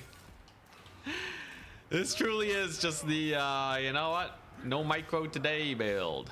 Just, you know, just sitting back and relaxing. I can slow these guys down at least for my caster to maybe come back. Him being on foot though is a rough time indeed. But hey, you know, I guess I have a lot of these guys. A lot of skirmishers, you know, getting some work done. I want them back. I want those sick heals. I also almost have all my units on the battlefield. That's crazy. Yo, the Nurgle healing is actually rather insane. Especially if you guys aren't getting chased off. Live, my dude, live. I'm doing my best. I'm doing my best to bring them back in. I have a unit of Plague Bearers at 2 entities. Crazy. Surprised they held out so well. Tarmacon's still grinding against the Green Knight. Looks like my caster will probably die. But there's no way he recaptures these points, right? I have every unit on the battlefield. It doesn't get much better than this. I guess I am losing my skirmishers. The moment Tarmacon gets low on HP though, he's just gonna kill the Green Knight with his sick maggot. I don't know how a maggot possesses a ghost. Kind of a reversal of the typical situation, but so be it. Let's get that slow down. You got a million Nurglings, and yeah, he just doesn't have the DPS. Nurgle healing prevails. Let's go. The slowest match ever. What a slow grind. It ended up working out though. Like I just had too many infantry units for him to kill, right? His poor range units just couldn't do it. Tarmacon's gonna get his invincibility proc in the second year. Come on, Green Knight, hit him. Come on, Green Knight. Or he just kills the Green Knight. I will also accept that. Come on, Tammy. Beat him up. Hey, nice. Yeah, the Pestigore slow is so good. The deeps, or the slow on that is getting some working. What is this? I still have some Marauder Horsemen stalling him. The infinite stall. Do I have anything to micro still? Still nothing. All my units are so slow. And there you go. Did his passive proc? He didn't even get the Feast of the Maggot Lord. God dang. Alright, well, let's see if we can get it on the Fey Enchantress, maybe. Maybe I can get it on the Fey Enchantress. Give her that maggot. If she doesn't route off first, that is. Oh. He wants to shut it down. Run, Tarmacon, run. There you go. Couple men-at-arms over here. No way they kill the Nurglings. This is one of the only builds where I feel like Nurglings are really good. Because they do have their sick, you know, super hard to kill powers. They are very, very hard to kill. All right, Tarmacon, get in there.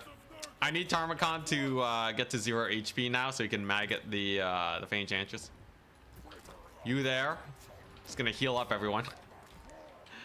Come on, just get her. Dang it, I don't think I got it. He leaves up. With a solid victory. Nurgle has defeated the forces of Bretonnia.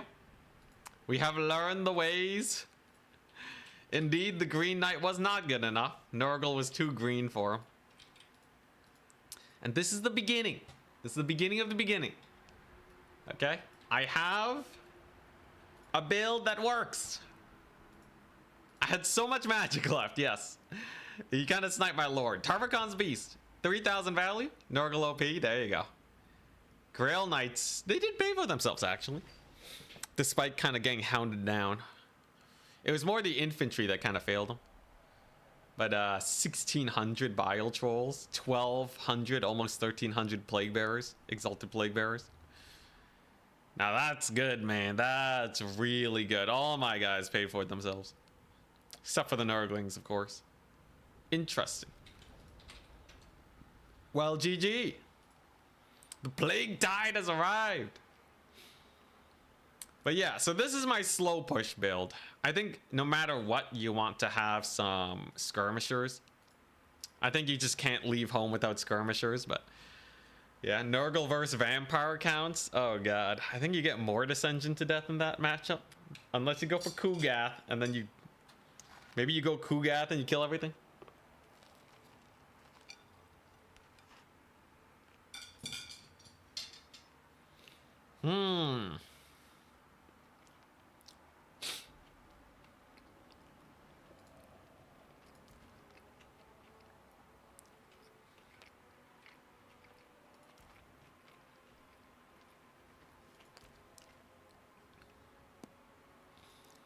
That's kind of cool.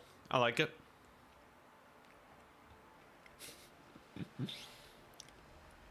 Plague versus death.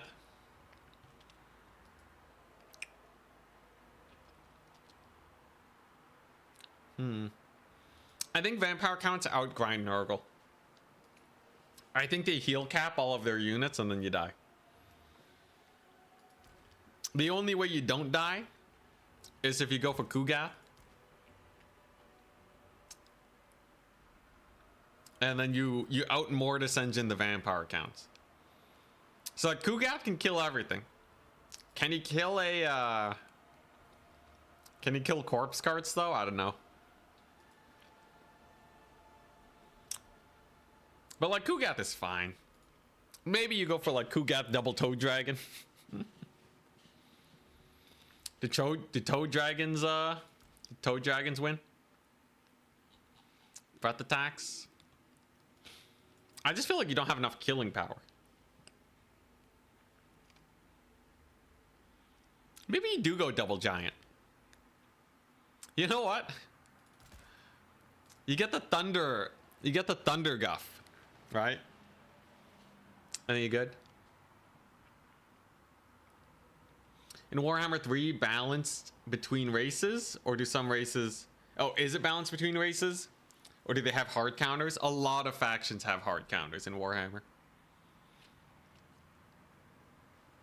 There's so much asymmetry, it's almost impossible not to have that.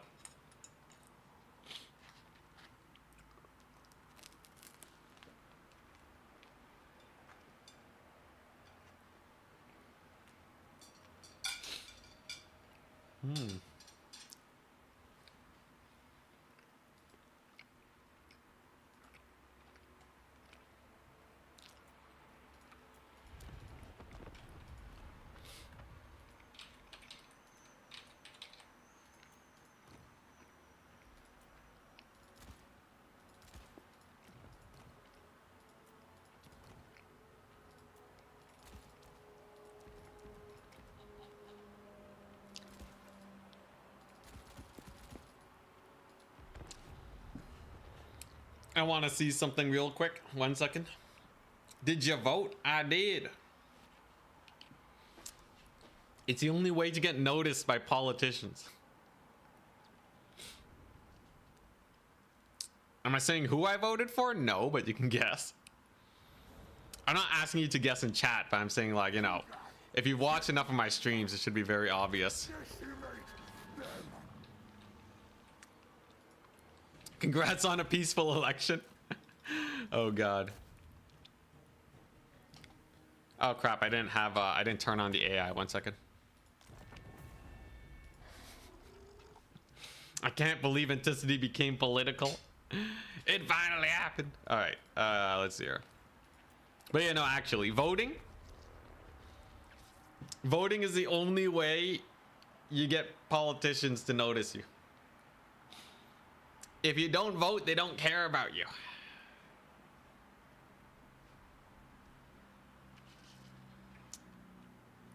You voted for yourself? Yep. I'm the new Prime Minister of Canada. Alright, so Kugat does pretty decent damage with his range attack against Graveguard. So here's the thing, right? You have a giant and you have a Kugat. The giant has a big old AoE, which is nice. Kugat doesn't have anything too crazy here that really helps out. But he can't tussle against a Mortis engine. Overall, the damage is fine. I think the giant takes more damage than I would hope for. But it definitely has the mass to just plow through and just start beating up the Mortis engine. Although it is having a hard time hitting. 51 melee attack. It should hit a bit better. But Graveguard Halberds, they're fine, but they're not Kugat good, you know? The Mortis engine of Kugat is real spicy. 16 to 31 damage.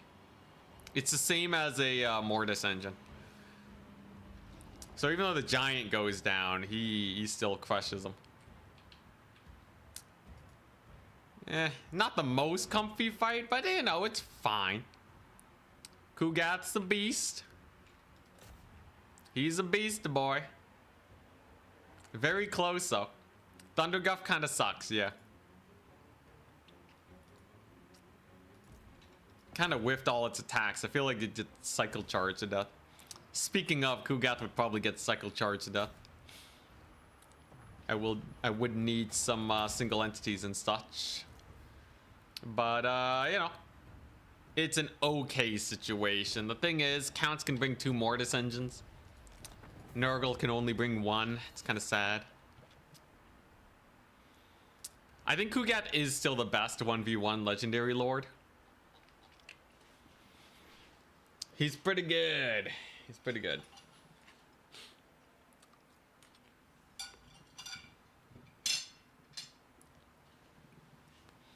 Yeah, and he didn't really use any spells, but like, 1 Kugat alone doesn't win you the game. It's kind of expensive.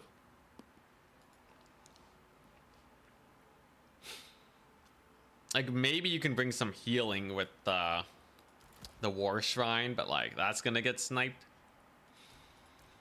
It's totally gonna get sniped. And then what? Counts just gonna stuff you up, right? I guess you can play it really slow and value trade. So like, you know, there's like the Toad Dragon you can run. You can run one Toad Dragon. And then after that, I don't know, Plague Bearers. Plague Bearer spam's probably quite good into counts. A lot of damage. So they probably crush zombies and skeletons. So, I don't know, maybe something weird like this does it. Skull Taker absolutely is more of a Cycle Charge Lord. So Kugat just has so much HP. It doesn't matter how much damage you do. Or it doesn't matter how high your melee attack is. You don't do enough damage. Like, you have to hit the guy, like, dozens and dozens of times before he actually goes down. So even if you're hitting with every attack, he's chonking you for 550 per hit. So the numbers just always add up for Kugath.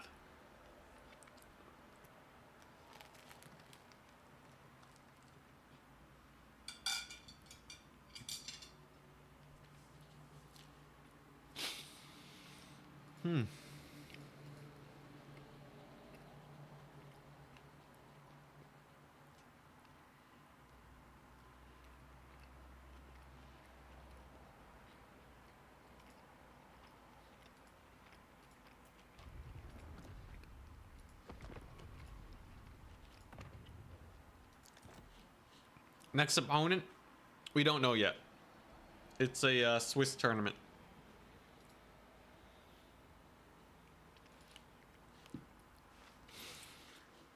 No, maybe a leadership buster for vampire counts could be cool.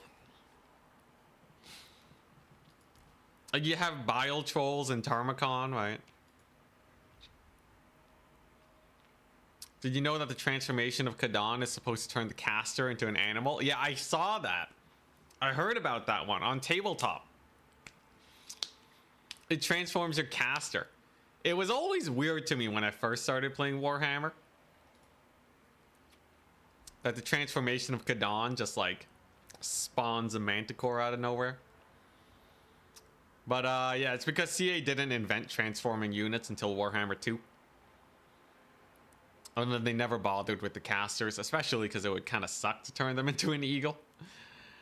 It would kind of suck, right? It's not like you're becoming Malice Darkblade, you know? You're just an eagle.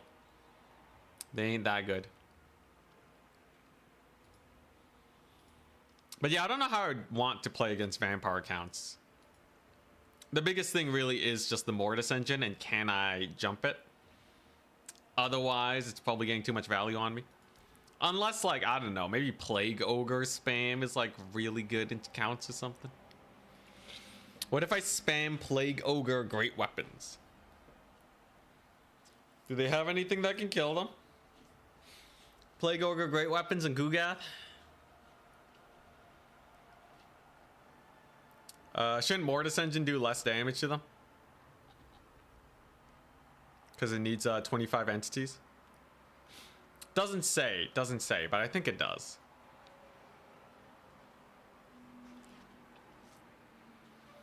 Marauder Horsemen crush the Mortis. Well, vampire counts do have a lot of ways to stop Marauder Horsemen, but it's true. You could take some Horsemen. You love Nurgle? Oh my gosh. Papa Nurgle smiles upon thee. Well, we got one win. This morning went terribly, but so far it's going pretty good. We got the one.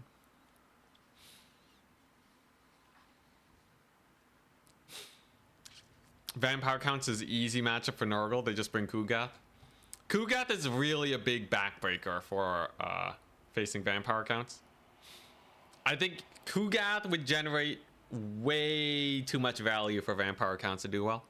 Because he also has his ranged attack, which is nice. I think I probably would bring the War Shrine The biggest thing is like, can I fight single entities though?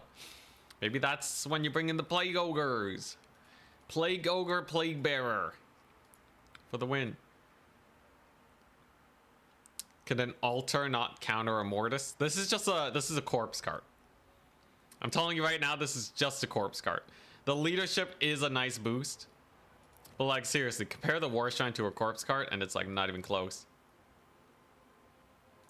So the War Shrine gives 0.1% healing and 10 leadership. An Unholy Lodestone corpse cart? Oh, I guess it is only 0.05. Okay. So I guess it does heal faster. Never mind, I stand corrected. I must be thinking of, yeah, you can't stack it with the Mortis engine. Did these guys, did their Master of the Dead get nerfed? Okay, so it's also 0.05. So, okay, yeah. I guess it's not. I guess it does have more healing than this. This is, gives perfect vigor, though, which is kind of huge. If only it had the vigor aura. Yeah, and you need to power it up, but that part's not too hard. Just get in a fight. All right, advancing the Swiss.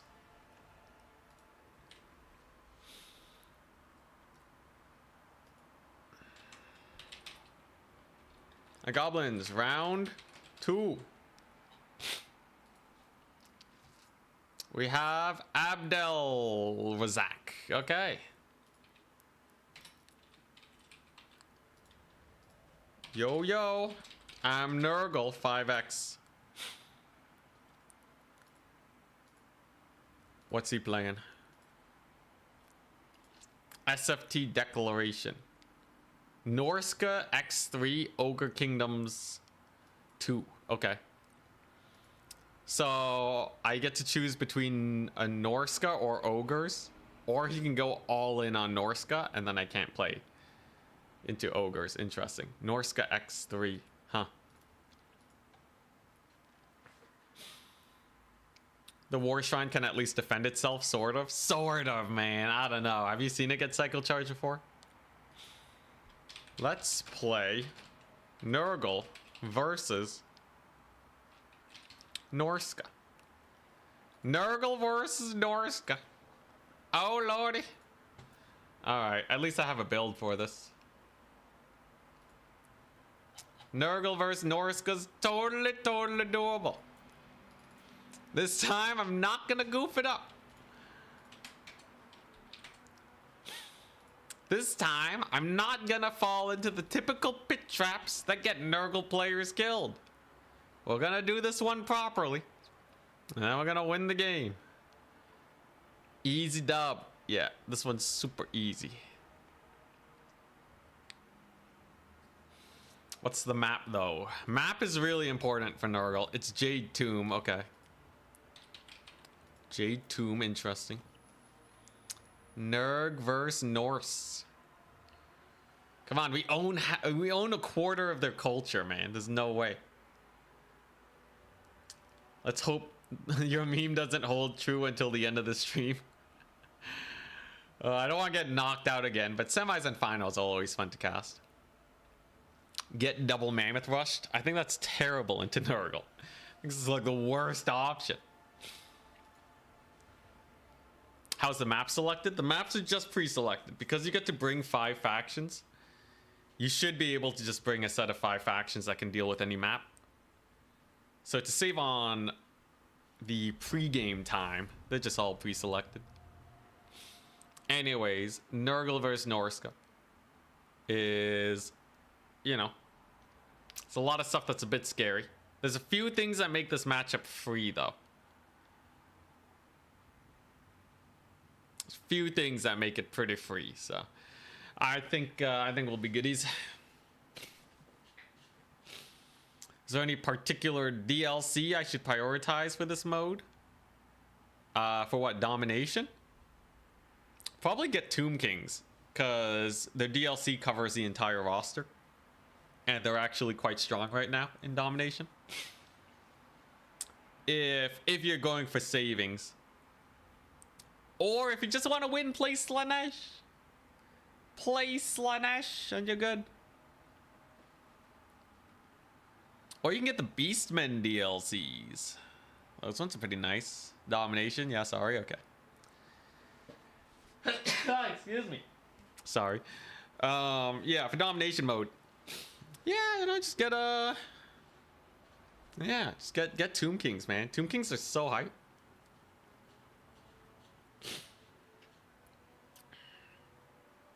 Yeah, if I win this tournament with Nurgle, that'd be so great. It means I don't need that many builds.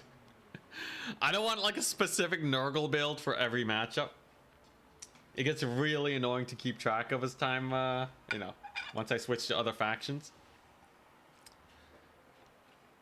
So hopefully I just need a couple builds and it's fine.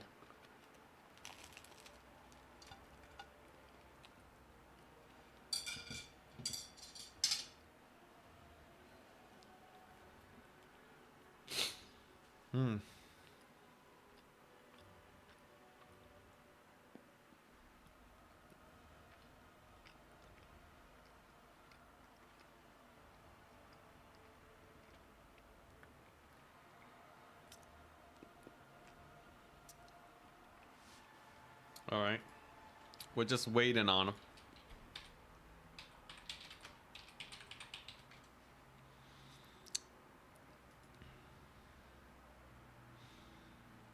We're just waiting.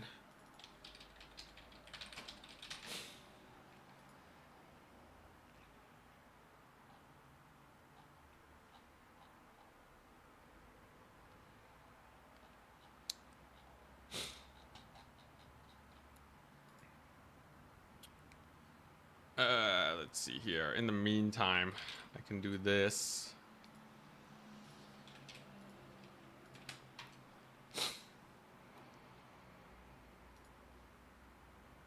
While we wait.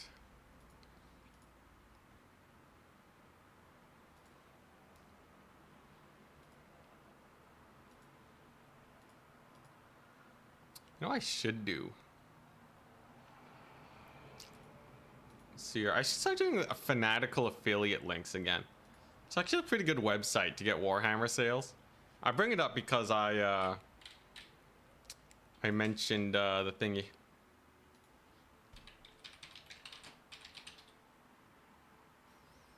Yeah. Wait, let's see here. Warhammer Tomb Kings. Do they have a... Oh, hell yeah. Wait, that's Chaos Bane. Let's see here. Tomb Kings. Total War. Rise of the Tomb Kings. Yeah, there you go. Yo, I want to see if my affiliate login still works. You don't have to buy anything. If you click the link, though, it should let me know that people are actually using the link. This website's pretty great. They have like sales fairly often. It's cheaper than Steam. At least I think so. Let me double check. If it's not cheaper than Steam, it's obviously not worth, but Tomb Kings. Oh, okay, right now it is more expensive. Never mind. Okay, don't buy it. You can buy it on you can buy it cheaper right now on Steam. Dang it. Why is it more expensive? Usually it is cheaper. Wait, Total War, Warhammer. But yeah, if they ever do have a big sale, I should totally just use this link again.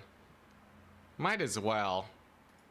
Total War, what? King and the Warlord, 1154.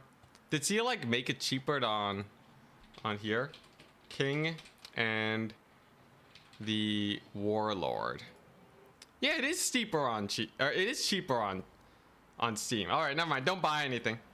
If you want to buy it cheap right now, Steam is the way to go. Got Warcraft affiliate link? No. Anyways, I recommend checking that site every once in a while because it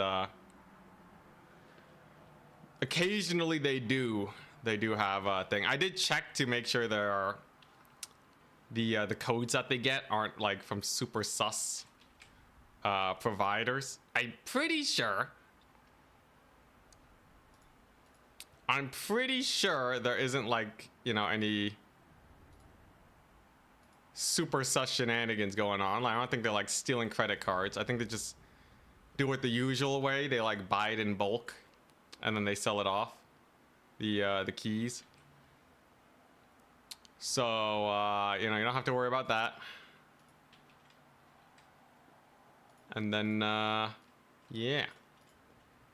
Check it out every once in a while. I'm gonna start doing that. Why not? That way, you know, I'll keep an eye out for sales.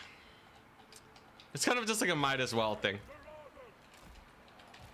But I only get like 10% of however much they make, so it's nothing special. Anyways, tis all. You can also wait for Steam sales. Those are the best. Ready? Good luck. Have fun. Nothing really to manage in my army here. Where's Unky Funky? He's dead. He died in the first game I brought him.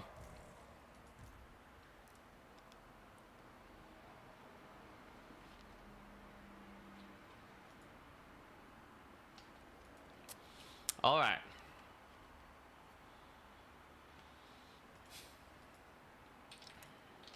Here we go.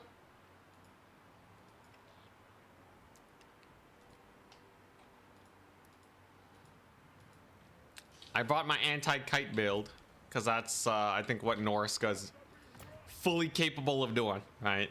6 horsemen, you know, 4 horse masters. Insta death if I don't play this correctly. So you need to have your, you know, your Noxbringer. In this case, he didn't go for full kite, but it's totally fine. You can't really go wrong with having a horseman. The bigger downside is having the Noxbringer, because what's it gonna do now? He has a bunch of infantry. Looks like he wants to fight us. He has a Searing Doomcaster, Final Transportation. Okay. It's a matchup where Angels of Decay probably don't do that much. He actually went a lot of javelins. Interesting style, huh? Skinwolf Werkin. He's an axe thrower, so their shots are a little janky. He got one, but he missed. Werkin just missed my horseman. Okay. Noxbringer's going ham though. He's dodging the horseman, but he's not dodging the Noxbringer. So, fine by me. Let's get some bile trolls going. Let's get some bile trolls. Move over here with the warriors. I do want to wait as long as possible. So this is the thing about Nurgle. It's about patience. Nurgle's a faction that's about patience, okay? You don't want to just YOLO and get into the fight right away. Especially if you have a Noxbringer. You're kind of playing kite. And you know what? I like kite. So really, this should not be a big issue. I'm really surprised he didn't have a million horsemen. I'm still very surprised at that. But yeah, I'm just gonna give him the point. We're just gonna give it to him. And say, come at me, bro. We already routed off 1 javelin. Holy crap, Noxbringer is kind of hype.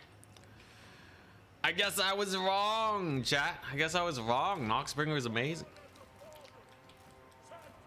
But yeah, you know, it's a value game. Nurgle's a value gamer. Right? Yeah, patience. Patience is key. You know, we get more value out of our healing AoE, our healing passive.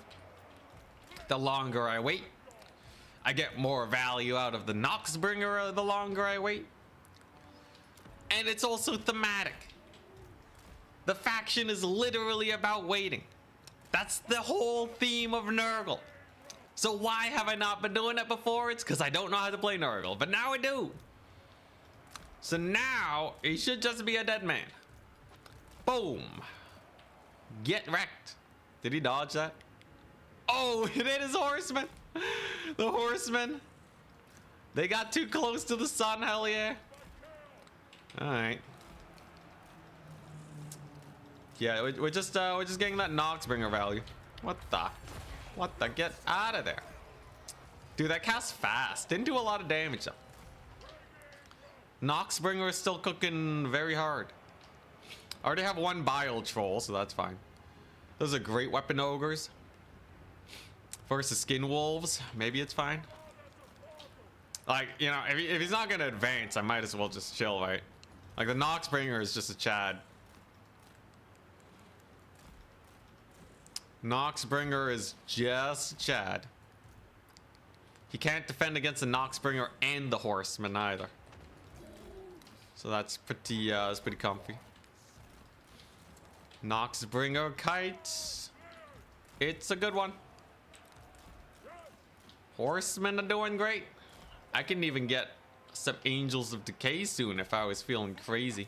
He's kind of making the big push though, and that makes me fearful. That makes me feel for my fear for my life just a little bit. So we're just gonna go here. We're gonna take another pot shot. I want them to run into me, right? Nurgle does so well in a big grind. You know, I'm just getting value here. We're just getting started in the value game. One of his horsemen already took quite a bit of heat. Noxbringer shot. Ooh, pretty brutal. Almost out of ammunition though.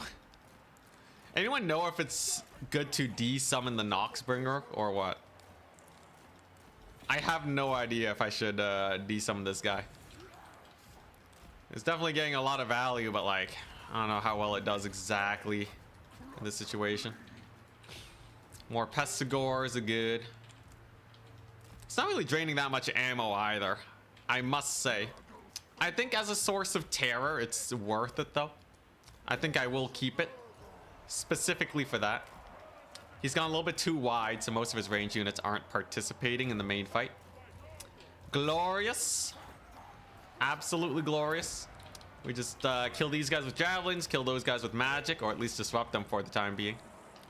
Noxbringer is indeed out of ammunition now. So now we bring in the furies. Furies are good because they bully his skirmishers who have way more ammunition than me. Is he charging in with anything? Not really. Okay, let me just pull it back, and then I'll just just keep spamming streams of corruption. You know, reduce this guy's melee attack. Why not? My front line's pretty chonky. They absolutely wreck everything he sends my way.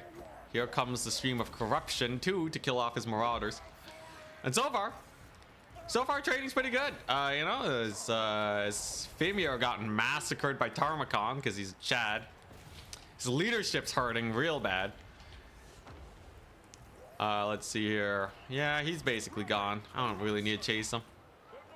I'll chase him with the Furies, actually. That seems way better. Pestigores are in. Unfortunately, all my horsemen are kind of in an awkward position. But his range are about to get shut down. He's getting shoved back super hard right now. There goes the Fimir. There's the stream. Nice. I want to get the heals. I want to get maximum healing done here. The healing is the name of the game. You know, just reduce that melee attack. He has mist stalkers. Okay, that's kind of terrifying. Literally, actually. But still, they shall go down. His doggos are dying too. And so far, I think things are going rather well. He did kill my plague ogres. Did not expect them to die so quickly. Not even sure what killed them. But, you know, the damage is nice. Streams of corruption are cooking. And he's lost a lot of his range, which means the Angels of Decay can soon come in and give him a walloping. The Throg ain't too bad. Throg ain't too bad at all. I think we just kill the man. Get those Furies in here finally. It should be good. Nox doesn't steal ammo. It just eats ammo. It just burns away your ammo like no one's business. You can see it is getting a little sus point-wise. But it ain't too bad. Especially not with all of these guys in here. There we go. Stream of corruption to rout these guys off. His range units are shut down. Throg's actually running. Throg's running from the dude. That's pretty jokes. Yeah, yo, Angels of Decay here. Oh my goodness. Now that's where it's gonna be at. Angels of Decay absolutely dumpster him here now. And it seems like the early stalling went fairly well. I should be able to steal the point. I do lose some of my trolls though. But overall, my army's been healing exceptionally. Marauder horsemen are doing great. There's a big old stream of corruption and 100 HP for all of my units. Angels of Decay, sicking Throg, just right on top of him. And it seems like we may have another win. Have I finally learned the way of Nurgle? Kind of hard to tell. Kind of hard to tell. We'll have to see with the really spooky matchups. I will say the Marauder Horsemen are great. I love them. Angels of Decay are in here now. They should be able to just kill Throg, right?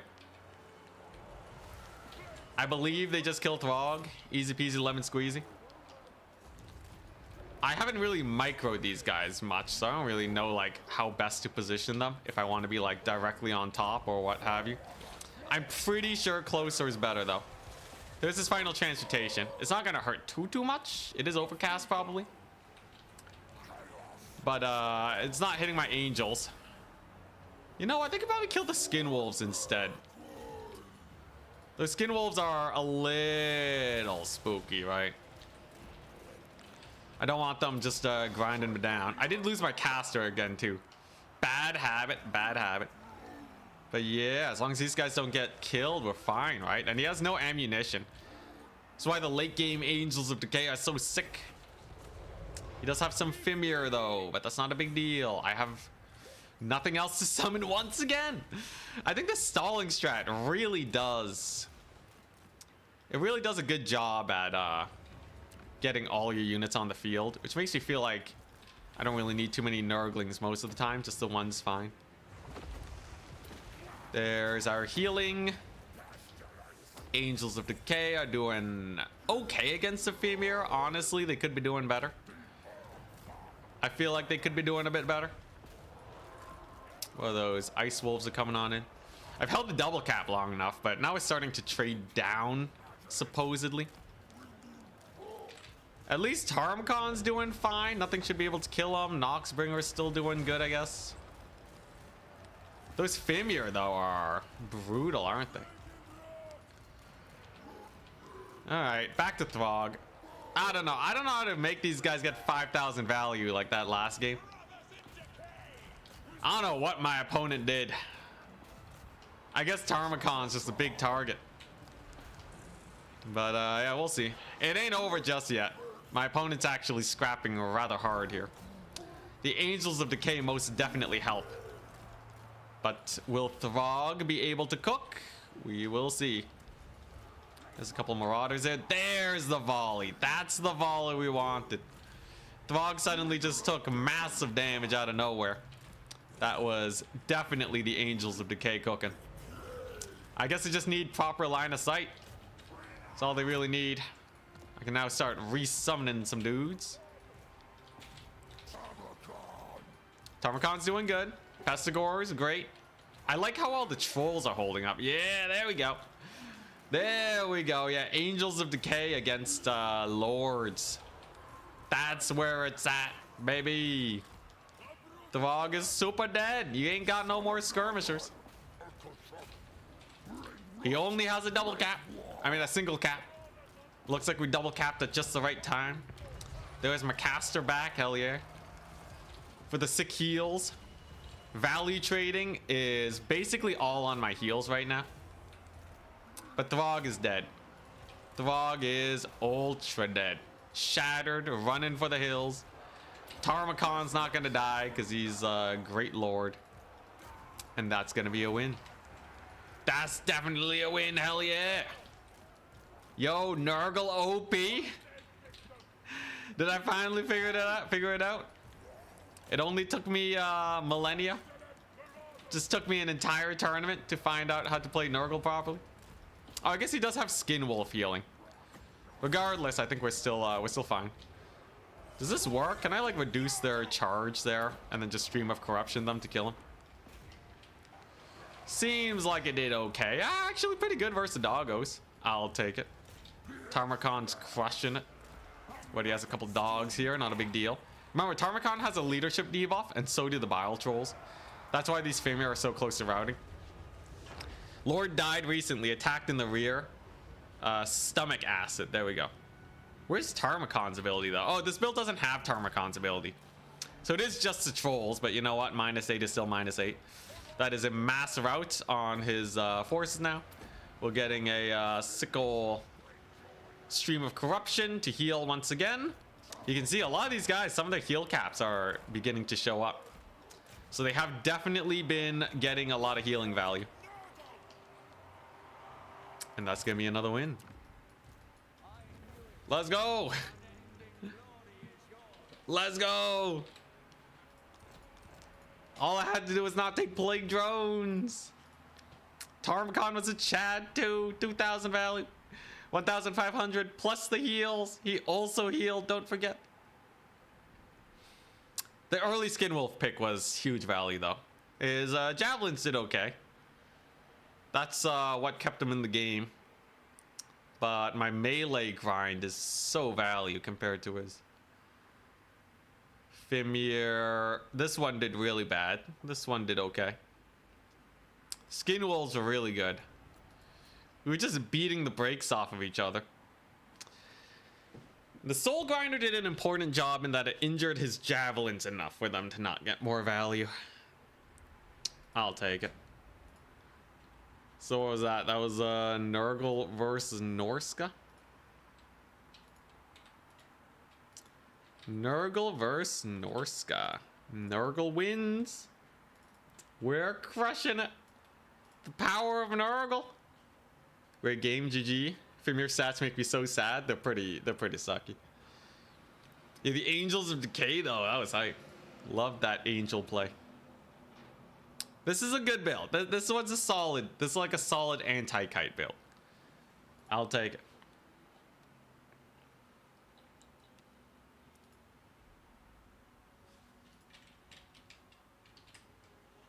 Let's see here. What do I need? Yes, I wanted to do this and close that. Open it up here.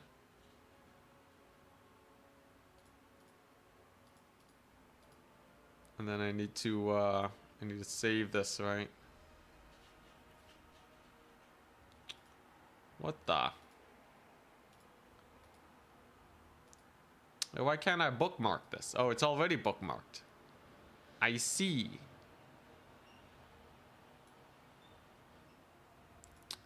That should be fine.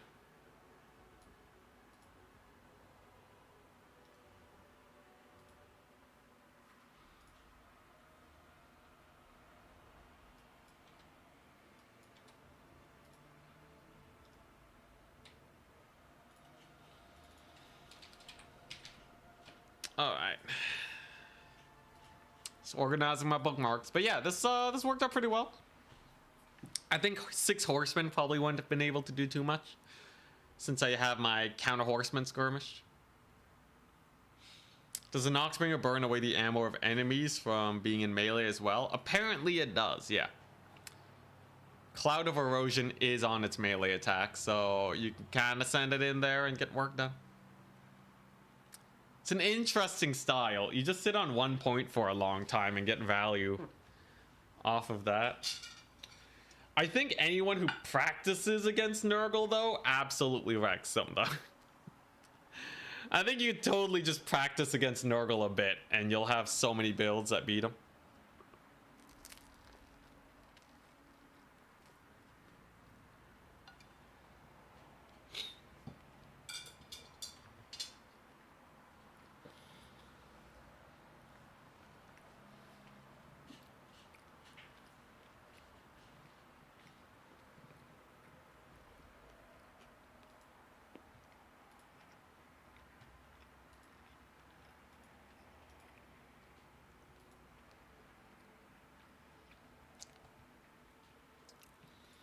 What's the fun fact? The heal cap bar doesn't move when models die. It's purely damage based. So if you have only one entity of trolls left, they can make use of the entire heal cap of the whole unit. The healing also doesn't shrink the more entities die. So you kind of have a weird situation where a low entity count of trolls ends up being way tankier than you might expect, because they're taking less damage and they heal for the same. It's a bit weird. It's a bit of gaming jank, but so be it.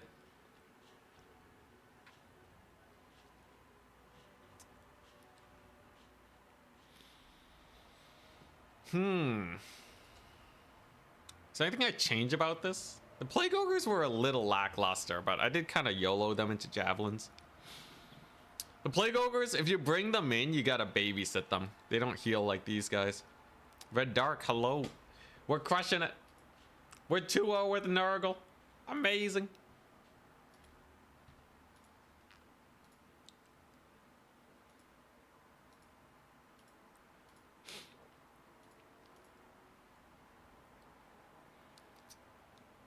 Alright, so all going well. My fanatical thing should say that I generated some clicks to the link. And then if it works, I'll keep an eye out for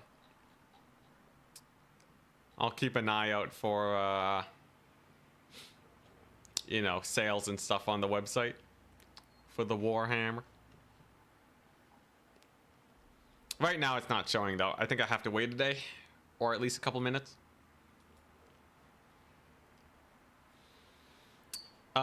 If you have fewer models in campaign, it does move the heal cap. Oh, I know if you're pre-injured, then you can't heal as much. I don't know if you have lower models if it counts. I think it does. I think it does. What are you selling? It's just you know, codes. So there's like websites that sell Steam codes for DLCs and such for Warhammer. Sometimes it's cheaper and it can be more worth to buy from there. Typically, it's around the time CA releases new DLCs. You can get it for a little bit cheaper on these websites as long as your country is compatible with the code. So, yeah. If I see a sale, I'll let you guys know. Always nice to get sales. Plague Ogres aren't worth it in my opinion. You know, I thought they'd be like man-eaters, but they really don't feel like man-eaters. So if you compare these guys, Plague Ogre great weapons compared to man-eater great weapons, they have more HP, more armor, slightly less melee defense, slightly more melee attack. Or no, slightly more melee defense, slightly less melee attack, and less speed. So essentially what you're getting is a man-eater great weapon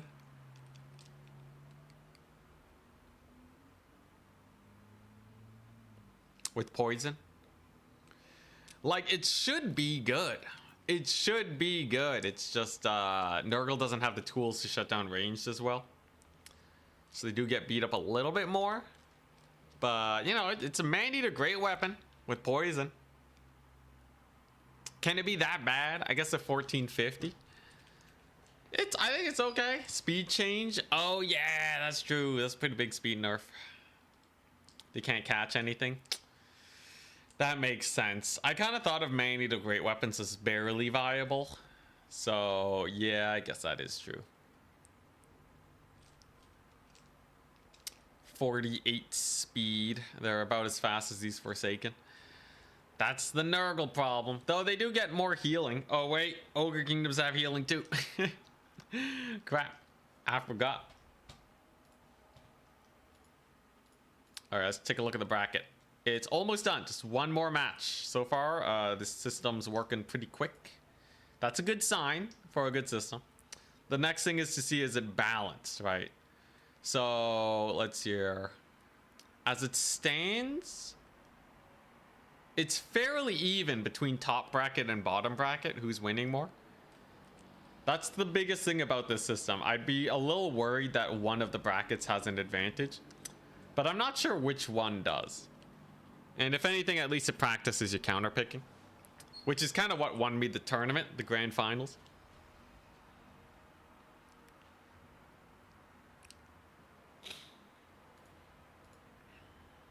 I think this system's fine. So, like, you know, you pre-declare 5 factions. Your opponent pre-declares 5 faction. Top bracket picks one of their factions, and then your opponent gives them 3. Then top bracket reduces that to 1, and then you play off. So, you know, it's pretty straightforward. Top bracket has an advantage in that they can run Slanesh, guaranteed. Like, they can run whichever OP faction they want, guaranteed. Bottom bracket has the advantage of counterpicking. In theory, top bracket should have better factions, but worse matchups. That's, I think, what does it. I don't know, though. And I'm just playing Nurgle. So my 5 factions are just Nurgle. So I have to pick Nurgle, and then they give me 3 factions I can counter against. I will say, though, it's better than SFT, where you just run into, like, Tzeentch and you can't do anything about it. How do no bracket tourneys go? So this is a Swiss tournament. So you play 4 rounds. It's kind of like round robin, but with matchmaking. And then after that, the top 4 move on to a bracketed tournament. Massive advantage if they get to choose which one of the 3 they fight against. They get to choose which one of the 3 they fight against, yeah.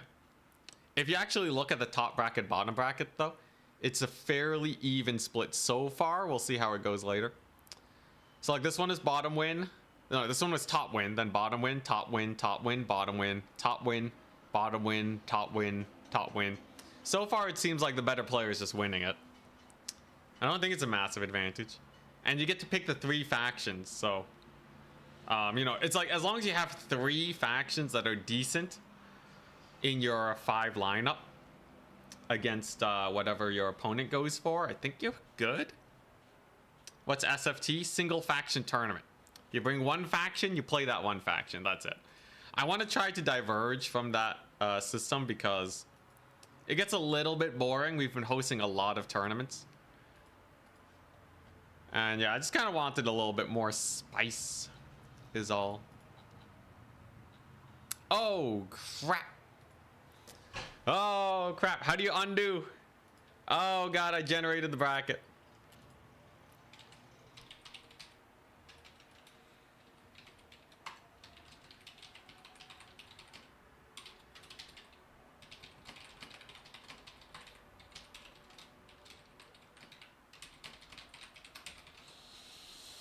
Oh, God. Oh, boy. What did I do? What did I do? I clicked generate bracket. It just made a whole new bracket. Are the matchups still fine, though? The matchups are still fine.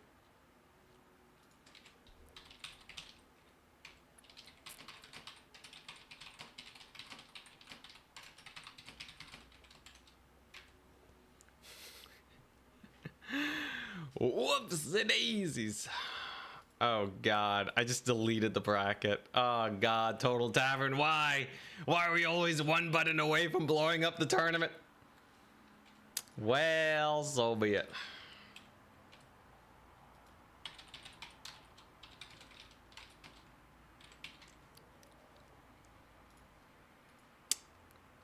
You're ruining Christmas scent. Oh, jeez.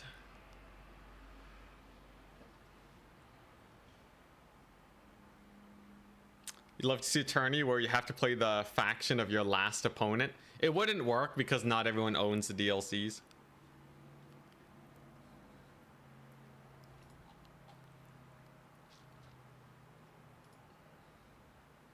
Okay, so Swiss points stayed the same. So I think I can just advance Swiss and then they'll be fine.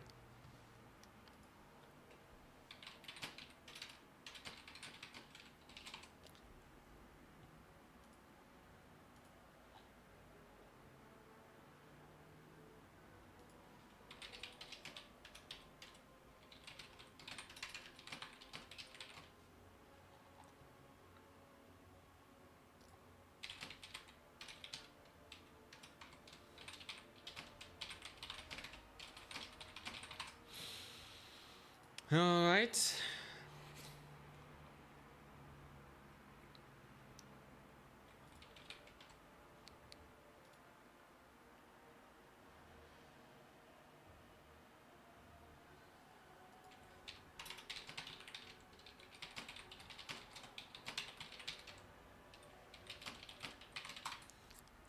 I'm up against Skaven. I'm up against B6's Skaven. Okay. Should be fine. You know, the tournament's burning down just a little bit because I accidentally clicked generate bracket, but it's fine. We're on Altar of the Champion. Okay. Alright, let's do it. Just popping in to say good luck. I'm gonna need it. B6's Skaven is kind of spooky. Oh, Skaven, eh?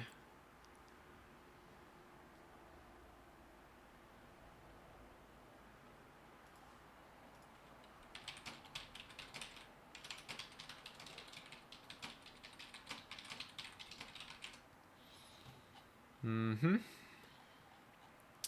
So how we're doing this? Skaven. They don't have as much kite. They don't have as much kite that makes you feel a little bit better.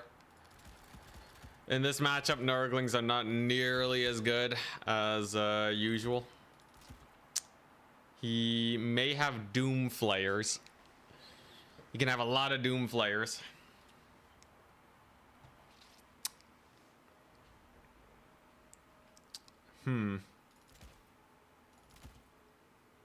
How do I kill Doom Flayers? More Bile Trolls?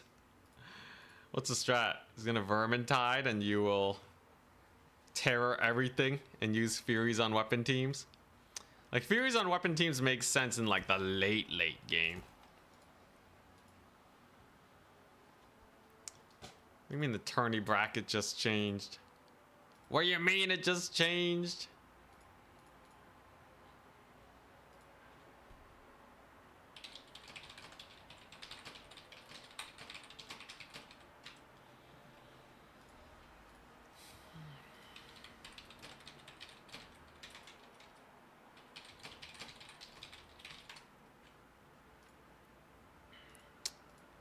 All right, let's see. Let's see. How do you kill Skaven? How do you kill him? How do you not get globadiered to death?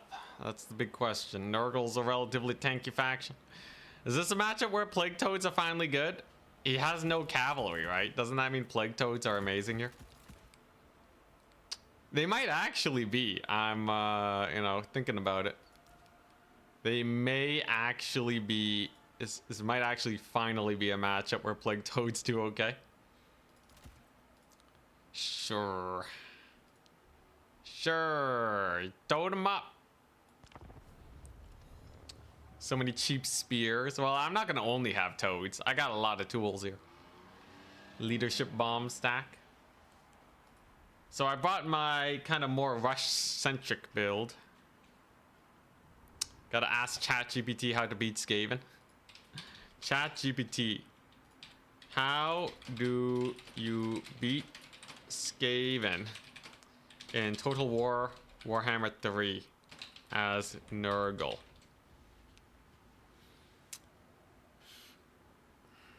Essential units, Great Unclean One, Rotflies, Soul Grinder of Nurgle, Exalted Heroes of Nurgle on Rotflies. That's not even a unit. Good old ChatGPT, gotta love it. A bald Nurgin. Thank you very much for the prime sub. Yeah, Exalted Great Unclean One, guys. It's the ultimate Skaven counter.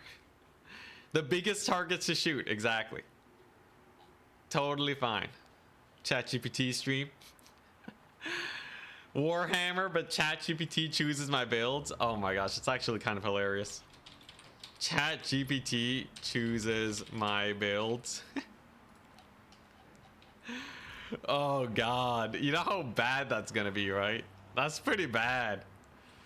That's pretty bad. I think it would be worse than chat chooses my builds. I think we instantly die. Anyways, it's the same build as last time. You know, Tarmakon and trolls for the routes. So his units should just route a little bit faster than what you're typically used to.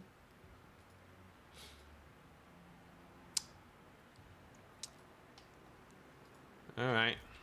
Got Stream of Corruption, Miasma. No one expects the Great Unclean One. Alright. So this point's gonna be very hard to get to. Remember, I only have to get 1 point at the beginning. Because I kind of want to just build up so I can maximize this ability. So if I gotta just pile in on this point, that's fine. Troll. Alright. You didn't trust in Toad? I brought Toads. They're over here. No Toad Dragon though. He's Skaven. Falling Star Skaven. He went for a Skaven 20 stack. Nurgle's a very melee faction though, so I think we'll be okay. Skaven 20 stack's kind of crazy too. Straight up 20 units. Does he have no Storm Vermin or what? He has a couple Night Runners. Okay. Fine by me. Fine by me. I just gotta not take too much damage. Just don't take too much damage and we'll be okay. Night Runners, kind of spooky though. Don't want to, yeah, don't want to get hit by them too hard. Slingers, ogres. He has a Bell Lord. Okay. So preferably the guys that regenerate are going over here. Horsemen don't do well against the skirmishers. But skirmishers don't do too well in general versus most of these dudes. As long as he doesn't beat Tarmakon up too much, should be fine. He can dodge. He's a fast little ogre. Also, that armor definitely helps him out a lot. Storm Vermin. Nothing too crazy, really, to speak of. It's a pretty normal. It's a pretty normal style that we're seeing here.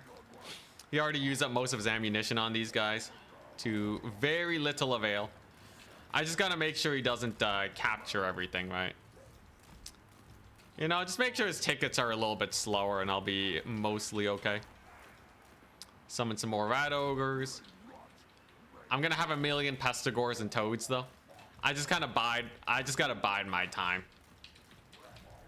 Capture point number 1 is taken. Have my exalteds here to stop him from pulling any fast ones on me. Overall, the damage has been relatively low. Nothing too crazy. You know what? Horsemen are not the worst here. Because he doesn't have his skirmishers supporting. So that's actually not too bad. The horsemen kind of just go where the skirmishers aren't. Tammy. Just gotta stay safe. Just gotta stay safe. I got plague toads. We got plague toads in here. Plague toads in the house. You get a little bit of value over here on them. Is rat ogres in a bit of a precarious situation. He shouldn't have anything to kill the festering stooges. That part is fine. And I'm just gonna let them get their value right off from the get-go. Totally fine waiting till the late game before we do any trigger pulls. And overall value trading is fine enough for me. In fact, this skirmishing is fairly pleasant. Already got a bit of rat ogre damage. Just has a couple slingers here, not really a big deal. Kind of the same on this far side. Couple Skaven slaves. Okay, we're just kind of chilling.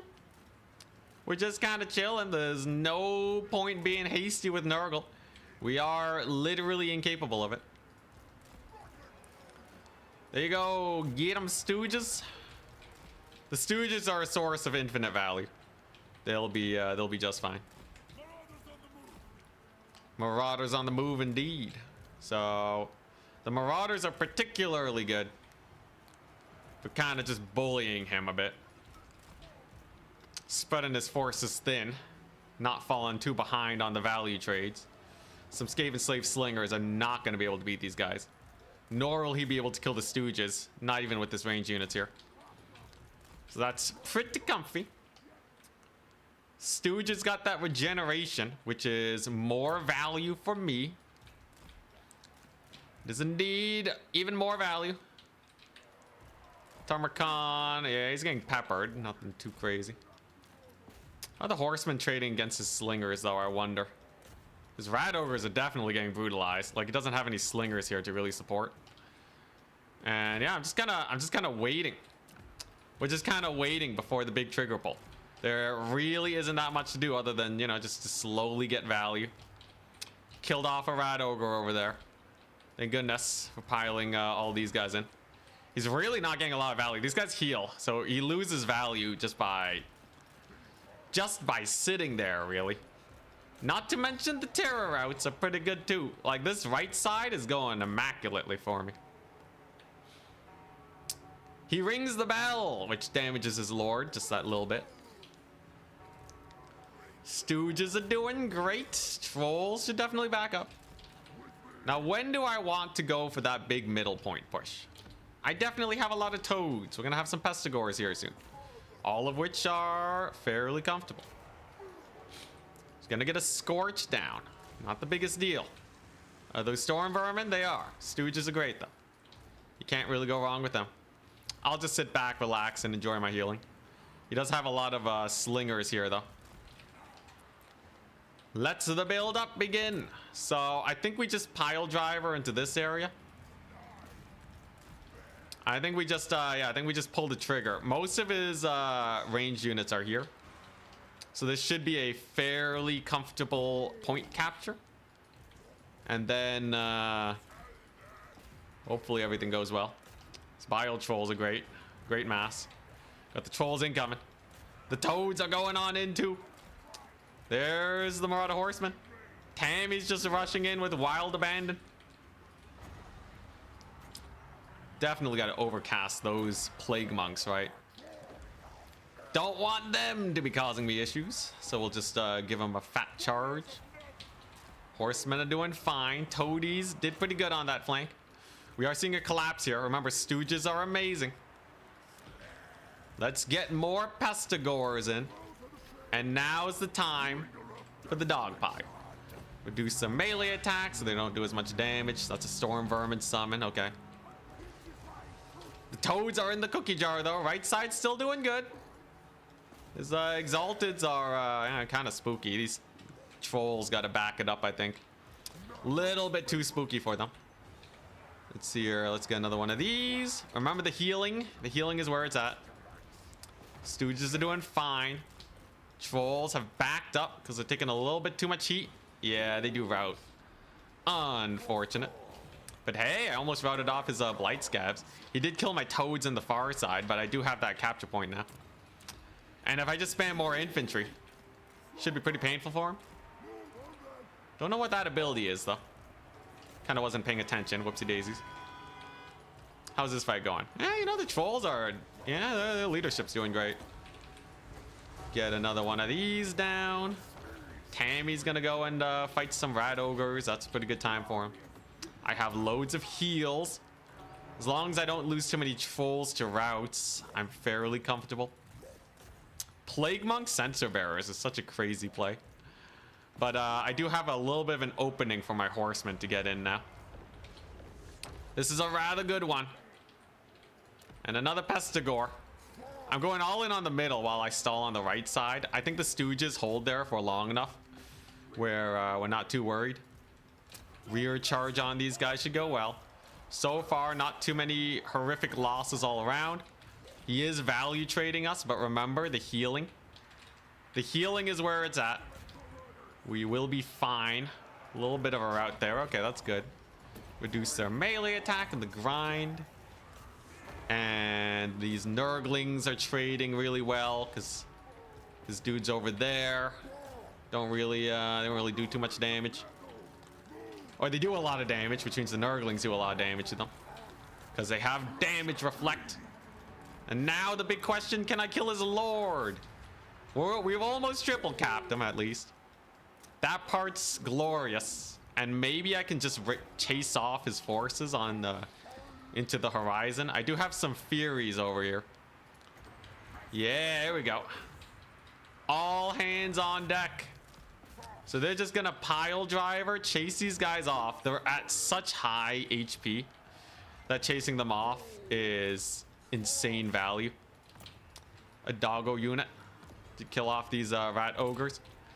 And then, yeah, now we're just in the chill mode. Now we just sit back and relax and enjoy the game. The triple caps are really good. Stooges, amazing. The Stooges are hard carrying. There goes rat ogres. Almost got the triple cap on. Took me a very long time, but we are there now. Whoops, that's a disintegrating storm vermin. Kind of wasted that ability cast, but I'm mostly using it for the heals anyways. Oh, thank goodness for that chase off. Oh my gosh, we chased off so many units there. He does kind of have some doggos though. I guess we're trying out the toads. Maybe the toads crush it. He has some rat ogres there, so we gotta be careful. Mutant rat ogre versus Tammy. I guess we'll see how that one plays out. No idea if I like that or not. His Doom Flayers aren't doing too well though, at least. And I do have a lot of units here that have just finished chasing off his guys.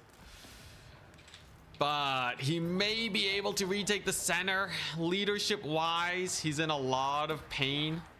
It's kind of hard to tell. I'm not gonna lie, it's kind of hard to tell who comes out on top here. Like, okay, yeah, you know, this is fairly underdefended. I might be able to retake it, I guess. Doggos on flares is not the most good thing. Tarmacon beat the brakes off of that mutant rat ogre though. Holy crap. Dude, Tarmacon's a god, man. Nurgle's hard carried by Tarmacon right now. Absolutely. Triple cap's going fairly well. And yeah, these Pestigores. I got 2 full HP Pestigores ready to go. I got the Marauder Horseman chasing off his fools like no tomorrow. I got Furies. We got Furies going ham. We got some Toads for this right point capture. It'll actually be fairly hard for him to recapture points here with how things are panning out. There's another heal and a little bit of damage for me. Oh, Mutant Rat Ogre lived. Kind of terrifying. He didn't manage to steal the point though. Get him, boys. Get him, Pestigores. Just stop him from stealing points and then we're good. I should be able to retake this one fairly soon. Oh my gosh, this is very close. Don't let him take the point. If I end up down trading and he takes the points, then we'll just run out of time and we're screwed. So I really gotta hunker down here and just make sure that it never goes his way. Mutant Rat Ogre going down though. Looks like I might even get my trolls back. Wondrous. Some Plague Bearers are in here. Pretty good route, pretty good route. I think that's a very good trade for us. Tarmacon's doing fine. He is fighting in the forest, which makes things a little painful, but overall, I'd say things are going fairly well. You know, I got another sick heal on. My trolls are back. I have more magic I can chuck out if I really want to. He's triple capped again. It's kind of hilarious. It's kind of hilarious how much we're stuffing him up right now. His Lord's taking a lot of damage from ringing the bell, but I don't think I'm killing it. And that's a capture. Oh, Nelly. Oh, don't want to land there. That's a bad idea. Or do I? Maybe I land on the rat ogres instead. And that'll get him killed. Sure, more toads. I'm telling you, the heal spam is crazy. I've been healing up a storm this battle. But also he's playing Skaven, and Skaven kind of suck. So, who knows? There's the Tammy buff. Another route on the Night Runners. Yo, I can't believe it's actually working. What the crap? It's actually working. Maybe. Value trading's even, but I've been healing up so much compared to him. Every single spell is 1% HP. Each and every single one of these spells is an extra 1%. So you can farm up value like no one's business there. I think he's about to lose his rat ogres. Nice. And I can finally start resummoning these guys. There's a Doom Flayer there. Not a big deal. He did get his little terror piece back though. But there you go. There go the rat ogres. And I think he's just running out of steam. It really feels like he has almost nothing left at this point. That's crazy. Is this is this the power of Nurgle? I am playing against Skaven though, let's be real. Toads against Clanrat Spears is fairly nice for me, by the way.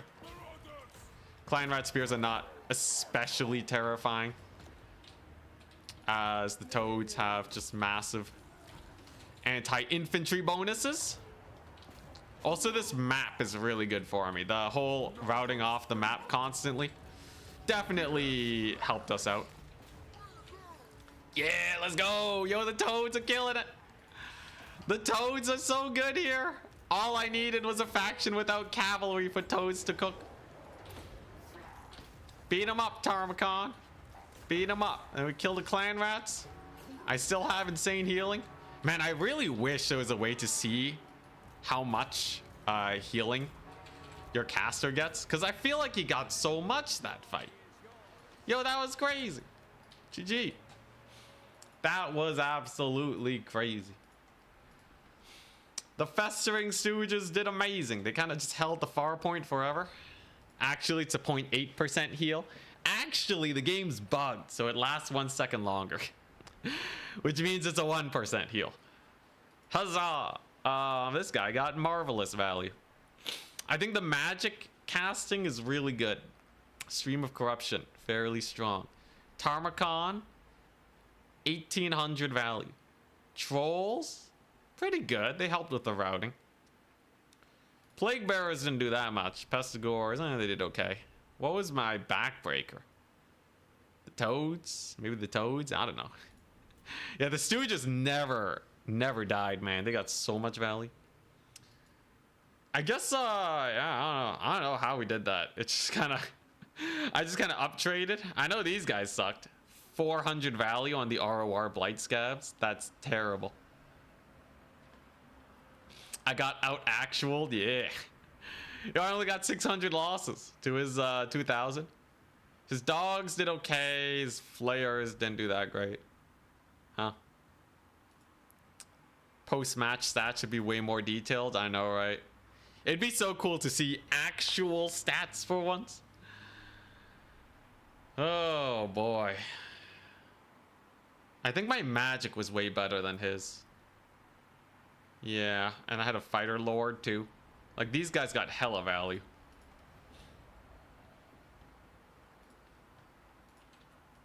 Well, hell yeah. Nurgle versus Skaven. Nurgle wins it. Bug report already did.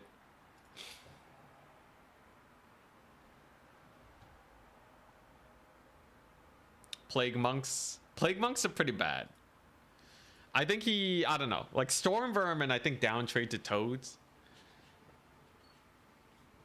I don't know. I think maybe he went too wide. I think he shouldn't have gone for that far point. I did manage to get him to split his slingers, so not all of them were firing at the same time. He might have been able to get some easy wins there if he could get his slingers off. But yeah, there's no way he's winning a melee grind against Bile Troll Pestigore with healing and Stream of Corruption. So I don't know. His skirmishers did really little too. They kind of just used all their ammo and then started down trading. Skaven are not that good at kiting, which helped me a lot. Helped me so much. Oh, Plague Monks need something. Oh, I see. Okay, we're on the same page then. I think they are down too much HP, right? So they have like really little HP.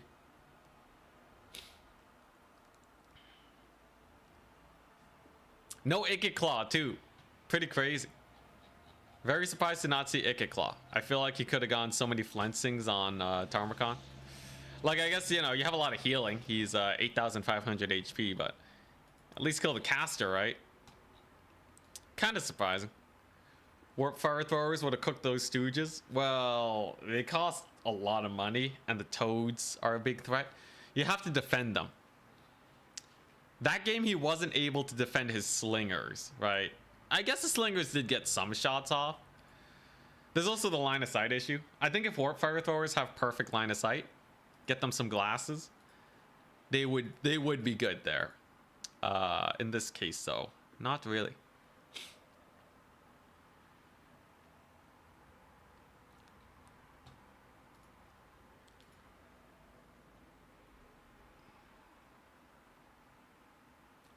Skaven Lords getting 1 or 2 summons can help them hold the line.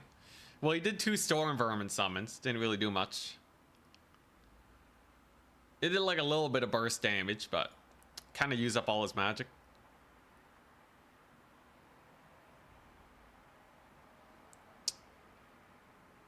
Still believe I should use all Marauders and Toads and Tarmacon on a Lord, on a Toad. Just go full Toad. The Marauders are weird, man. Marauders are really low leadership. They don't really win the grind too hard. They might be better than the Plague Bearers. The leadership is way lower though. And they have less HP. I feel like Marauders get routed too easily. It's why I like Plague Bearers, but you know, maybe there's something there.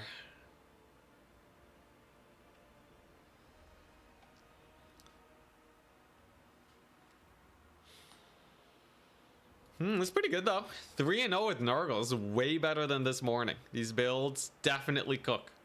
I really like the Bile Trolls. Bile Trolls are sick. They were able to heal cap that game. So they're kind of like Crypt Horrors. You know, just high DPS, monstrous, very tanky, annoying to deal with. Yeah, this really is a Crypt Horror of Nurgle. And then yeah, they just grind it. No Toad Dragon today. I have not run a single Toad Dragon. Very expensive piece. I can get shot up a lot. I'm sure there are some builds where the Toad Dragon is good, but like most of the time, your big threats are kite. Usually just getting kited into oblivion, and the Toad Dragon doesn't really help there. Does it win a melee grind though? Maybe. I don't have a lot of heals for it though.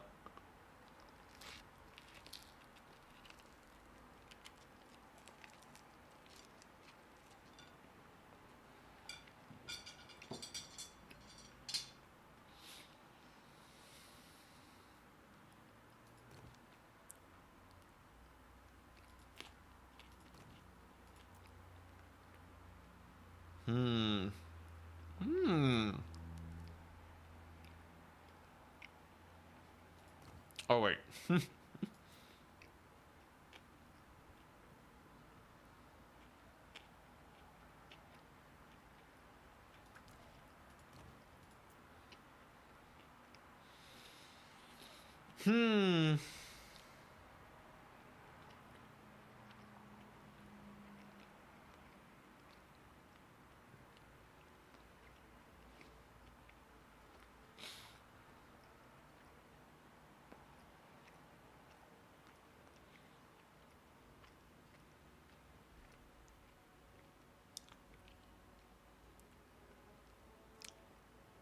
It's hard to say which is better.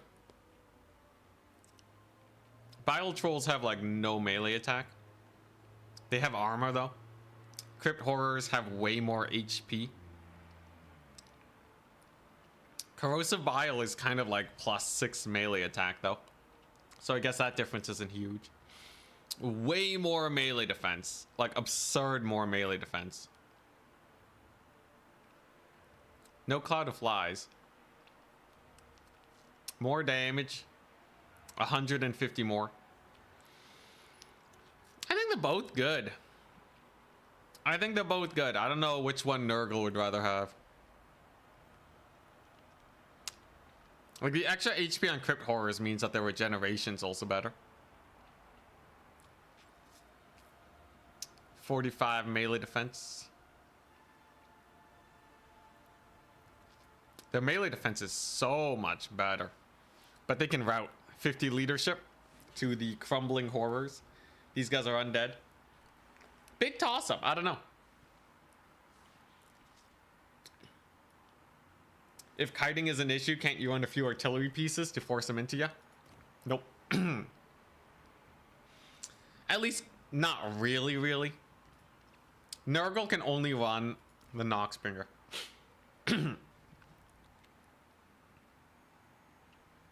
And the Noxbringer does die to some kite units. 1 second.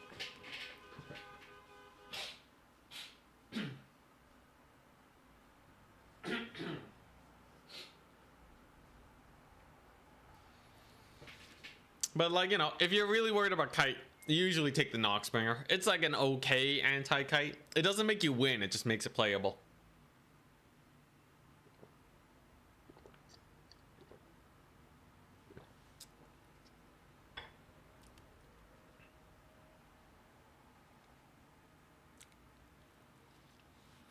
Heal cap in multiplayer, if that's what you're talking about. Heal cap in multiplayer doesn't isn't any higher for other units. Percentage wise, anyways. At least I don't think so. I think higher heal cap is just a campaign exclusive, unless I'm forgetting a unit.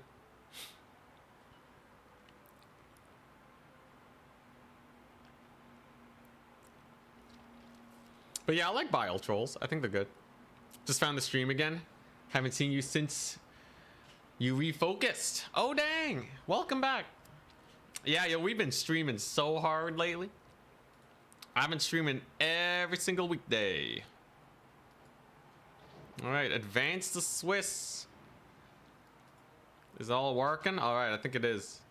Announcements tourney at Goblins. Round 4. Just ignore that.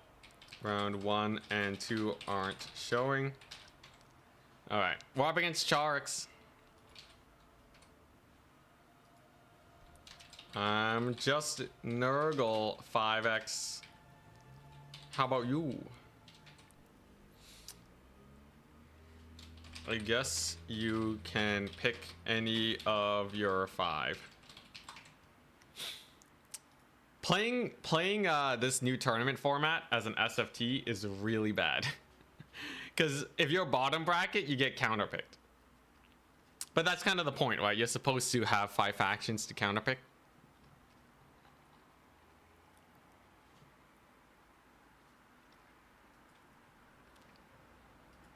So you can pick whatever he wants between Tzeentch, Skaven, High Elves, Batonia, and Lizardmen. The odds of us losing to Charix is relatively high right now. Nevertheless, I'm sure it's fine. Nurgle does great into all of those factions, right? Nurgle deletes all of them. Tzeentch on a map with no trees? Oh my gosh. I'm gonna die. Let's see how evil Charix is.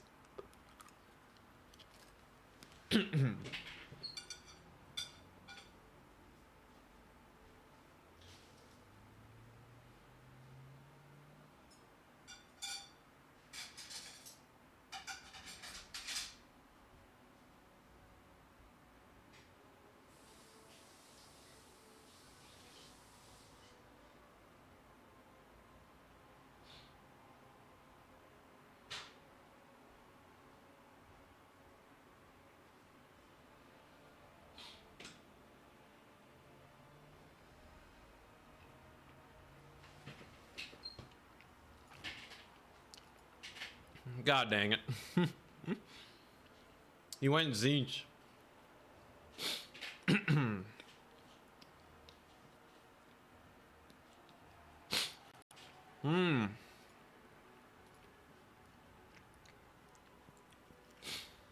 All right.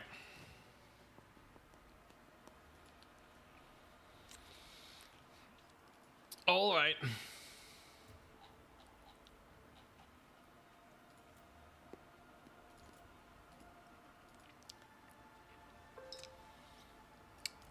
Anyone know how I win this? Anyone know how you're supposed to kill Tzeentch? Incoming fire? Oh god. Yo, what's the strat? Quickly, someone give me the deets. You don't? Switch sides? Is this the best that chat can come up with? Not even a single Uncle Frunkle? Don't throw 4 Furies into 1 Changebringer? That much makes sense. Shielded Chaos Warriors. PayPal the opponent to throw. Oh, God. Okay. Yeah, there are some things that I can do here. There are some things that save me mildly. So I don't think we're like dead. Which is mostly dead. Just mostly absolutely dead. Nurgling Tide. He gets shot up by blue so hard.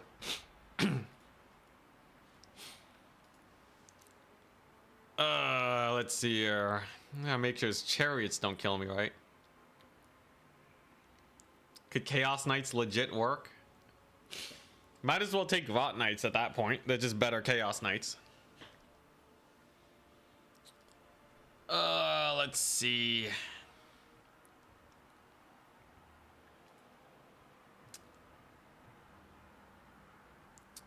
He's gonna route me off like no one's business. Okay, I think this much makes sense.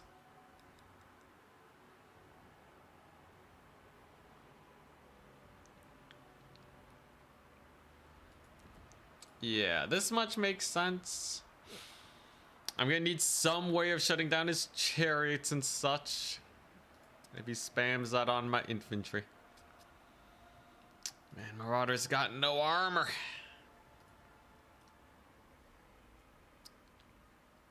I mean, good luck and all, but this... Yeah, Charix, Tzeentch into Nurgle. Totally the best matchup possible. Let's see. You know, I think, yeah. Let's not be a downer, though, right? I got some chops. I have chops, alright? I got so many things. How do you deal with the Centaurs here? I don't think he's bringing Centaurs. If I really had to, though, Forsaken Plague Bearers and Pestigors are all great into them.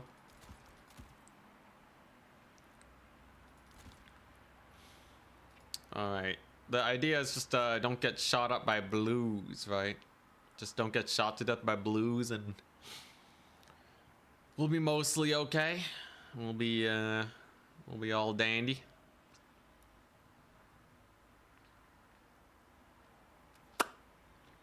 One of these, just in case. Yeah. Yeah, this is a build. This is a build, alright. You know what? He's a dead man.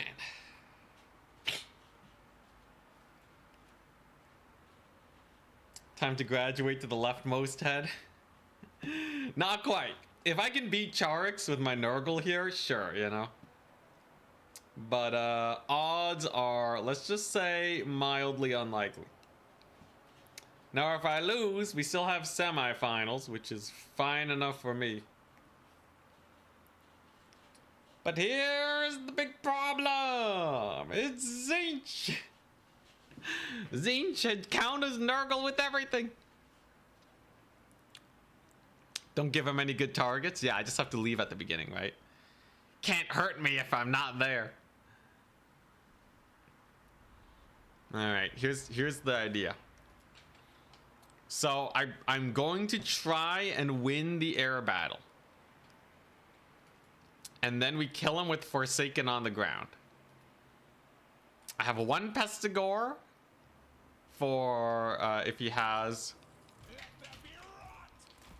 a bunch of dudes. I do have the 1 Pestigor. He has 5 units. Okay. Ready. Good luck. Have fun. What, you go mass Changebringer or something? Anyways, I have Pestigors. I have Forsaken. I have an Exalted. Angels of Decay to fight against Doom Knights and the like. Marauder Horsemen. I almost have as many Marauder Horsemen as he has units. Interesting. You have to win the air war, most definitely. Double Tzeentch Soul Grinder. Okay, buddy. Okay, buddy. So what double Tzeentch Soul Grinder? That's kind of spice. Line aside him. Line aside him up. Ouch. Well, at least they only have so much ammunition. Does he have a net? He does. Interesting. Very interesting. I don't know how this one plays out. He's dodging with his flamer. Oh, backing up against that flamer. So he has a million soul grinders. I guess I'm just getting the Pestigore here to capture. I can kind of wear him down just a little bit with my boys. I don't have much versus the Exalted dude there, but you know, if we can just stall it out for a little bit, I'll be okay. Double Rotfly versus Doom Knights. I have no idea how that one goes. I guess let's see. I guess let's see. Maybe they crush it. Who knows? That's kind of my main out, right? Those are Mega Doom Knights. Decrease their melee attack. Look, at least Kairos isn't helping out there. We all know Kairos ain't doing anything. Gets a little bit of debuff. Noxbringer's still plonking away at him. We got more flyers at least. That much is pretty cool. Okay. Yeah, his Doom Knight's taking pretty big damage. You know, Tame, he's just rushing in there without a worry in the world. And remember, the Doom Knights are hella expensive. The Doom Knights are extremely expensive. So that's going to be a pretty painful loss for him if we actually win this. Tarmacon's having the day of his life. We do lose one of our flies. Oh, God. That's bad. That's a doozy. So I lost one of my flies. Look, Tarmacon's still doing fine. I have another Rotfly coming in. Decrease their melee attack. There you go. I still have my horseman here. Tarmacon's going ham on his Exalted. That's nice.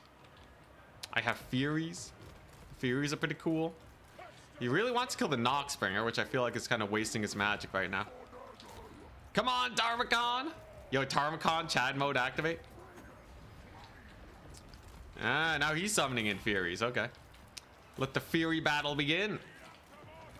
There's a second capture. Remember, he has no capture points right now.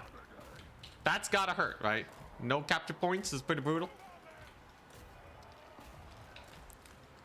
My Furies are doing pretty good.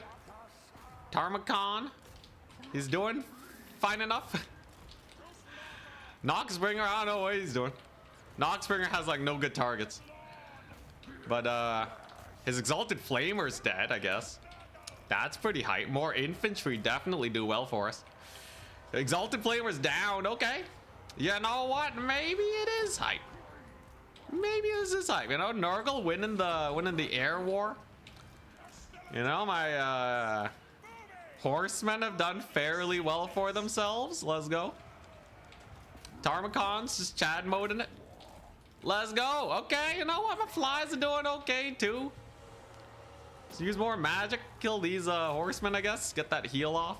I really need that heal. And he's still triple capped. And I have a Noxbringer. I have a Noxbringer for his skirmishers, which I guess is okay. You know what? Plague Drones is still doing fairly well. Definitely gotta win that air war, but the Noxbringer did manage to survive in the end, which is huge. There's his mega bombardment. He only catches one horseman with it. Well, maybe not only one horseman. It's still pretty painful to lose a whole horseman unit to that, but we now have some sort of air dominance going on. Value-wise, we have the lead on top of healing. Amazing. Skirmishers have picked off his Knights of Immolation. They're gone. Holy crap. I will say though, his build was very unconventional. Double soul grinder into Nurgle. That's pretty spicy, man. What if I just bought a Mantide? What if I just bought like a full-on infantry man tie? Then what would he have done? Like, I think his build just was kind of janky in the end. I don't think like I whipped out like some secret sauce, man. I just had a couple flyers is all. Really? The Kairos commit? Sure, you know what? Just give him less melee attack. Give Kairos like what? 9 melee attack. That should be fine. Flag drones. I have the mobility domination now.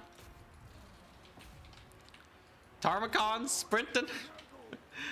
He's doing his best. Can I catch this thing if I slow it? I guess I might as well try. Killing that soul grinder would be huge. Honestly, Tarmacon kind of hard carried. If it wasn't for Tammy, this would be much worse. This would be way worse. Also, look at that ammo drain on these guys. We did indeed get him. Hell yeah. Tarmacon with his anti-large cooking. Cooking up a storm. Kairos getting bullied. Get him, Tarmacon. Beat him up. I still have flyers. I still have a lot of flyers. Jeez. We know at least the screamers suck. That's something to keep note of. Screamers are hot garbage when it comes to Tzeentch units. They trade down into everything. I think that was his big misplay. I think him taking screamers is what screwed him over. Them screamers are so bad. They can use you. They can lose you. Tzeentch versus Nurgle is so bad. Okay, what am I doing with these furies? What am I doing with Tarmacon? He should just keep chasing, right? Yo, Kairos is almost dead, man. Kairos is almost gone just from all his spell casting. Tammy's gonna get bullied though. A little bit of damage. Will he live? Like, he dumpsters the soul grinder. His stats are really good compared to this thing. Soul grinder does not have the stats. We did kill off all of those dudes. Nice. God dang. Nurgle mobility domination faction. Yeah. God dang. I just beat Tzeentch with Nurgle. Now, I think his build was far too memey. Freaking ROR Doom Knight Exalted Flamer Double Soul Grinder is kind of memey. I think he doesn't care about I don't know. Maybe it was some forbidden tech versus like some Nurgle builds, but I guess I'm a Nurgle god now. I don't know.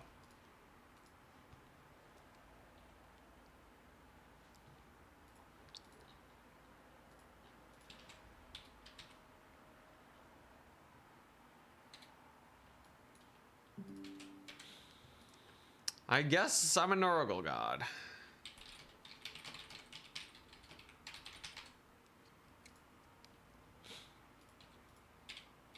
As long Nurgle versus Tzeentch. Yo, what's the win rate now? Did I with my last 4 wins, did we up the Nurgle win rate?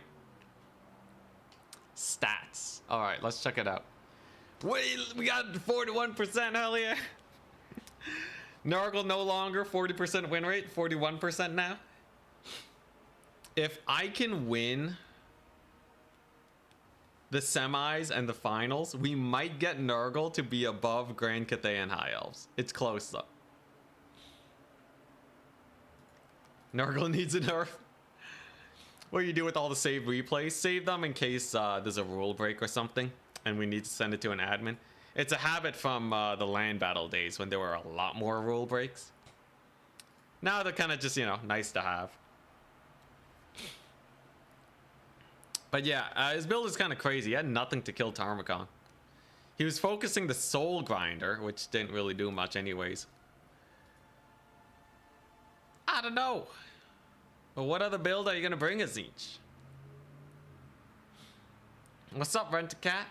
Yeah, we're 4-0. I made it to semis. I made it to semis.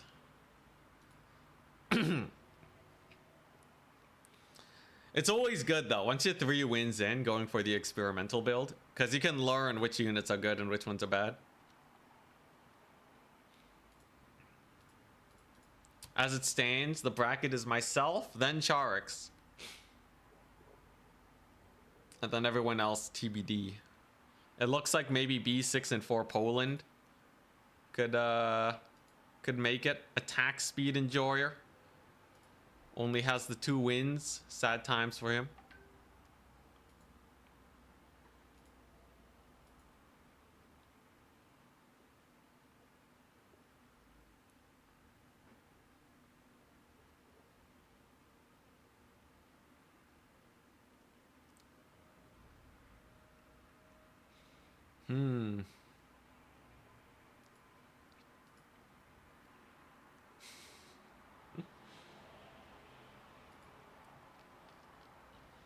I will say the Noxbringer is interesting. I don't know if it actually pays for itself.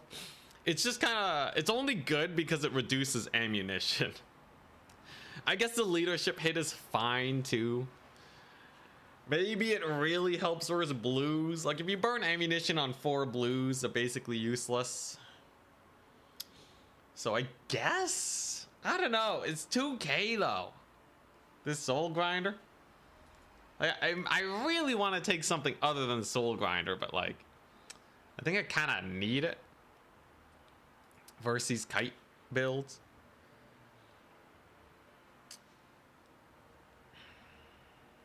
Don't think the opponent points are quite right.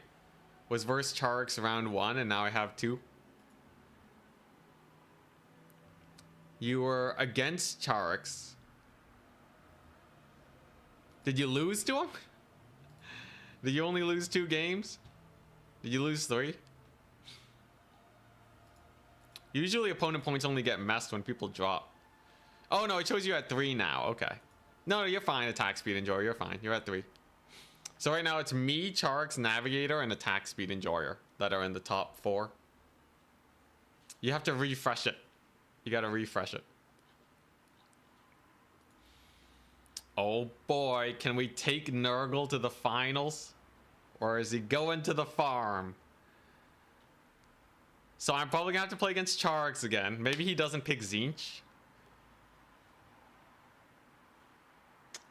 Having only 1 faction here is a really big handicap, by the way, but should be fine. Let's take a look at the top bracket to bottom bracket ratios.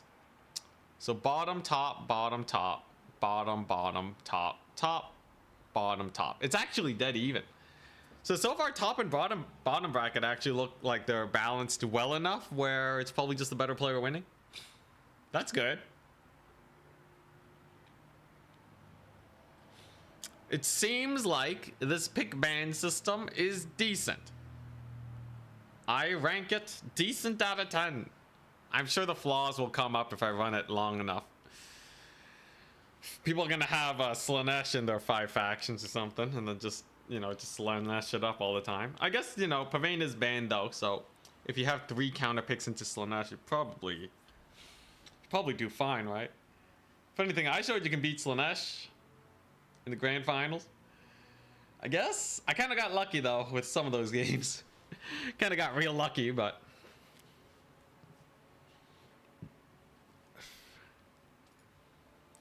we'll see.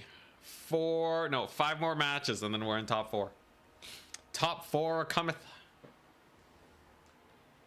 Why Tarmacon every game? Some sort of meme. Tarmacon's good, man. He's a 1600 lord that has 1,000,000 HP. He has an ability that makes him unkillable, so he double is very hard to kill. You know, so generally you don't get lord sniped, which is a big pain in the butt when you're playing as Nurgle. And he has bonus versus large 20. So he has 76 melee attack against large targets, 55 speed.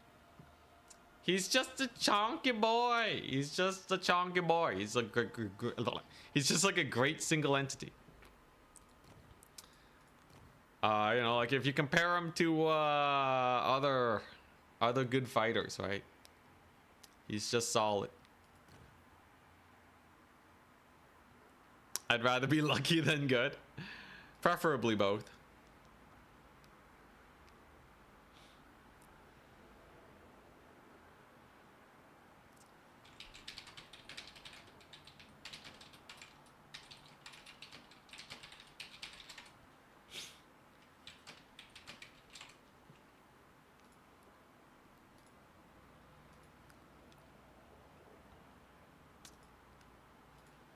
Okay.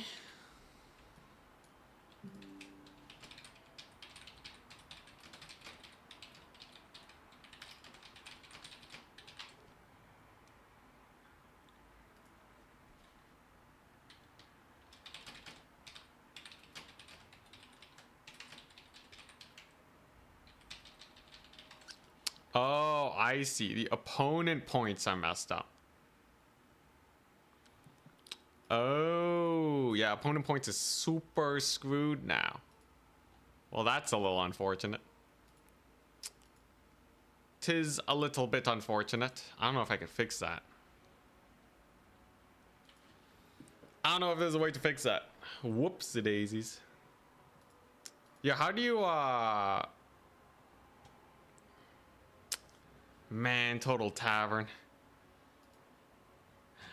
Total Tavern, why you gotta be so difficult? I misclicked one button. So the button for generating bracket and the button for moving to the next round are right beside each other. And if you click generate bracket, it just deletes the bracket.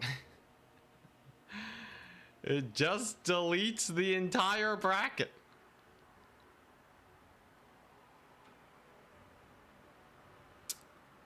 That's pretty brutal.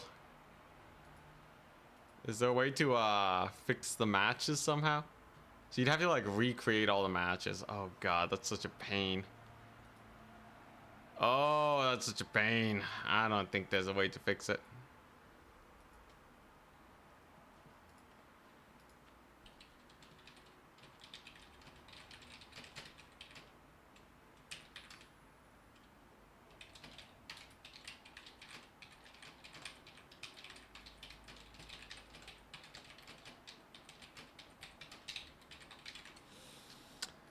Alright, well, so be it. That kind of means attack speed and Jory gets screwed, though. It's a shame. But, yeah, I don't think there's a way we can get the opponent points to, like, work out super well. At least the Swiss points were saved. Brutal.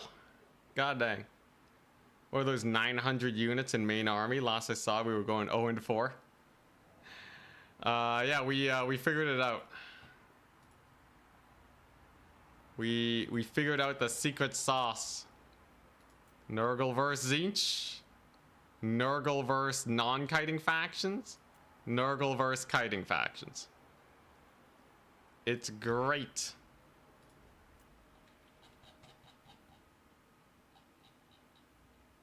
Actually, let's actually rename this. So save this. Save as Nurgle versus non-kite. We load. And then we grab this one. Save as Nurgle versus kite. Okay, yeah. So those are our, these are our main builds. Are they top tier? I don't know. They've been carrying me pretty hard in this tournament. But I don't think these people have been playing super sweaty either. So it's kind of a toss-up.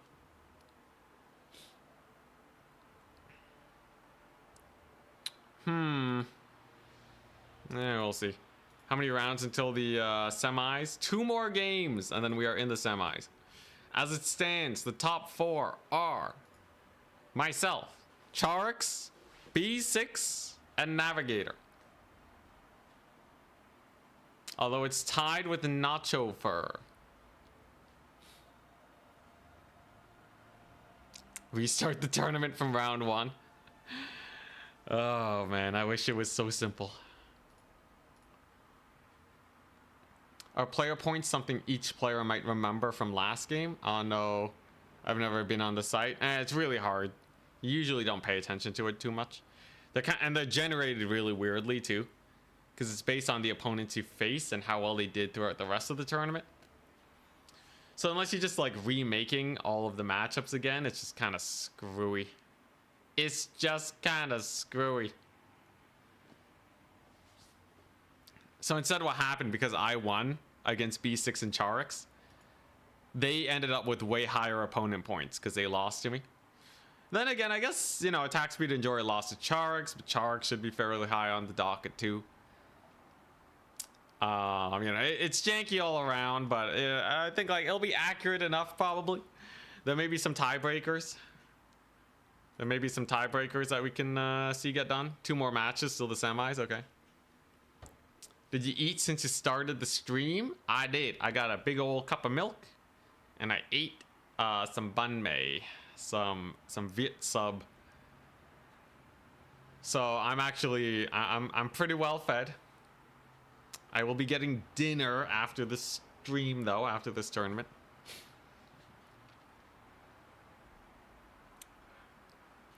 I think the nuke bracket button should not be next to the next stage one. Yeah, it'd be nice. It would be nice. Unfortunately, Total Tavern is like basically a charity website that Turin put all of his money into. And because Turin just can't dish out, you know, like thousands of dollars to hire like a team of developers to get it like super duper top tier, edited every once in a while. We work with what we got. Why is there a nuke bracket button? Cause yeah, Total Tavern, you know, it needs some work. I heard that, you know, some people were telling me that Turin's looking into getting it revamped though. So maybe he does have some devs working on it. That would be so hype. Isaac, what's up? You missed 4 Nurgle wins. I see you greatly improved the Nurgle win rate. Not really. I lost 4 games last tournament. This one we won 4. So I don't really know. I don't really know how it's gonna go. When's the game starting? Very soon. We're waiting on 2 more matches to finish, and then we're good.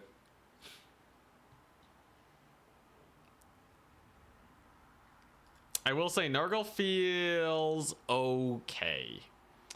Their Marauder Horsemen are probably the best unit. 450 armor piercing skirmish unit. Can't really go too wrong there. Pestigores are really good. Rot Flies can handle specific matchups decently well. Tarmacon's a god, and their magic is quite good. Overall, Nurgle's they're decent. They're decent.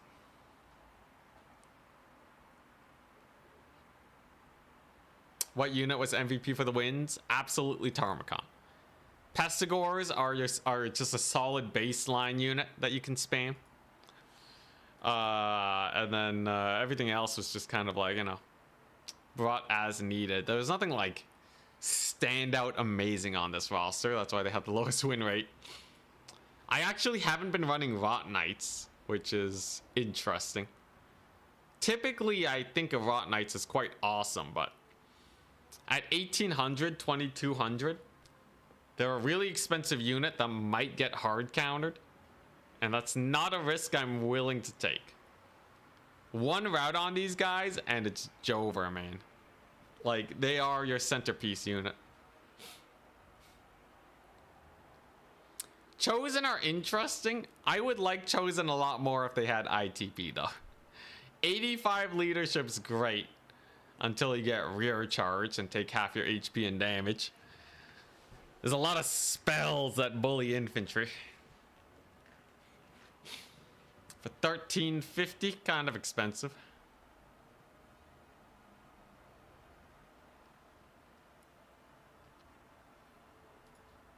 How many more matches? Still 2. Still 2. This tournament's been going on for 2 hours, 20 minutes. So the pace is okay, it's fine. For obliterating the bracket, it's going well enough. What's the win rate today with Nurgle? 50%. You can tell how good the last tournament went by hearing that. Yeah, Nurgle throwing axes are really good. You know, they got decent HP and a lot of damage. The weakest thing is their range. They get outranged by other horsemen. So they're not like a premium skirmish unit, but it's the best you can get. Really, the best thing about Nurgle is that they win almost every melee fight they take. So you do that, you'll be okay. Dark Elves after Nurgle win. Dark Elves are hype, man. You get so many Dark Elf wins in my chat chooses my factions tournament. Dark Elves were great. I did lose in the end though to Charix and his nasty high elf armor build into Cathay. I should have seen it coming.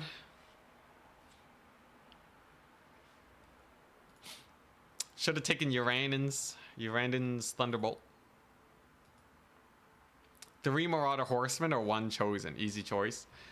That's not the right. It's 2 Marauder Horsemen or 1 Chosen. So I would still rather take the Marauder Horsemen. Marauders are so sick. They're so fast. 90 speed for Nurgle. What a blessing. Toad Dragon though, I don't know. I feel like Toad Dragon potentially is really cool. 12,000 HP, breath attacks for days. I think Toad Dragon would be good on a lot of other rosters, just not on Nurgle because everyone's kiting. And when everyone's kiting you, a big monster, it does not help. Even with the breath attack.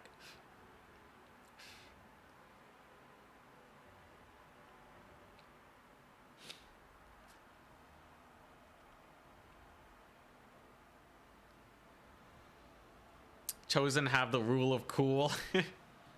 Well, we'll leave it for Turin then. Look, Turin can win tournaments with Nurgle, man. It's crazy.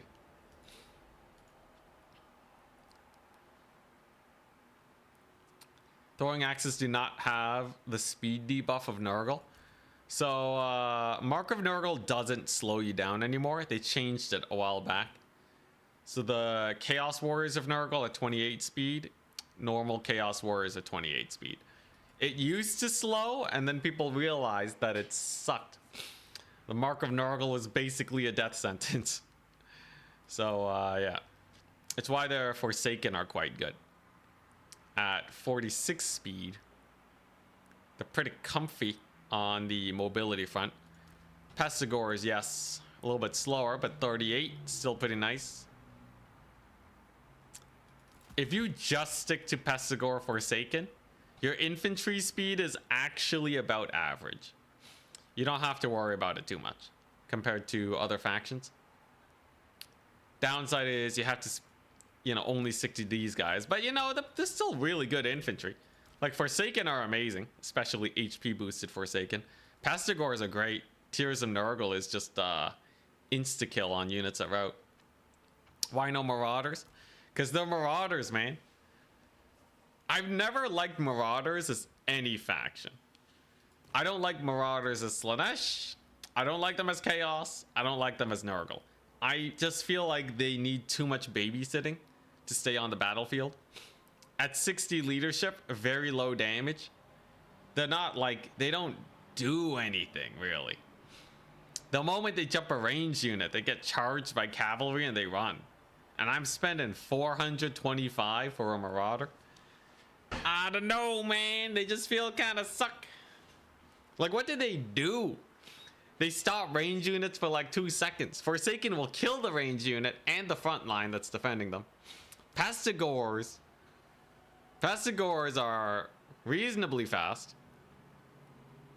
Reasonably fast. They got Primal Fury. Armor piercing to kill everything that's spooky. Tears of Nurgle. Woodsman. 25% missile resist. Holy crap, I didn't know they had so much missile resist, really? They got 25% missile resist, bro. What does this guy have? Great Weapon Marauder of Nurgle. He has +5 melee attack. He has less leadership. Less armor somehow. Now he's cheaper by a lot, but like this guy has the missile resist, the tears, the primal fury. He has everything. Freaking woodsman. Marauders trash clan rats. I guess you can spam Marauders against like clan rats and stuff, but like, you know, Forsaken also trash clan rats. I think that's the big thing. So like, you know, like why not just bring Forsaken? I guess like they have less HP. But the thing is too is usually if you're taking infantry, you need enough mass to defend them. So I think like a marauder, if you take a lot of marauders and a lot of toads to support, maybe. But they don't really kill rat ogres either, right? Like marauders and toads, I think maybe they do okay. It's kind of hard to tell. I don't know, man. I just like having a solid mid-tier infantry front line. Little bit faster, vanguard deployment. I think Forsaken and Pestigors are just better for what they bring to the table. I'm sure Marauders are fine, but what we want is better. I'm sure you can make it work if you do it just right. But anyways, what do we have? It's a tie. Oishi and Navigator are tied. All right. Tournament chat at Oishi versus at Navigator. You guys are playing the tiebreaker. At Charix at B6. Stand by. Lobby code with spec slot, please. All right. So we got tiebreaker, then we got the semis, and then we'll get ease.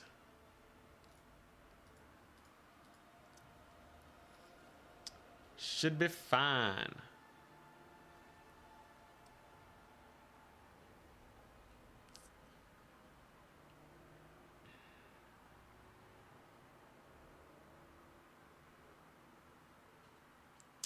When is it worth to level up units? Never. Maybe if you have leftover gold here, but chevroning is never worth it. Right? So like compare this unit, 956 to just this ROR Forsaken. ROR Forsaken just has better stats, right? You almost never do it. There's actually like, you know, people have tested it on a lot of units before. But as it stands right now, no one has found a single unit that is worth chevroning. If you put it on your chaff to give them more leadership, they like double in value, man. Right? They become not chaff anymore, you know? You might as well start taking like bigger and better units. ROR is a chevron unit. Well, like, you know, wait, no, this ROR isn't even oh no, this one is. Okay, sure, whatever. You can skip the ROR, right? How does a... Okay, here's a Pestigor with chevrons versus a Chaos Warrior. Chaos Warrior just has better stats, right? Sure, it's a bit slower, but like it just has better stats by like a lot too, right? And armor. It's just not worth it. Like each chevron is just eating up your money. There's a reason people don't do it.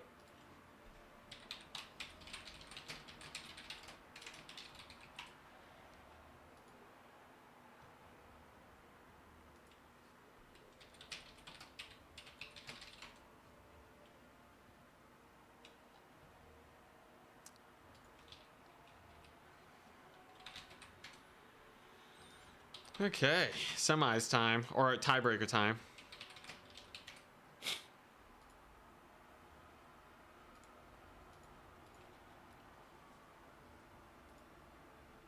What buff would it take for chevrons to be viable? Just make them cheaper. That's, you know, anything gets good enough once it becomes cheap. If you make it cheap, it will be good. Doesn't matter how much of a meme it is.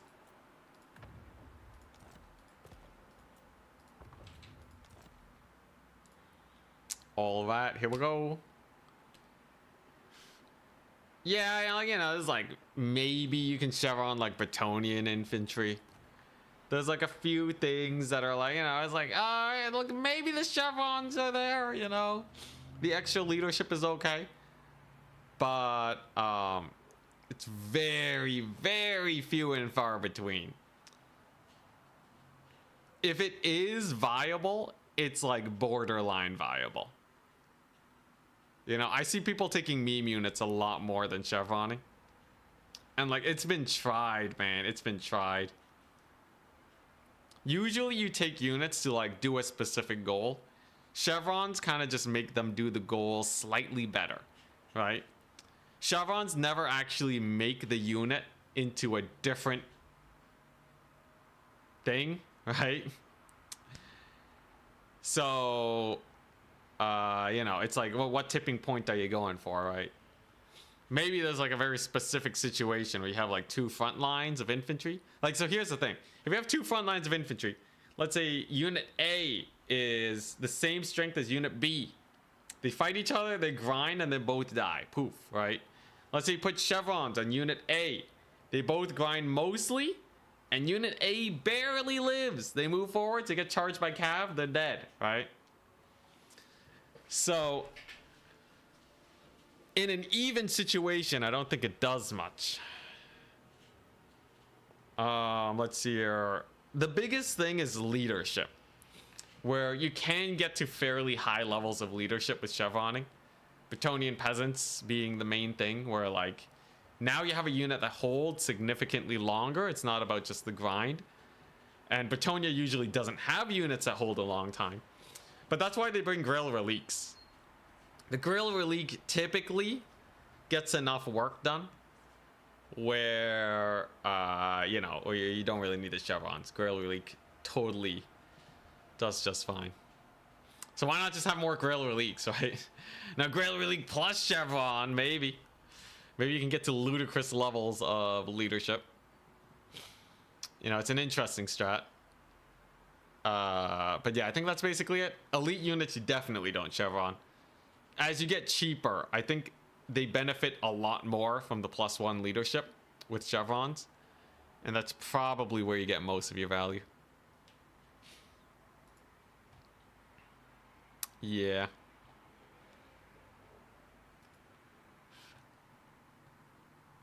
Tabletop didn't have mono gods? Yeah. CA spiced it up. God, excuse me. Woo. All right, here we go. Dark Elves versus Norska. Is Oishi gonna get kited again by Dark Elves? So in the previous tournament we just cast, he played Khorne into Dark Elves, got kited to death. Now he is up against Navigator with a very similar, slightly different style. Can Oishi do it? I think Oishi is a really strong player, but he plays a lot of factions that are quite resistant to kite. So let's see. Why is Relique good and War Shrine bad? Well, one costs 3 times as much. Imagine if CA was like, hey, what if we made the Grail Relique cost 1,300 gold?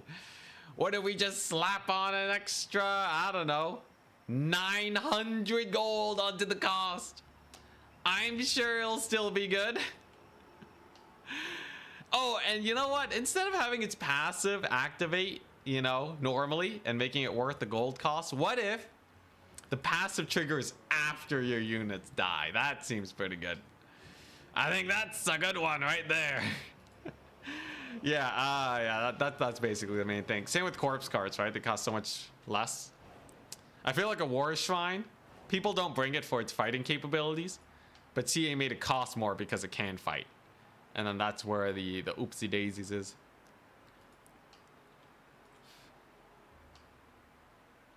You'd like to think the lore nerd from YouTube?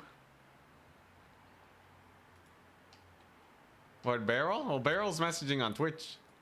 Slaanesh, Tzeentch, Nurgle, and Khorne are not just demons, but chaos gods. And there is a faction that worships chaos as a single entity. Oh, you're asking about the split on them? Why we have Slaanesh, Nurgle, Tzeentch factions, and then the generic Warriors of Chaos? Yeah, they're all different. They're all different. That's the TLDR. All right.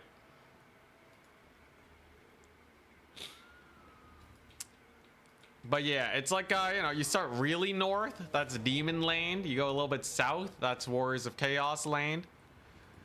You go a little bit more south, you get, you know, you get, Norskins. You go a little bit more south, you get Kislev. You get less chaotic and less muscular as you go south. Anyways, here we go. Oishi takes a pretty bad trade at the start. Oh, return volley. A little bit of damage back. Kills 3 Dark Riders. Loses, 4 Horsemen. Fairly even trades then. There's the Chariots though. Oh. He gets a little mini volley. Not nearly as strong as the last one. Dark Riders win this, by the way. But maybe he's just trying to trade out value on them. Dark Riders might win this, but the Norskan infantry absolutely dumpster the Dark Elf infantry. So I think Oishi would be happy to trade out his horsemen at a slight disadvantage to get rid of some Dark Riders.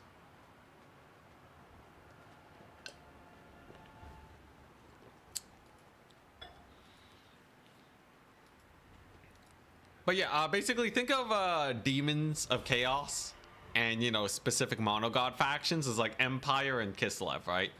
Like Empire and Kislev are both humans. They're both very similar. But, culturally they're different enough where it makes sense to have them as different factions. Same with everything else.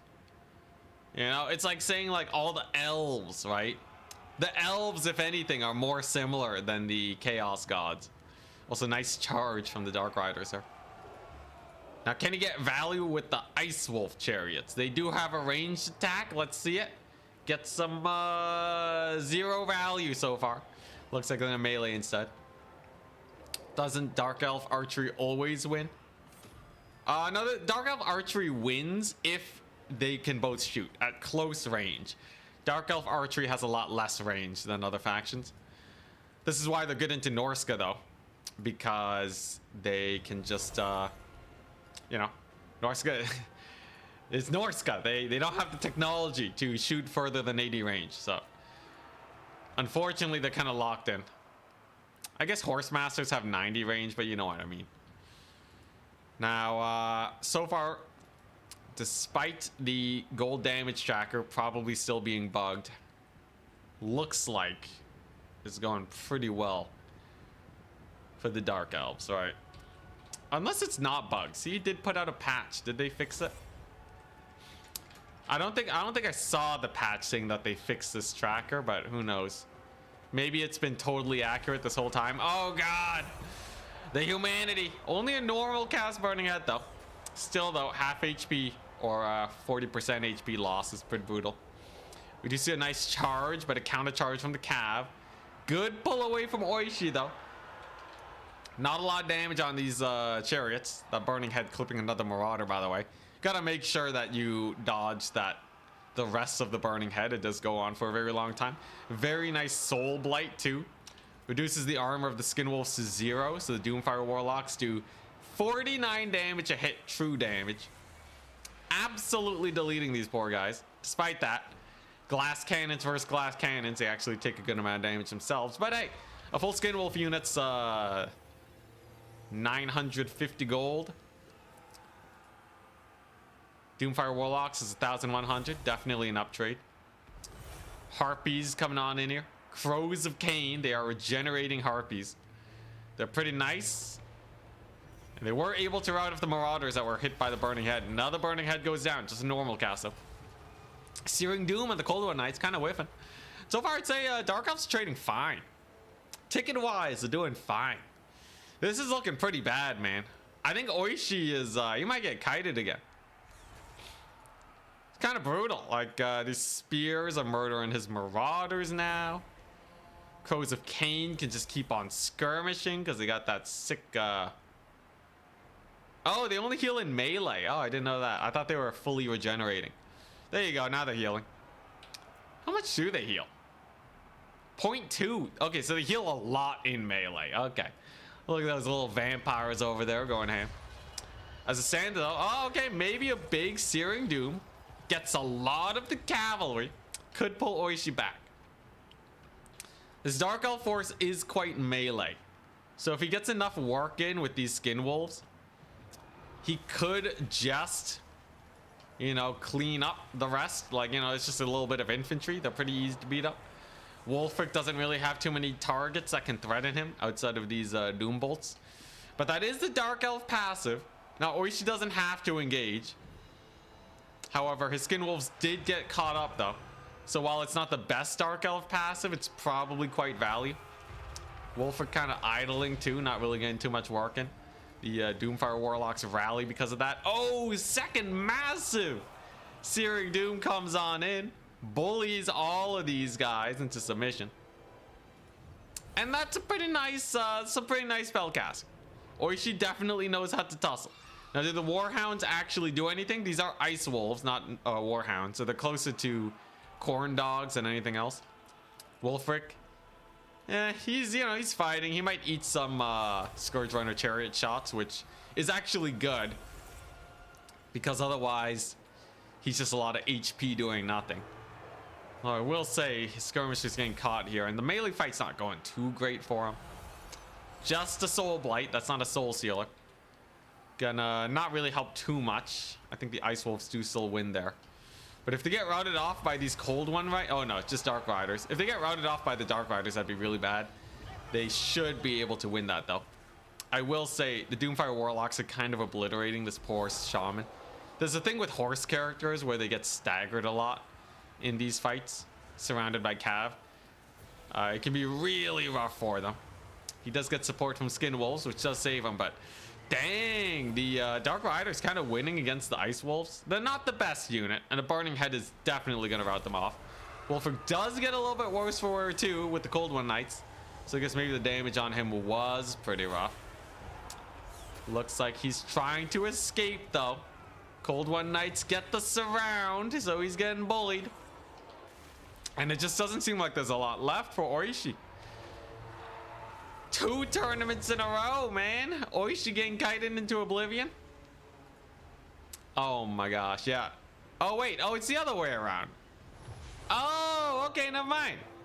Oh yeah, no, I thought Oishi was playing Norska. He loves Norska. This whole time, never mind. Oishi learned the way of the Dark Elves. He knows how to bully Norska. All right, well, that makes a lot more sense then. Of course, he loses to Dark Elves and he uses that knowledge to win this. Makes much sense, doesn't it? Wow, how long? Oh man, I was going on for 7 minutes, 40 seconds. Yeah, okay, so he can play Dark Elf Kite. All right, he knows what he's doing. We're good. We're goodies. I've never seen him go kite before. This is news to me. I swear, like this is a new thing. Yeah, Navigate's getting wrecked, man. Navigate's getting annihilated. Yo, this is a one-sided AF. He's gonna get a triple cap down. Where's the ref? Where's the ref? Put an end to this madness. Is there anything you can do? Yeah, he actually did run out of units. It's pretty done for. Although I will say, Dark Riders ran out of HP. They did get caught, but they used most of their ammo, so they still massively paid for themselves. Interesting. Then after this, I'm playing against B6 with Nurgle. Oh god. The spooky Skaven player. You think he's gonna go the same build, different build? There's a triple cap. Like, he is out of ammo, but like 1,000 value, 900 value. These things cost 950 a pop, so they're very happy with those trades. Another Burning Head. Goodbye healing on the Skin Wolves. Goodbye leadership on the Norska Ice Wolves. Pretty brutal. Pretty brutal. Yep, they're gone. Dang, Skin Wolves dying to Chariots, man. I think they might have been getting shot at the same time too. Crows of Cain. Yeah, how much value did they have? 560. God dang. Yo, did the Lord just die with Norska? Oh, I think Wolfric just routed off the map. Lord dead. No, he died. He died a while ago too. All right. I don't know what's going on in this game. Whatever. It's a fun one. Oishi wins. All right. I'm up against I'm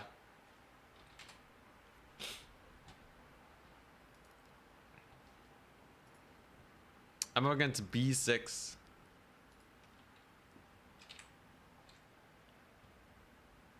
All right. Okay, we are up. Nurgle X5. He's top bracket again, which means he gets to pick whatever he wants against me. That's the downside of going mono faction in this in this tournament format. But we can win it. It's not like there's a million counters to Nurgle, right? What's he gonna play? Come on, give me Skaven again. I dare you. I dare you. Rifts at World's Edge. This one's a pretty big map. Not the most comfortable for Nurgle. He died in the cold one night surround? Oh, okay. Must have died a while ago. Yo, it's been a long day. I streamed early today. I streamed 3 hours earlier than usual today, right? Let a man peter out. Ugh, God. Not enough sustenance. What are the upsides of going mono? There are no upsides. If you want to guarantee the faction, you only need to pick them 3 times out of your 5 factions.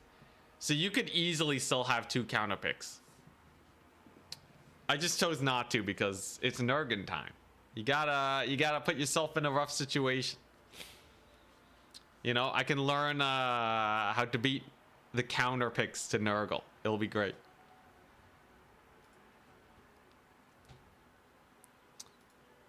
All right.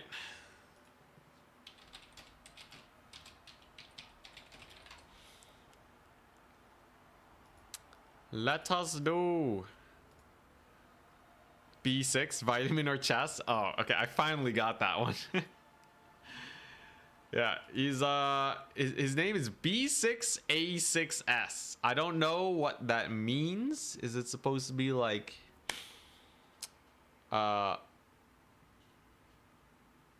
Boaz? I don't know. I don't know what his name means, but you know. His name's different in game too. Confusing. What are his factions? SFT Declaration. Skaven, Tomb Kings, Beastmen, Greenskins, and Tomb Kings. All of those factions are actually pretty good for Nurgle, so I think we're fine, right? I think we dumpster him. What's he gonna do? Play Skaven again and die? Easy win. All right, well, I'll be back in a second while we wait for him. No way we lose this, though. He's gonna get shredded. He counterpicked himself. It's great.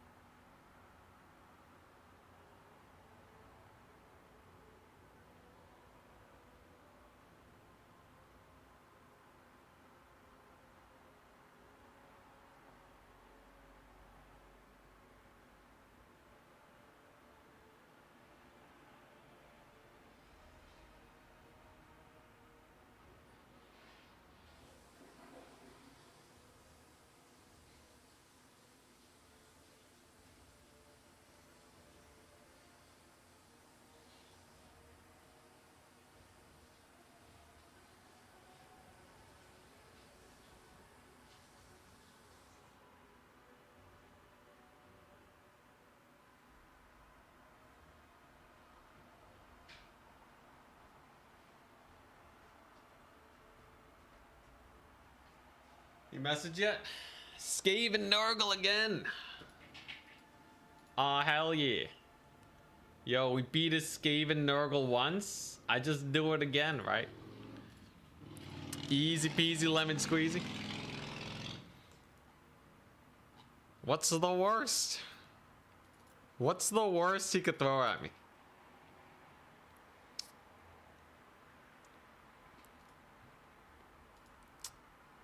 Let's see here. Okay, actually though, what is the worst he could throw at me? Skaven into Nurgle once again.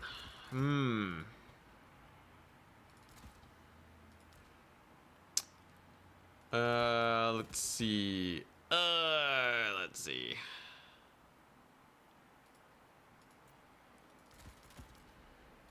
It's a fine enough opener, I guess. Skaven into Nurgle.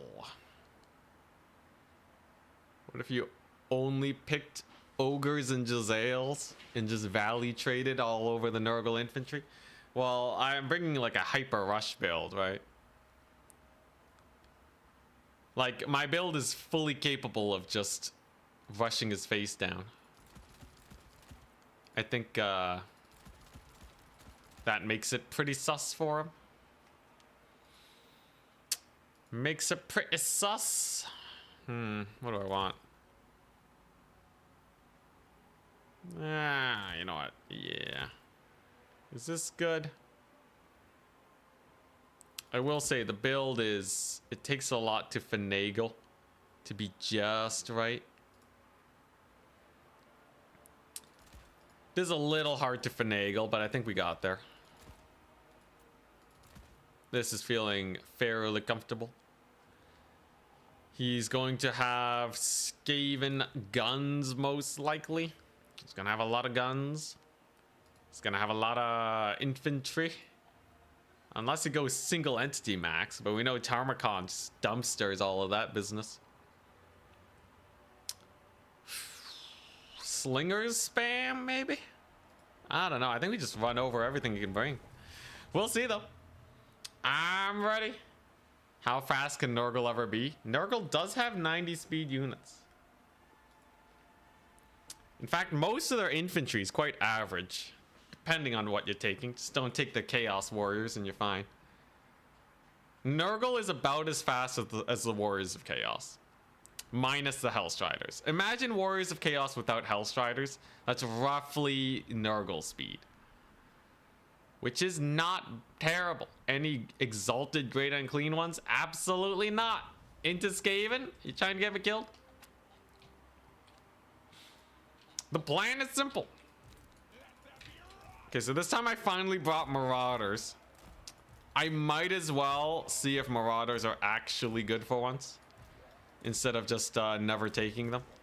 Who knows? I might be pleasantly surprised by their ability to shred infantry. Tammy. Watch him bring Deathmaster Snickage. And he just like murders Tarmakon. Ready to go look, have fun? That'd be so jokes, actually. If he brought Deathmaster to kill Tammy. But then he just wormed Deathmaster and then he'd be dead. Yeah, so he brought the 20 stack. So he went a very similar build to last time. I don't want to play in this giant open area. That sounds like suck. Instead, we're going to deploy here. Going to capture this forest point. And then bide our time. All I need is one capture point. I summon in my entire army. And then we run them over because Skaven love to mass route. The more units I have, the better. Because I make use of my healing passive. The more units he has, the worse. Because everything routes. Unless he's able to defend his range units and he kills everything. I think that's kind of the gist of it.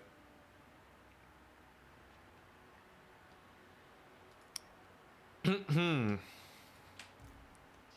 terrifying opponent to go up against, though. B6 is very good against, very good with Skaven. Charx versus Oishi should be an interesting match too. I'm very interested to see how this one plays out. I don't think I have to hide in the forest, but definitely getting this point is probably the most important thing. Marauder Horseman can spread them out wide, by the way, just like last time.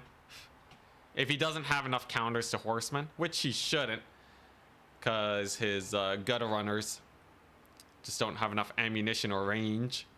And he can't bring enough of them to screen out horsemen across his whole line. They should be able to spread them out, and then maybe we take a good engagement. We'll see, though. Our Forsaken of Khorne trash. I think Khorne just has better units than your average Forsaken. So he goes for Poison Wind Globadiers this time. Still has his Bell Lord. Armor reduction. And the dreaded 13th. Lots of slingers. But otherwise, pretty similar to last time, ain't it? All I gotta do is tank his initial shots with the trolls. Kind of just waste his ammunition. And then I'll be a-okay. Could spawn dudes over here to flank him. What's he even gonna do? These trolls have so much healing. I will gladly take a couple volleys from these tiny night runners. There's no way they actually kill any entities here. Unless I really goof up. I just have to be a little careful with my trolls and I should be fine. Exalted Plague Bearers will be rather good too. And let the long wait begin. Very similar builds that we have going here. The only difference is he does have Globadiers now, but that's about it. Look at that troll of a generation kicking in. They're having a dandy old time. Skaven Slave Slingers against the Stooges. I'm basically screening out his skirmish with regeneration. Like I said earlier, Skaven have some of the worst kite in the entire game. They just don't really have kite builds unless you're spamming weapon teams, maybe. Stooges use their volley on Skaven slaves. It might seem like a waste. And mayhaps it is. He's getting a lot of value trading on them Stooges. That's a pretty decent scorch. I guess they don't really do too well against loose formation here. Oh crap. Poison wind volley. Back it up. Okay, that was pretty bad for me then. That was pretty bad. That was a nasty poison wind volley you got on me. At least his skirmishers are on the wrong end. So I can surprise them with a mass horseman recruitment here. Stooges will just, you know, lick their wounds. How do they heal? In melee. Whoopsie daisies. Whatever. It's fine. It's just a little bit of value trading. Just a little bit of value trading, really. I've never made a misplay in my entire life. Oh, that's pretty painful. That one's a doozy. At least my Marauder Horsemen are doing fine here. They can plonk away at them. Skirmish Valley's a little painful though. I should just wait, man. What am I doing? I should just wait and farm Valley with Stream of Corruption. That's totally what I should do. Yo, is this thing fixed? Maybe it's fixed. It's kind of hard to tell. Well, he's leaving me on the 1 point. I guess that's fine. He's getting his Doom Flayers in here. I will have another Stream of Corruption soon. Give it to me.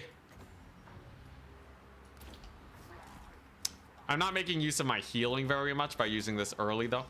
So I gotta be a little frugal with my magic. Interesting.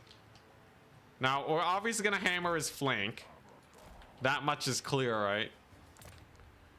But what are we doing with the rest of this? He has rat ogres up the wazoo, man. He has so many rat ogres. Like, okay, yeah, storm vermin are really beat up now.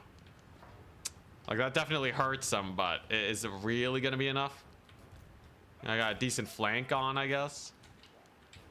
You know, I'm just gonna wait now. Alright, no more down trading with my stooges. That was very painful indeed. That was very painful and not worth. Oh, is he moving in? He wants to take the fight? I can't tell. I really can't tell. I should definitely be spawning in my dudes now, though. So we're just gonna get him in. I got the toadies. I'm mostly going for this right flank because most of his range are here. The horsemen can kind of transition very quickly, so that's not a big deal.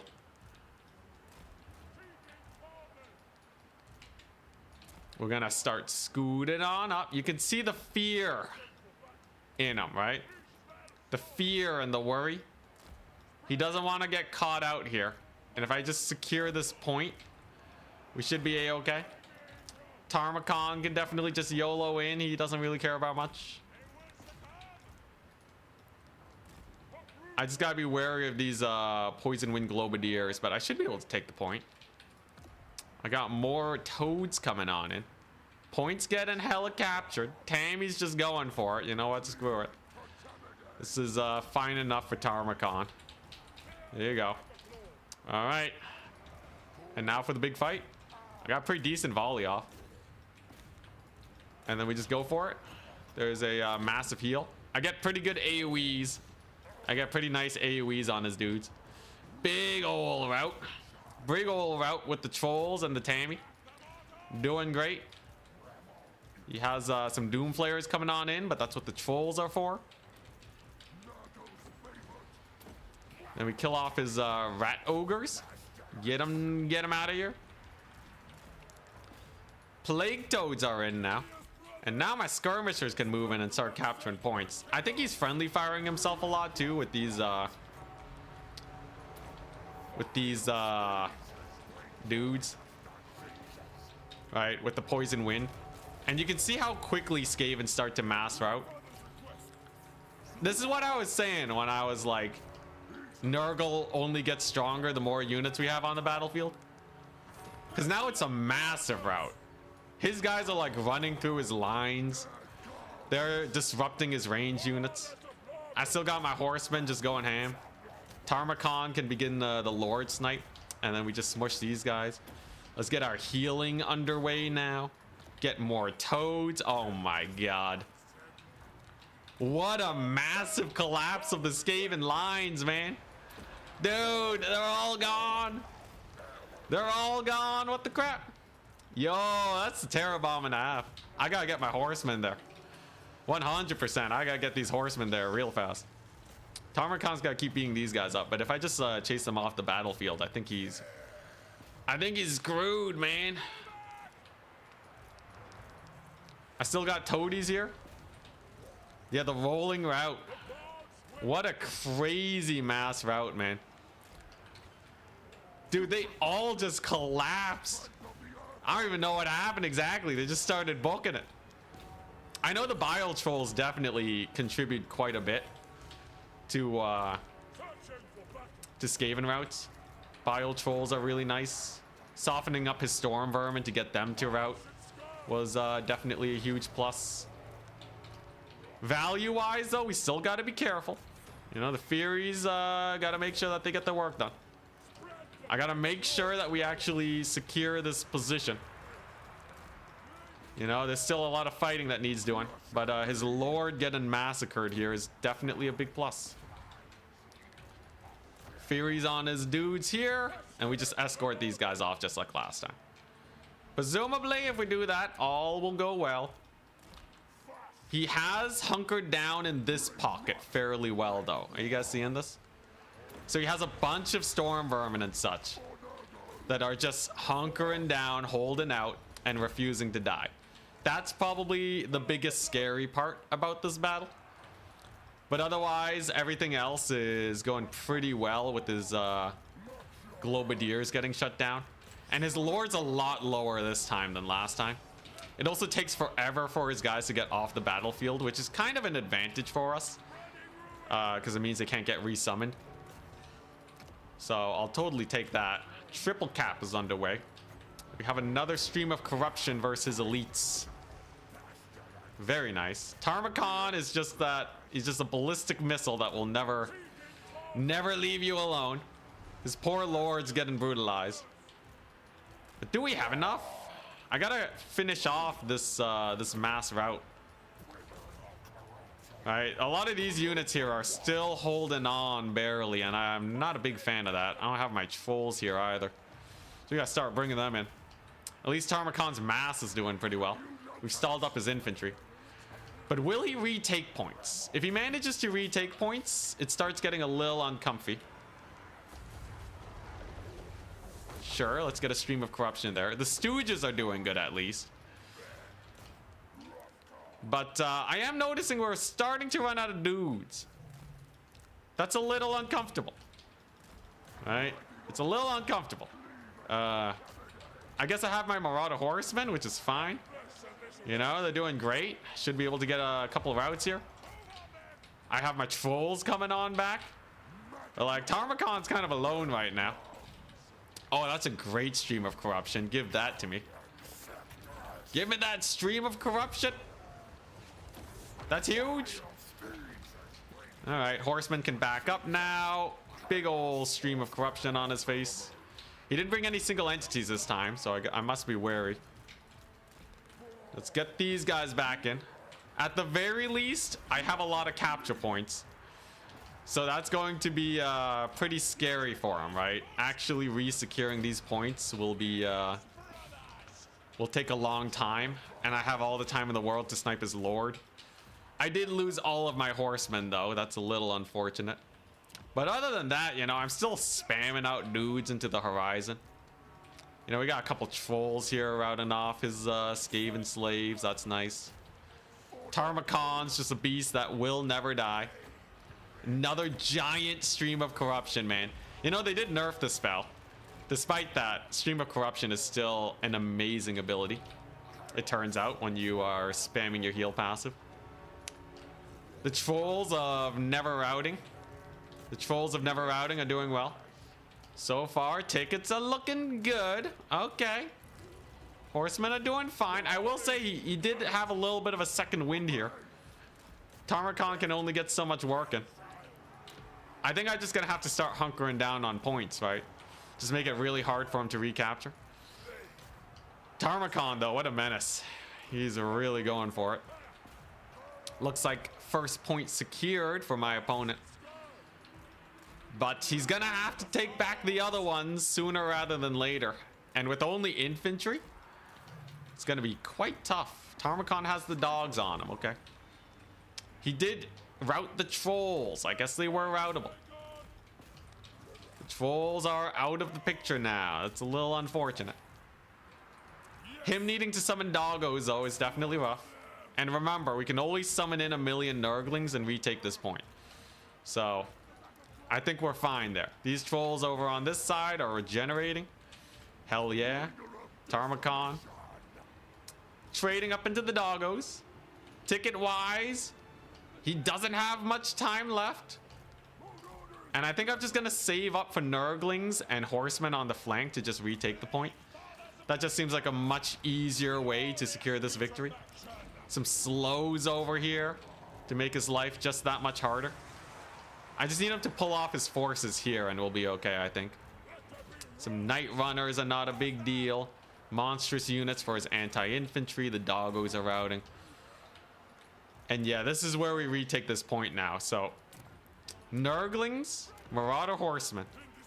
Just pile them in. He doesn't have enough infantry to save that point and take this one at the same time, I think. Yeah, he's actually holding up pretty well. These blight scabs are actually kind of dumpstering. Okay, yeah, the Marauders are holding well. The Stooges are in here. Okay, I got a couple Toads, I guess. If I just retake this point, though, he's pretty screwed. And Tarmacon's here, too, right? And the Trolls came back. What a menace. The Trolls actually came back. I can't believe it. No more magic. Okay. No more magic, but this guy does give leadership. And 1,000,000 Toads can hold up infantry into millennia. Okay, there's no way his infantry are going to stop that. Here we go. Marauder Horsemen. Go ham. Toadies. Go ham. Get a heal.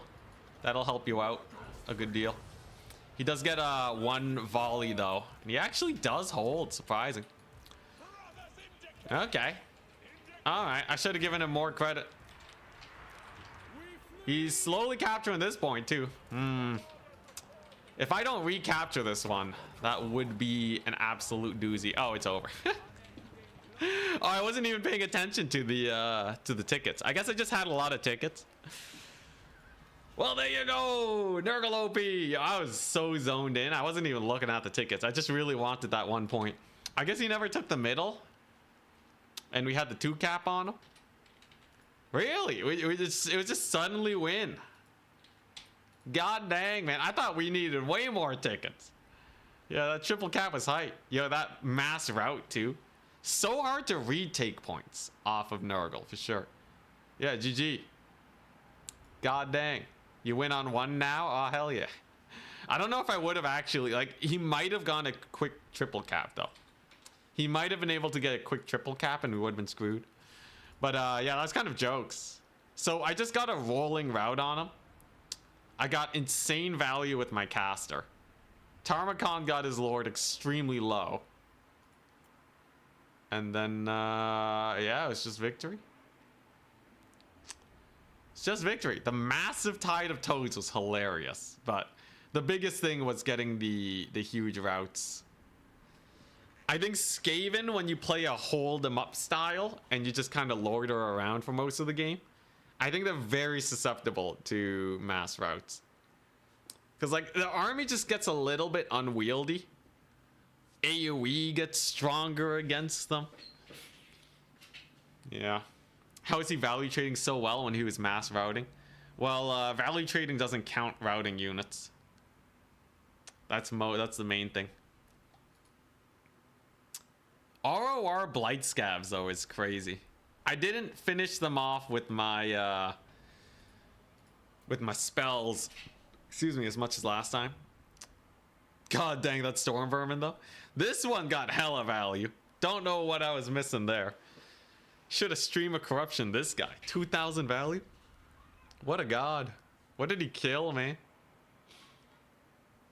Yeah, he would need artillery or Giselles, force me way back, and then just kind of army wipe me. But retaking points would be the hardest part after you do that. All right, looks like my opponent is Oishikun.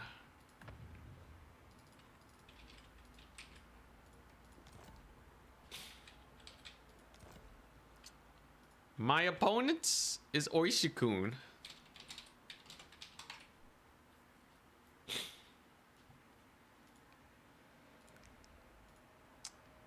Here we go.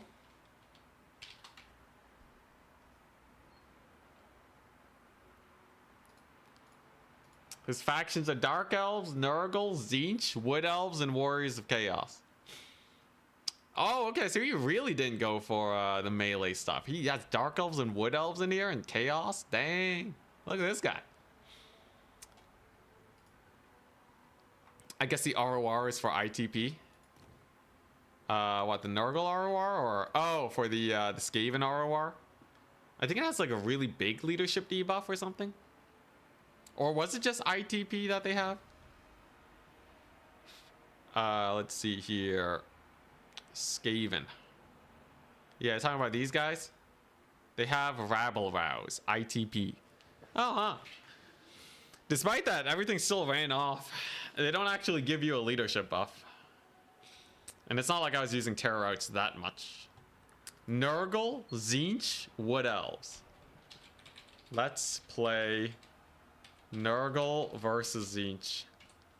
I'm feeling confident. I'm feeling confident with this one.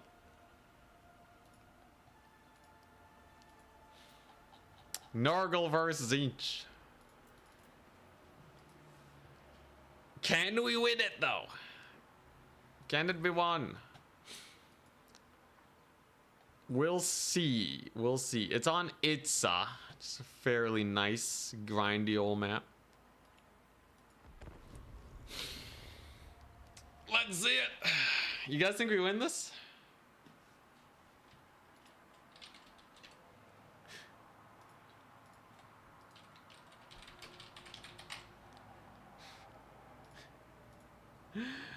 Can't believe he gave me Nurgle, Tzeentch, Wood Elves. The cop-out is to take the mirror, but I think Nurgle might actually have decent chops into Tzeentch. It's kind of questionable, though. I really only had one success. This will be the proper test. If I win Nurgle into Tzeentch twice in a row, I'm a god. I'm a god. I'm a Nurgle god. We can finally make Papa Turin proud. Have you ever done the Aura Blob build? Bile Trolls, Barons of the Bog, Tammy. Yeah, so like the bad thing about that is that no one is gonna give you the Blob fight. Who goes into Nurgle being like, I really just want to Blob fight Nurgle right now, you know? I really just want... yeah, that just seems like the best idea. You know, I think the Blob build sucks for the same reasons Kugath sucks. Only exception being maybe I could do that against vampire accounts. I think against vampire accounts, that would be the most jokes. So you have Bile Trolls, Barons of the Bog, Tammy for more weapon strength debuffs, Icon of Eternal Virulence, Cultist, and Poison, which is a given. I think against counts it'd be jokes, because then you really take no damage. But everyone else, screw that business.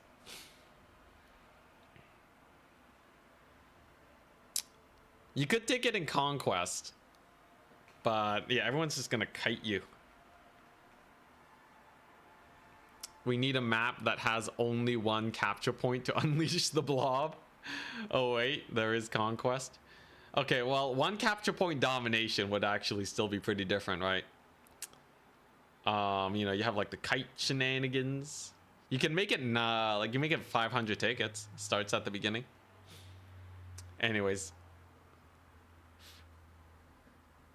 Anyways, Conquest has, like, you know, a lot more time for kiting. So even though there is 1 point, you can really juice. The kite value.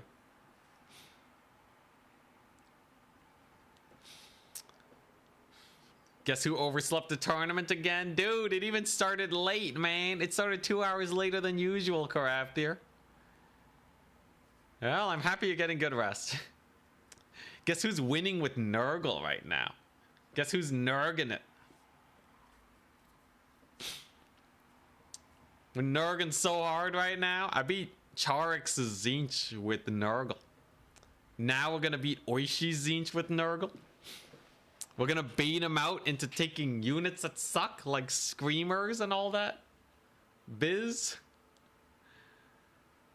Let's see though. It'd be pretty jokes if he goes the same build, just like double Soul Grinder. They can kill Tarmakon pretty fast, so we'll see.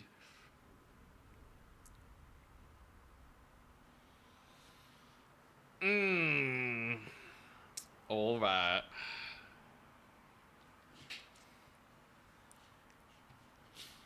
What a way to end the stream today. Nurgle against his enemy. Change against stagnation. Who will prevail? I brought the Tzeentch build that I saved to see if it would cook once again for me. This time around, he did bring a lot more units, but should be fine. Name of the game, I'm taking the high ground. Ready, good luck, have fun. So this is what we're gonna do. I'm gonna take to the high ground and we'll be fine. If he's blue fire spamming me, you know, I have the forest. I can just hide in the forest for a bit. Vought flies for air dominance. Soul Grinder to pummel his blues and such. I've essentially become a night owl. Oof. Taking the Syrian build every game. Truly a stagnate Nurgle boy. And this time it's a different Tzeentch build. Perfect. Disc Lord. Giver of arcane glory. Okay. Wait. He brought the blue scribes. He took the blue scribes. What the crap? This guy's a madman. He brought the blue scribes and flamers. Well, now I'm really interested to see how this one pans out. Blue scribes and flamers. So remember, I have a lot of time to just sit back and relax here. I don't have to rush at all. And he brought a Tzeentch Lord on a war shrine. All right. So I guess he's not going for air dominance. So my Soul Grinder can have a field day. I guess that's pretty good. I'm shutting down his blues fairly well. Shutting down his blues, fine enough. I can't see what spells he has. How am I supposed to dodge his spells when I can't see him? At least the soul grinder is good. This is the situation for the soul grinder. I guess he doesn't really have a lot of sniping tools, so I can move out with these guys too. Angels of Decay, I guess? Hear me out, people. Hear me out. Angels of Decay are hype here. Because he doesn't have anything that can actually kill them effectively once he's out of ammunition. We're out of horsemen doing their best. Doing the darndest.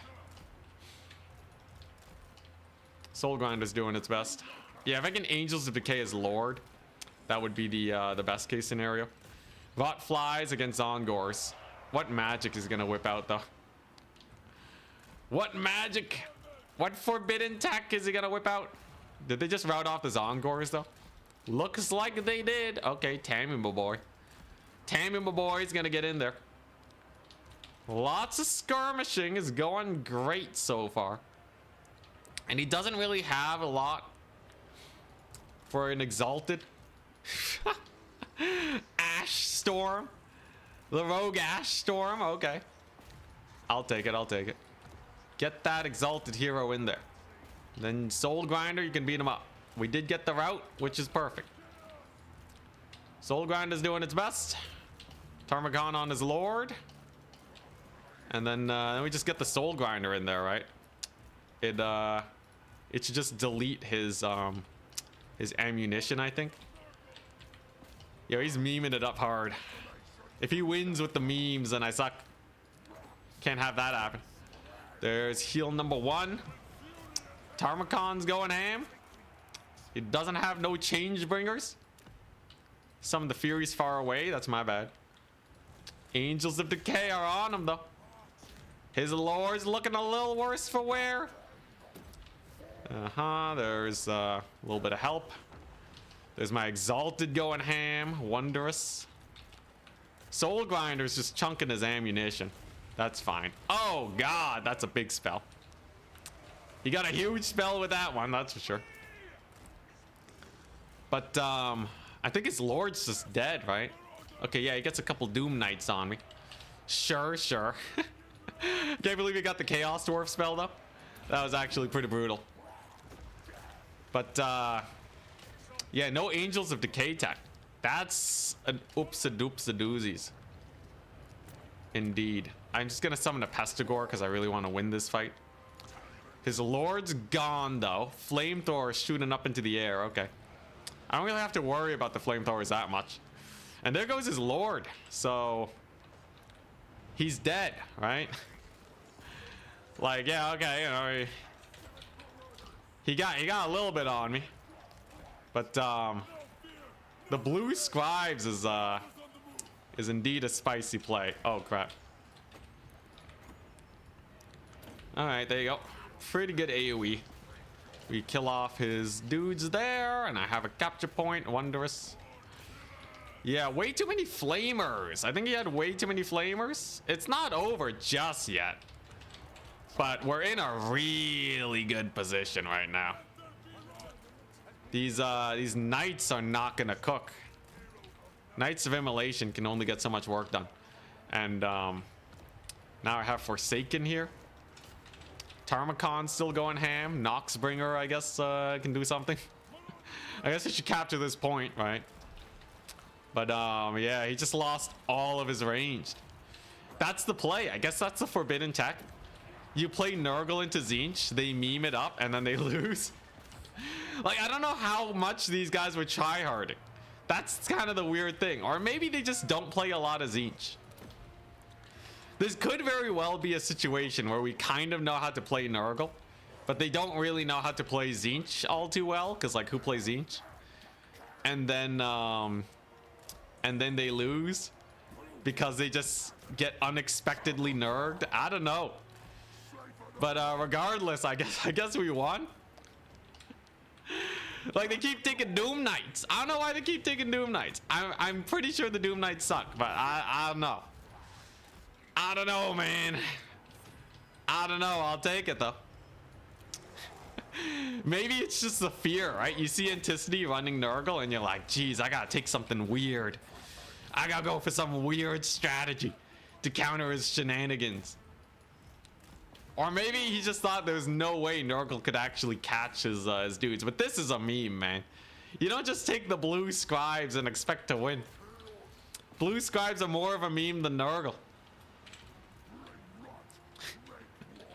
Scribes is 50% chance of throwing the match. Yeah, the magic is janky, man.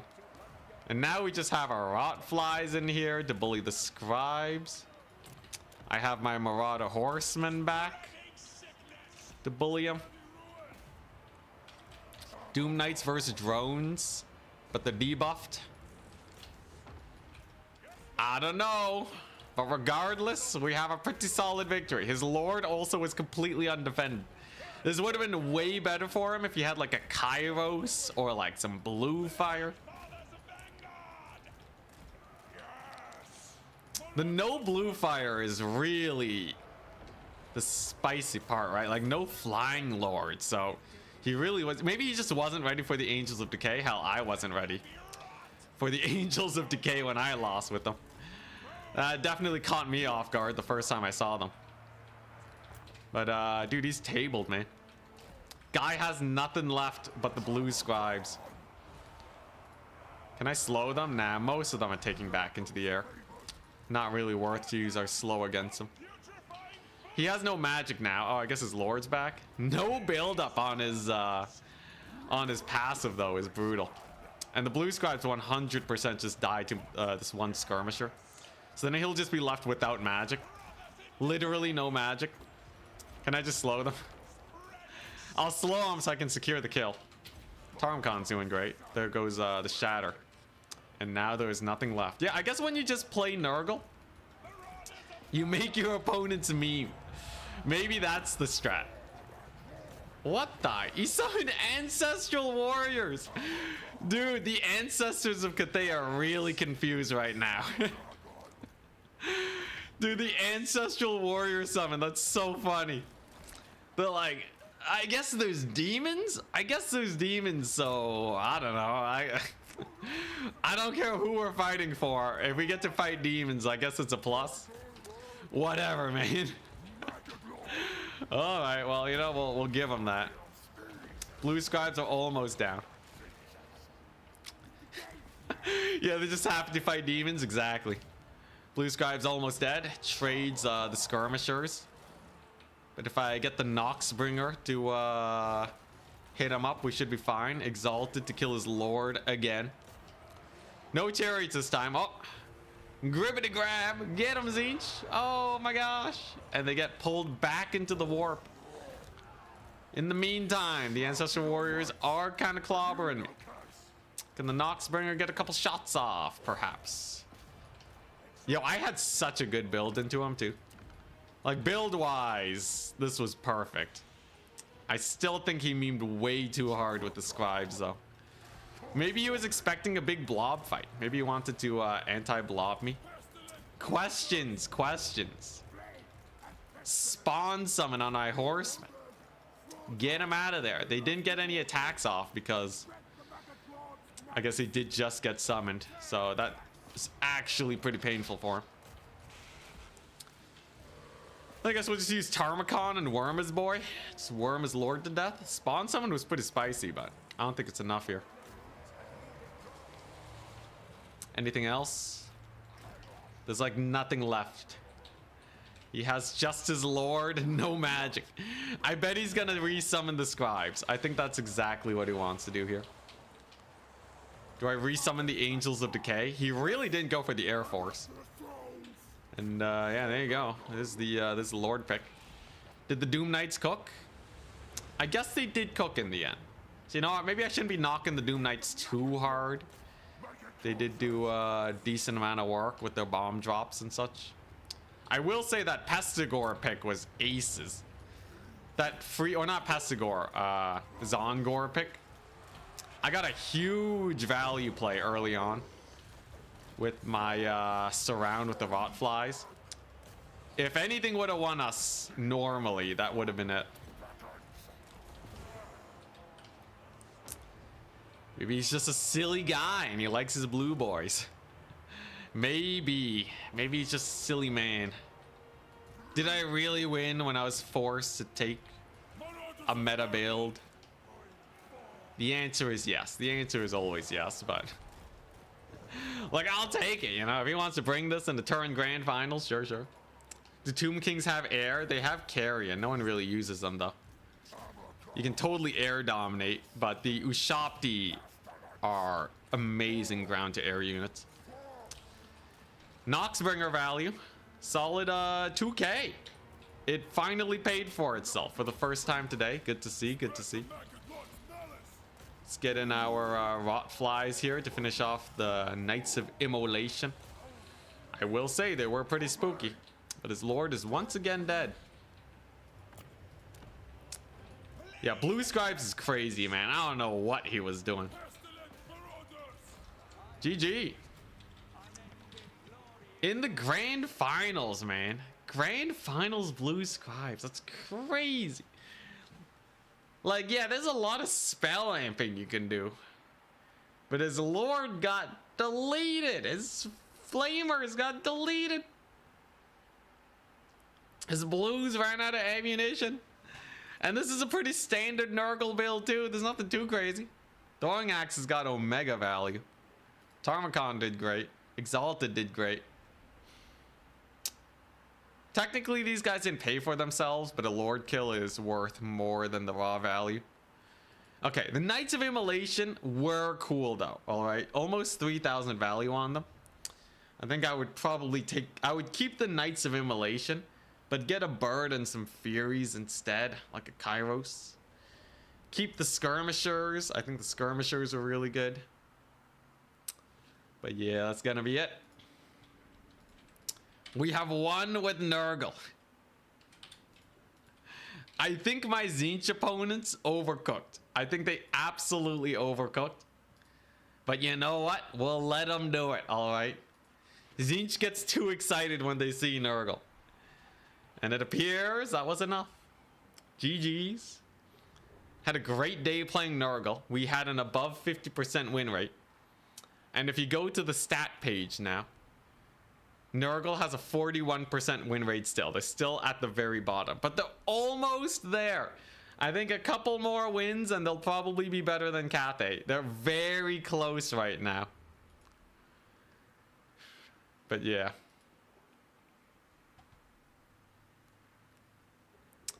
That gives us our 12th tournament win. Oishi's at 19, Charx is at 11. We're catching up. Next win with Skaven. I don't think I can win with Skaven, man. I don't think I can do it. I think Skaven were strong in the previous meta, which really made people know how to play against them. Anyways, tomorrow is a Warcraft 3 day. I'm getting coached by Turin. He's teaching me how to play greenskins. We're gonna do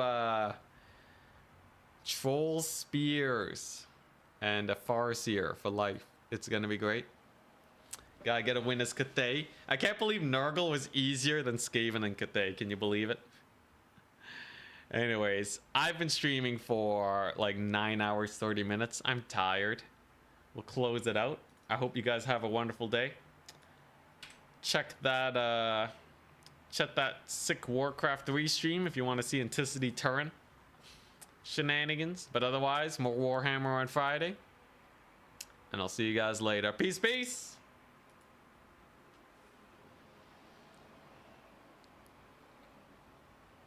Also, yeah, Blue Scribes. They get a random selection of 6 spells. Someone asked on Twitch. My bad.